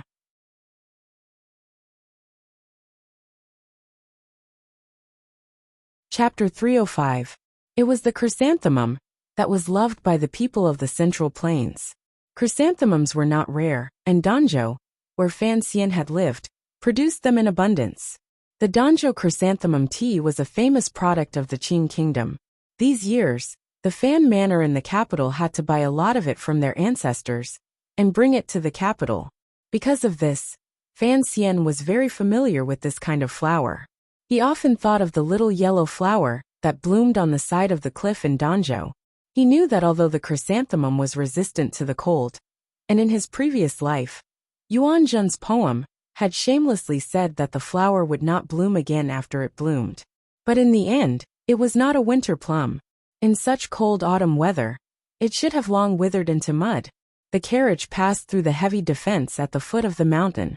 Under the gaze of the palace guards and the imperial soldiers, the young people of Fan Manor got off the carriage. They followed the mountain road beside the autumn stream and climbed for a long time. They turned around the waterfall, which was no longer as abundant as it was in spring and summer. Suddenly, they saw a temple built in the style of the Qing temple appear in front of them. It appeared on the cliff that looked like it had been carved out of an axe. The hanging temple was built against the mountain, and the wooden pillars were stacked layer by layer. The widest part of the temple was no more than 10 feet wide, and it looked like a thin piece of art that had been casually pasted onto the cliff. The autumn wind was strong in the mountains, and as it whistled past, the onlookers couldn't help but feel a chill in their hearts. They couldn't help but worry that the wind would blow away the paper-like temple. According to legend, this was the earliest temple in the Qing kingdom, and it was built by ascetic monks who worshipped the temple.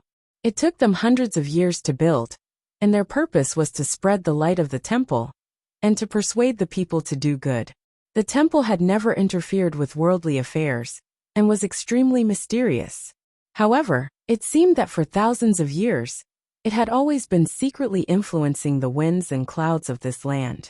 In many rumors that had already disappeared into the long river of history, one could faintly see the shadow of the temple. In addition, although there were not many ascetic monks, they had always been righteous and were greatly loved by the common people.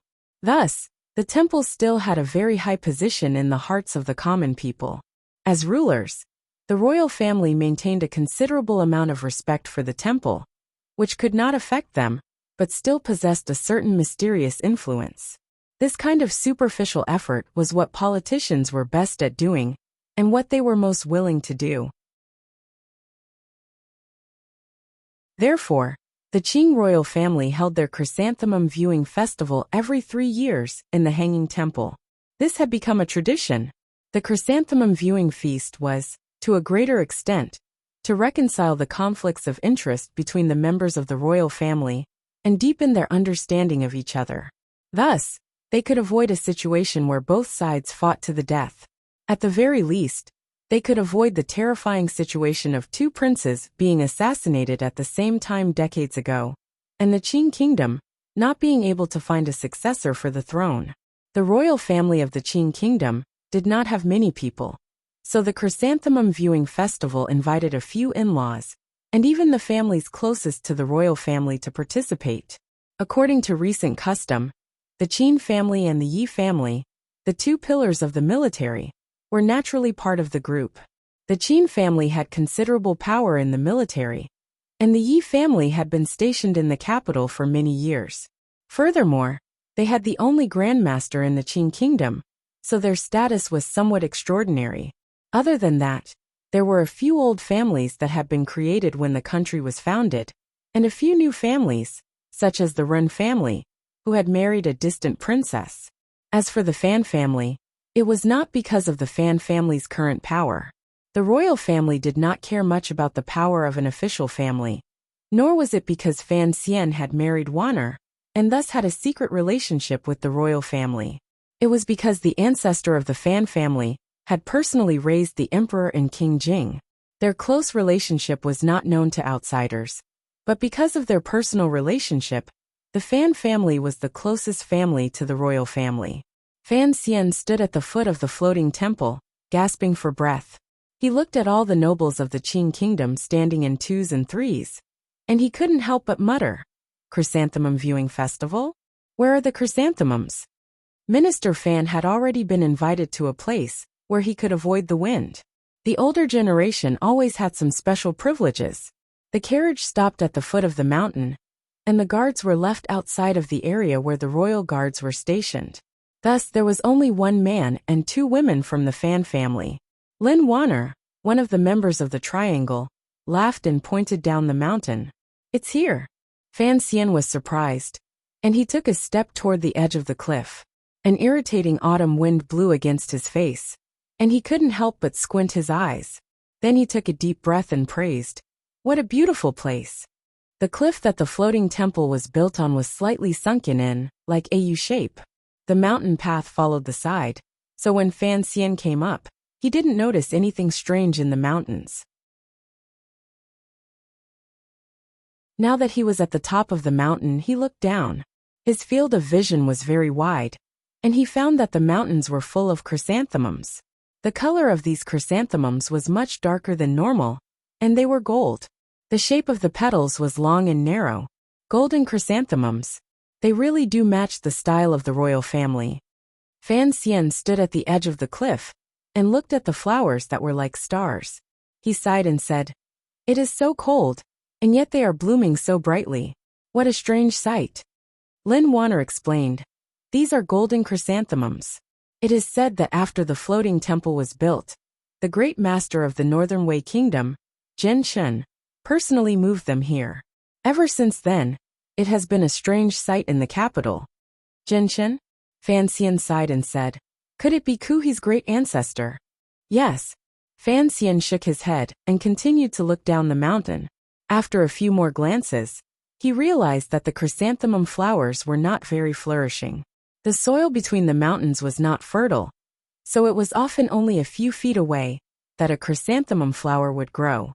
However, at this time, the distance between the flower watchers and the mountains had been increased to the maximum. Thus, it created a visual illusion. It made people feel that the golden flowers, like stars in the sky, had taken up every corner of the mountains. Contrasted with the autumn colors of the mountains, it was particularly magnificent. The delicate flowers spread out in a majestic manner. There were already people coming up to say hello, but because the emperor was rather cold toward Fan Xian, and because of Wanner's status, she did not allow the young masters of the large clans to talk too much with Fan Xian. So, they only exchanged greetings before parting ways. Fan Xian smiled warmly as he spoke to the crowd, but he began to empty his mind. He felt a little bored, and unconsciously began to observe his surroundings according to his professional habits. The floating temple hung in the middle of the mountain, and behind it was a precipitous cliff. There was only one path up the mountain. Today, the royal family of the kingdom of Qing had gathered here, and the foot of the mountain was already filled with imperial soldiers. They were heavily guarded, and the inner circle was carefully guarded by the palace guards, led by Gong Dian. As for the obedient eunuchs, no one knew if any of Eunuch Hong's disciples were among them. However, Fan Xian did not see any signs of the tiger guards, which was a bit strange. But with the current arrangement, it could be said to be watertight. Not to mention assassins, even if a mosquito flew up the mountain, it would be a headache. He smiled and greeted Ren Shaoan. Seeing him being dragged away with some embarrassment, Fan Xian smiled in his heart. His father-in-law had passed away a long time ago, and his original connections were finally beginning to fade. Looking up, Fan Xian couldn't help but narrow his eyes. The few people with the most power in the kingdom of Qing were all in this wooden temple. From afar, he could see that on the top floor, there was a person dressed in bright yellow clothing, leaning against the railing and admiring the view. That person was of course the emperor. Raising his head to look, Fan Xian felt a strange feeling in his heart. His mind suddenly spun, and he began to imagine a scene. If at this time, the people of northern Qi, or the aces of Dongyi, burned this floating temple down, what would the world suddenly become? Of course, he also knew that the defenses in Jingdo were very tight. It was impossible for such a thing to happen. However, he still impudently imagined that if he wanted to climb up this temple, which footholds should he choose, and what kind of path should he take to reach the top floor in the shortest amount of time? This was purely a professional habit. A eunuch hurried out of the temple, and the young nobles in the open space in front of the temple quickly made way for him. The eunuch walked in front of the 3 people of the Fan family, and very respectfully said in a low voice, "His Majesty has summoned Lady Wanner." Lin Wanner was a little surprised. She looked at Fan Xian and softly asked, "Eunuch Dai, is it only me?" Eunuch Dai was an old acquaintance of Fan Xian's, and he knew that in front of everyone, if Fan Xian was not summoned to the temple, there would be a lot of talk. He secretly looked at Fan Xian with a guilty expression, and calmly said, "His Majesty has no other orders." Fan Xian smiled and said to Wanner, "Then you go."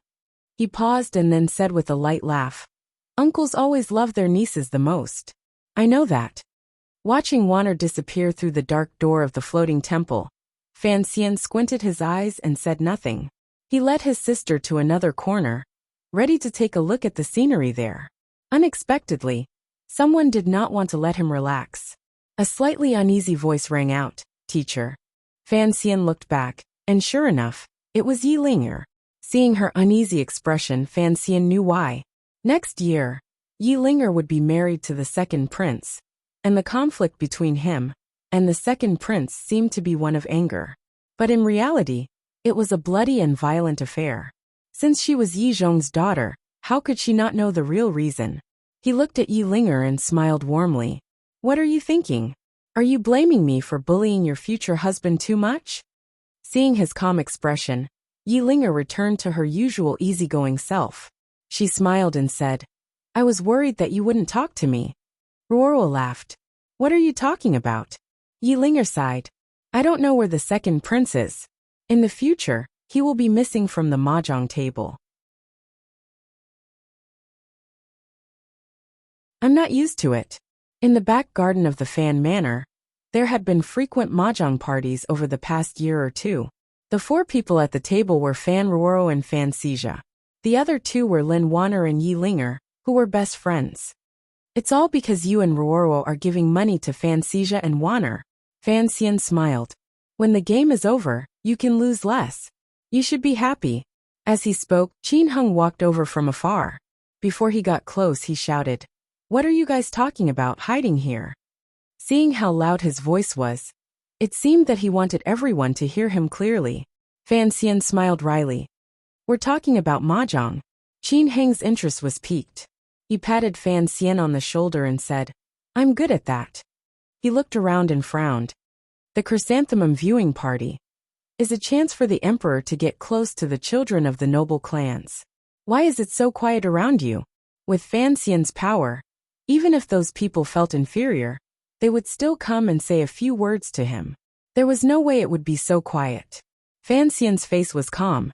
He said, "Today, I learned that chrysanthemums can only be looked at from afar and not played with. You know my personality. I don't want to talk to these people.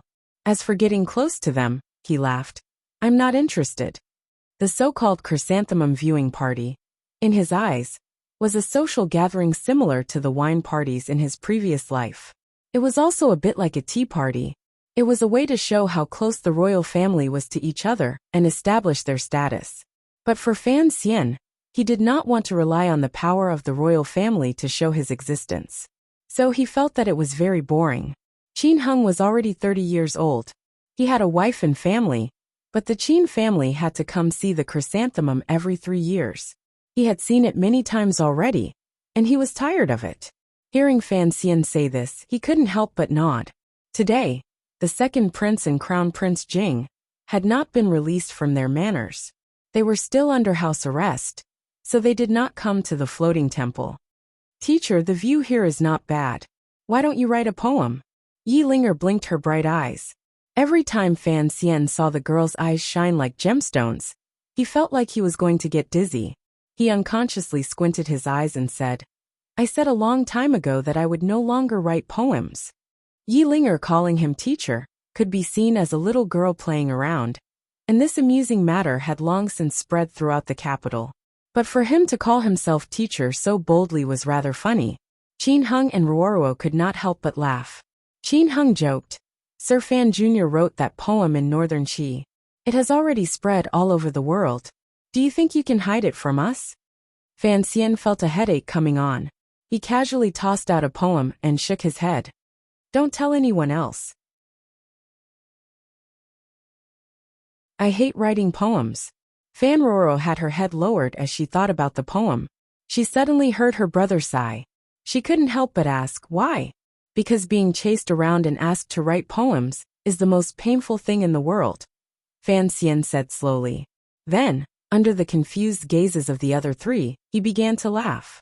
It was a very happy laugh, a very private one, and a very brainless one. The nobles who had gathered in front of the floating temple, drinking tea and writing poems, suddenly heard the laughter. They looked over in surprise and saw 4 young men standing by the cliff. They quickly recognized who they were, and they couldn't help but feel shocked. Sir Fan Jr.'s name was known throughout the world, and everyone knew him. But he had already thrown the second prince off his horse, and now he was standing with the younger generation of the Qin and Yi families. What did this mean? Fan Xian did not care about what other people were looking at him, but suddenly his nose twitched. He smelled a bit of smoke, and he wondered if today's main meal was ham. He turned his head and saw that in the corner of the floating temple, there was a barely noticeable black smoke rising up. Everyone present was very sensitive, and naturally, he was the leader. But no one else noticed anything strange. Even the palace guards who were guarding the area did not have any reaction. Those people were still looking at the 4 young men standing by the cliff, who knew how much they felt, and how much they were envious of them. The autumn wind blew past, and the black smoke seemed to have been plucked up. It suddenly became very angry, and within the black smoke, there was a fire. Fan Xian's body was already flying with the wind, heading toward the front of the floating temple. Qin Hung, protect these 2 girls. By the time he finished speaking, he was already in front of the temple. He looked at the fire that was suddenly erupting, and he could feel the heat coming from it. He waved his hand, and a palace guard who was trying to attack him yelled, "Are you blind?" The fire began to burn. Because the floating temple was made of wood, the fire started very quickly. The young nobles who were attending the chrysanthemum viewing party screamed and tried to hide. For a moment it was very chaotic. Although it was autumn, and the weather was dry, this fire was very strange. The commander of the royal guards, Gong Dian, was on the highest floor of the temple, so the guards on the ground floor were a bit panicked.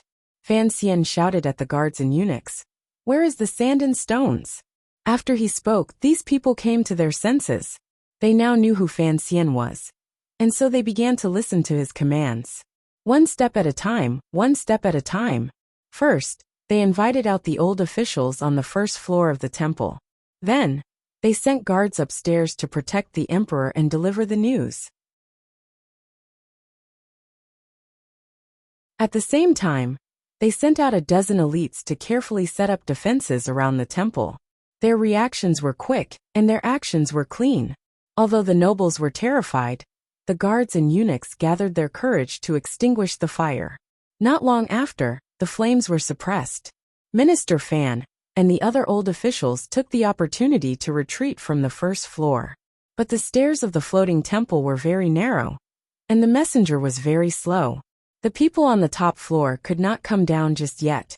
Seeing that his father was unharmed, Fan Xian felt slightly at ease, but he still felt a lingering fear. He had not expected his earlier fantasy to become reality. If this fire truly spread, the emperor, who was admiring the scenery on the top floor, would probably die. Someone must have started the fire. He did not know how the culprit was able to hide their identity and enter the heavily guarded temple. But the method of starting the fire was too lousy, and Fan Xian found out. Things were not that simple. Fan Xian stood in front of the chaotic temple, and he forced himself to remain calm. He analyzed the situation, but he could not come up with a single clue. But thinking about Wanner, who was still on the top floor, his emotions were a little messed up. and it was difficult for him to calm down. He had a bad feeling about this, but he did not dare to go up the stairs. He was afraid of being used. Fan Xian, go and protect the emperor. Minister Fan walked in front of him and coldly said, Yes, sir. Fan Xian had been thinking about this for a long time, and he did not have time to study the strange expression in his father's eyes. He led 2 highly skilled guards toward the top floor of the floating temple, but he did not want to use the stairs. Instead, he pushed off the ground and became a black shadow. He stepped on the narrow eaves of the floating temple, and like a nimble ghost, he climbed to the top of the building. You're tuning in to the Li Mei's Wuxia Whispers YouTube channel. We're so grateful for your support, and don't forget to subscribe to join us on this incredible journey through captivating stories. Your generosity through donations truly makes a world of difference, as it's the primary source of revenue that allows me to expand and enhance this channel for you. Thank you from the bottom of my heart for being a part of this adventure.